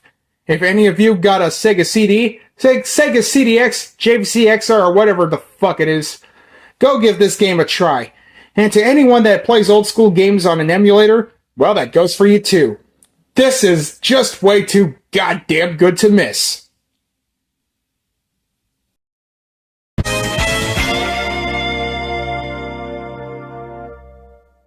Yngwie Malmsteen is a Swedish-American guitar player. He became known in the 1980s for his new classical playing style in heavy metal, and has released 22 studio albums in a career spanning over 40 years. And I've got to say, he's one of the best badass guitar players I have ever heard in my entire life. It all started when I was watching one of those SpongeBob edited videos created by Super Idiot Man 00. Yeah, entitled Squidward Skeetward the Unfriendly Whore. And he just put one of Yngwie Malmsteen's music tracks called Trilogy Suite Opus 5, the first music track I have ever listened to. Damn, I cannot believe that his solos were fucking perfect. I meant way perfect. So, without any further ado to ass shit, let's get on with this fucking masterpiece.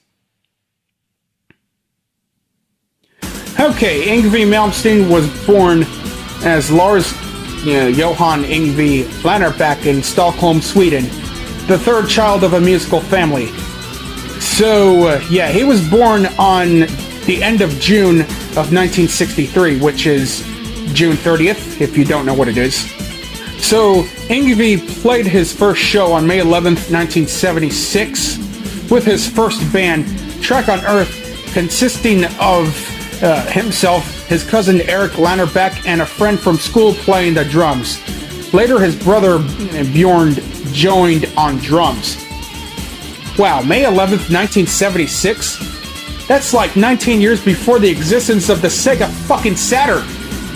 Let's not talk about that console right now, so we'll get to that another time. As a teen, he was heavily influenced by classical music, particularly the 19th century Italian virtuoso, violinist and composer Niccolò Paganini, as well as Johann Sebastian fucking Bach. So Yngwie Malmsteen has publicly stated that he is not influenced by the blues or the style of Ritchie Blackmore. The virtuoso claims that his guitar playing is inspired by classical violin, not the classical guitar. Yngwie has stated that Jimi Hendrix had no musical impact on him and did not contribute to his style. However, watching the TV news reports on September 18, 1970 of Jimi Hendrix's death, which included footage of Jimi smashing and burning his guitar on a Monterey Pop Festival in 1967, made Yngwie think this is really cool. Okay, from the late 1970s, Yngwie played in local bands, sometimes together with future Talisman bassist Marcel Jacob, who may rest in peace, Europe bassist John Levin, and architect Eero Koivisto. They recorded various demos and a single for CBS Records, but nothing was officially released from this era until the 2002 releases of Rising Force, Birth of the Sun. Wow. And Yngwie's own The Genesis album. In early 1982, Mike Varney of Sharpnel Records first heard Yngwie Malmsteen's music through a record store owner, Bill Burkard, who played for him a demo tape of Yngwie's early work, likely the 1978 Powerhouse demo, recorded when Yngwie was 15. Later in 1982, sometime later in that year, Yngwie sent to Mike an untitled demo recorded as a submission for Mike's Guitar Player magazine column. Guitar Player published this demo for the February 1983 edition of the magazine. And 1 year later, Mike brought Yngwie to the United States to play on the recording Sharpnel recording artist Steeler, also featuring singer Ron Keel and bassist Rick Fox for its self-titled album.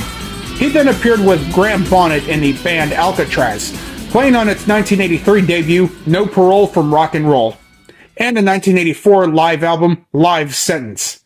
Yeah, that's some fucking police and prison puns. In July 1984, Bonnet and Yngwie clashed about who was the frontman and had a fight during the show. So Yngwie was fired on the spot from Alcatraz and replaced by Steve Vai. Ah, damn, that's fucked up. So Steve had 1 day to learn the songs up for the ongoing tour. In 1984, Yngwie released his first solo album, Rising Force, which featured Barry Barlow of Jethro Tull on drums and keyboard player Jens Johansson. His album was meant to be an instrumental side project of Alcatraz, but it ended up featuring vocals by Jeff Scott Soto. Wow. Before the release of Rising Force. So, Rising Force won Guitar Player's Award for Best Rock Album and was nominated for a Grammy Award for Best Rock Instrumental, reaching number 60 on the Billboard album chart. So, his Rising Force next release, Marching Out. He recruited Jens Johansson's brother Anders to play drums and a bassist Marcel Jacob to record and tour with the band. So Marcel Jacob left in the middle of the tour and was replaced by Wally Voss. Yngwie's third album, Trilogy. Yeah, one of my personal favorites. Featuring the vocals of Mark Bowles and Yngwie on both guitar and bass. Was released in 1986. So Mark Bowles left the band in the middle of the tour and was replaced by the former singer Jeff Scott Soto. The tour was sadly cancelled after Yngwie was involved in a serious car accident. Oh no, that ain't good! Smashing his V12 Jaguar E-Type into a tree, which put him in a coma for a week. Nerve damage to his right hand was reported. During this time, Yngwie's mother died from cancer. Oh no! I'm very sorry for the loss of Yngwie. I cannot believe that his mom died from cancer. That's not good. New lineup changes for the next album included former Rainbow vocalist Joe Lynn Turner joining the band, alongside with session bassist Bob Daisley, whom was hired to record some bass parts and help with the lyrics. In April 1988, he released his fourth album, Odyssey. Odyssey was his most successful album, in part due to the success of his first single, Heaven Tonight. Shows in the Soviet Union during the Odyssey tour were recorded and released in 1989 as a fifth album, Trial by Fire, live in Leningrad. The classic Rising Force lineup with Yngwie and the Johansson brothers was dissolved in 1989 when both Anders and Jens left. That year later, Jens joined Dio, replacing keyboardist Claude Schnell. So Yngwie's neoclassical style of metal became popular among hordes of guitarists during the mid-1980s, with contemporaries such as Jason Becker, Marty Freeman, Paul Gilbert, Tony McAlpine, and Vinnie Moore becoming prominent. In the late 1988, Yngwie's signature Fender Stratocaster, wow! Yeah, his signature Fender Stratocaster guitar was released, making him and Eric Clapton the first artists to be honored by Fender. Man, I sure love this fucking guitar. So, in the early 1990s, Yngwie released two albums, Eclipse and Fire and Ice, with the singer Goran Edman, ex-Madison and Vinnie Vincent Invasion, followed by The Seventh Sign and Magnum Opus, with former Loudness singer Mike Vescera. Vescera. My apologies for mispronouncing Mike's last name. Despite his early continuous success in Europe and Asia, By the early 1990s, heavy metal styles such as neoclassical metal and shredding had gone out of fashion in the US. Oh, come on, I sure love that shredding and neoclassical vibes on the fucking metal. Around 1993, Yngvie's future mother-in-law, who opposed this engagement to her daughter, had him arrested for allegedly holding her daughter hostage with a gun. The charges were later dropped. Well, thank God that the charges were later dropped. So, Yngwie continued to record and release albums under the Japanese record label Pony Canyon and maintained a devoted following with fans in Europe and Japan, and to a lesser extent in the US. In the mid-1990s, Yngwie released the album's Inspiration, featuring 3 of his former singers, Soto, Bowles, and Turner. Yeah, Inspiration, which features the tracks from Kansas, Deep Purple, Jimi Hendrix, Scorpions, oh yeah, including Rush, and the Japanese edition bonus track, Spanish Castle Magic, yeah!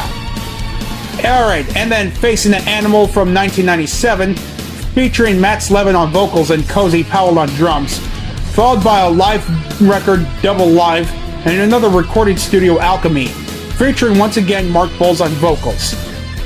So special guest appearances and side projects happened in 1996, yeah, the same year, where we have Inspiration. Yngwie joined forces with former band members Jeff Scott, Soto, and Marcel Jacob on the album Human Clay, where he played lead guitar on a track Jealousy. In the same year, Yngwie recorded guitar solos for 2 different Deep Purple tribute albums, Smoke on the Water and Black Knight, Deep Purple tribute according to New York, using the alias Lars Y. Loudap, on the latter to avoid contractual conflicts. He also guested with Saxon on the song Denim and Leather on their live album The Eagle Has Landed Part 2 in 1997. And later that year, Yngwie recorded the tracks Enigma Suite and All Opposable Thumbs with his former band members Jens Johansson and Anders Johansson on their album Johansson/Sonic Winter. Alright, back in 2000, he signed a contract with the US record label Spitfire and released his 1990s catalog on the US market for the first time, including what he regards as his masterpiece, Concerto Suite for Electric Guitar and Orchestra, recorded with Czech Philharmonic in Prague. After the release of War to End All Wars in 2000, singer Mark Balls left the band. He was replaced by former Rainbow vocalist Doogie White, whose vocals were well received by fans. In 2003, Yngwie joined Joe Satriani and Steve Vai as part of the G3 supergroup, a tour showcasing guitar performances. So he made 2 guest appearances on keyboardist Derek Sherinian's albums Black Utopia and Blood of the Snake, where Yngwie plays on the same tracks as Aldi Meola and Zakk Wylde. In 2004, Yngwie made 2 cameo appearances on Harvey Berman Attorney at Law, and in 2005, Unleash the Fury was released through Spitfire. Yeah, Spitfire Records. As stated in an issue of Guitar World magazine, he titled this album after an infamous airline incident which occurred on the flight to Japan during the 1988 tour. Yeah, the Unleash the fucking Fury. He was drunk and behaving obnoxiously until he fell asleep and was roused by a woman pouring a jug of iced water on him. Enraged, he shouted, You've released the fucking Fury." The audio from this incident was caught on tape by a fellow band member. Yngwie says that the name of the album refers to both the energy of the album and the incident. The release of Unleash the Fucking Fury was followed by a DVD release of Concerto Suite for Electric Guitar and Orchestra in E-flat minor, Opus 1, with the New Japan Philharmonic Live. The DVD chronicles Yngwie's first time playing in front of a live audience with an orchestra. Wow, that's some mixed up experience, but I fucking love it. Which is an experience that he's described as fun, but also extremely scary. Wow, really? Alright, in 2007, Yngwie was honored in the Xbox 360 version of Guitar Hero 2. And players can receive the Yngwie Malmsteen Award by hitting 1,000 or more notes in succession. Is it going to be on expert mode that he assumes? In February 2008, saw the replacement of singer Doogie White with former Iced Earth and Judas Priest current Beyond Fear singer Tim Ripper Owens, with whom Yngwie had once recorded a cover of Ozzy Osbourne's song Mr. Crowley for the 2000 Osbourne tribute album Bad Head Soup, a tribute to Ozzy.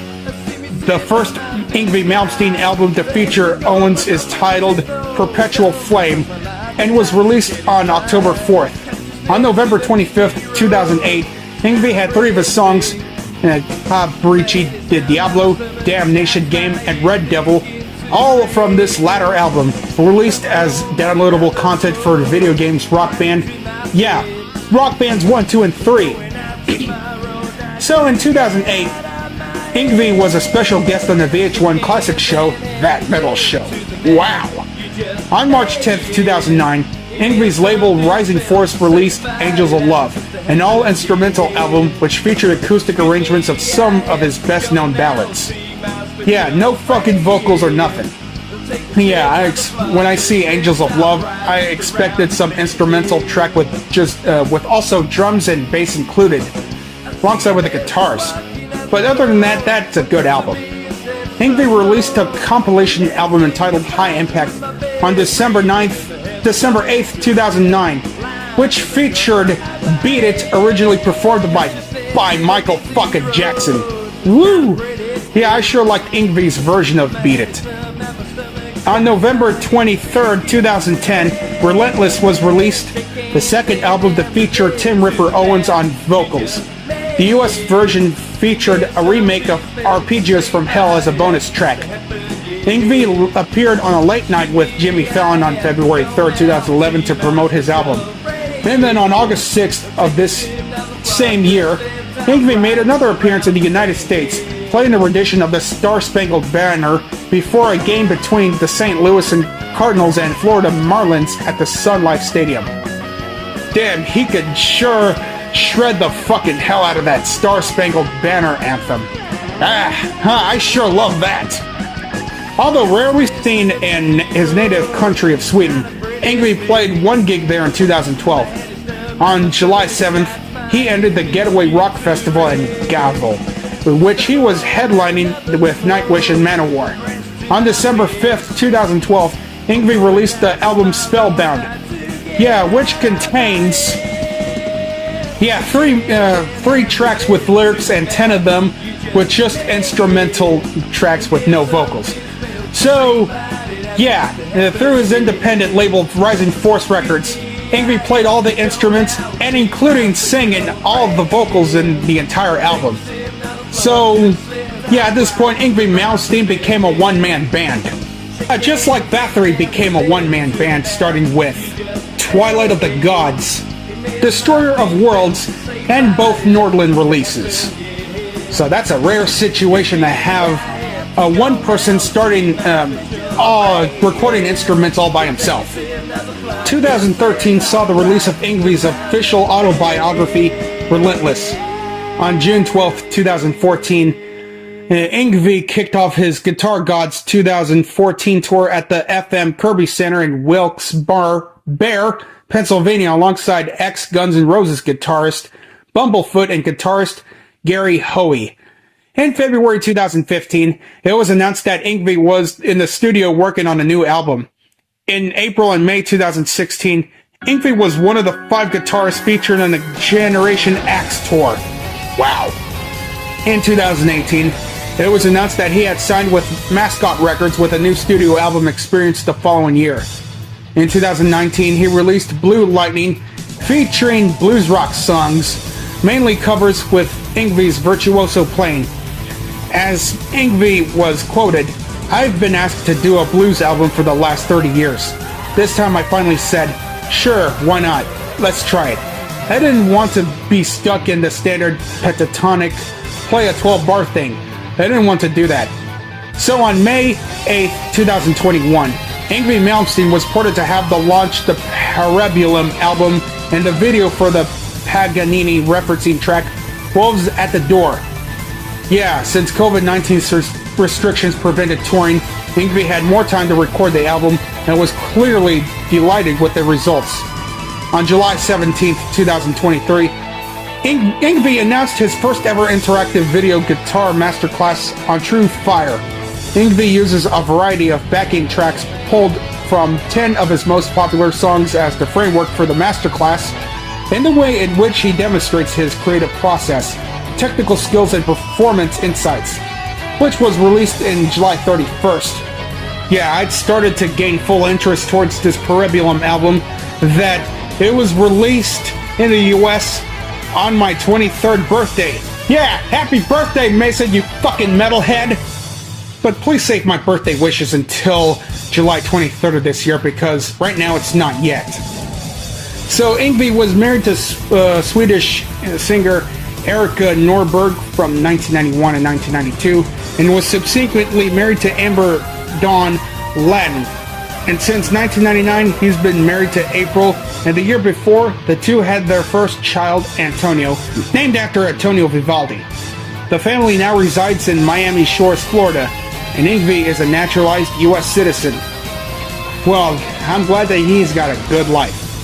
Yngwie owned a black 1983 308 GTS for 24 years before selling it on eBay, and a red 1962 250 GTO. Yeah, Yngwie has been a longtime user of the Fender Stratocasters with the Marzio HS3 single coil pickups for playing in blistering volume with no hum or screechiness. His most famous Stratocaster is his 1972 blonde Stratocaster, nicknamed the Duck, quack, because of its yellow finish and the Donald Duck stickers on the headstock. An alternative nickname for this guitar is Play Loud, due to a sticker that Anders Johansson put on the upper horn of the guitar in Rockshire Studios in 1984. Fender made 100 replica copies of this guitar and marketed it as the Play Loud guitar. He also has a Fender Yngwie Malmsteen signature Stratocaster since 1986. It comes a vintage white finished with a maple neck. Enter a maple rosewood scalloped fretboard, and from 2010, Seymour Duncan STK-S10 YJM Fury model pickups. There is also a signature YJM 100 Marshall amplifier based on a 1959 amplifier range. And the other equipments besides the Stratocasters, Yngwie has played and appeared in ads for non-Fender guitars like Aria Pro 2 and Scatter in the early 1980s, and played non-Strat shaped guitars like the Gibson Flying Versus early in his career. And there's also music videos featuring that badass guitar player, and released videos, home videos like Rising Force live in 1985, Trial by Fire live in Leningrad 89, Yngwie Malmsteen collection, and so on. And he also releases tutorial videos of how to play like him. Well, we did realize that Blue Lightning is also a cover album which featured Jimi Hendrix, Deep Purple, ZZ Top, etc. Yngwie Malmsteen, you are one hell of a godsend.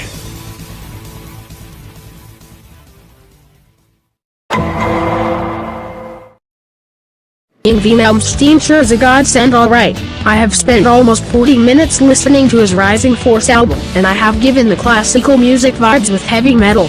He's so astoundingly and perfectly magnificent that I wish there's t-shirts of him on Hot Topic and Spencer's Gifts. Despite the mediocre and negative receptions on his albums from the 2000s, he still has the power of rock. I can't get over the fucking fury that he gotten us to unleashed with Yngwie's badass guitar skills. If you're a big fan of rock and roll, this guy's the one you should look up to. When will he have the chance to release another album anyways? I'm glad that Mason hooked me up with some music tracks performed by Yngwie Malmsteen, especially when he was featured on No Parole from Rock and Roll by Alcatraz. His guitar shreds and solos overpowered us very well as hell. Yngwie got me hooked up with your irresistible and overpowered music tracks other music genres couldn't compare to. Neoclassical metal fever for the win.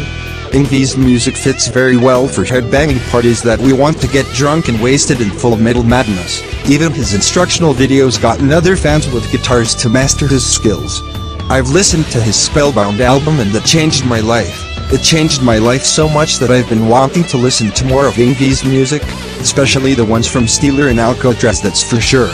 Yngwie Malmsteen knows how to compose music that sounded so exquisite and badass that we're so gonna wish that Beavis and Butthead react to Yngwie's music videos a long ass fucking time ago, and it's all because I was listening to the Genesis album. Way to give classical music artists a good name with your music, man. So in conclusion, my fellow peeps, if you are a fucking metalhead just like I am, I brutally recommend giving Yngwie Malmsteen a shot by listening to one of his songs that I've listened to. He is very awesome with those guitar shreddings and all other shit that it's just way too good to miss. And that concludes, my fellow peeps, the 6th season of my Salute House show. And I'd like to thank y'all everyone for watching all 20 of them. Hell, all 120 of them for that matter. And I also like to thank y'all for sending me requests that I've saluted on, especially the ones that I just gave a pass.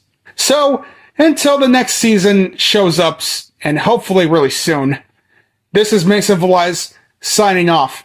Thank you for watching, and rock on! Yeah!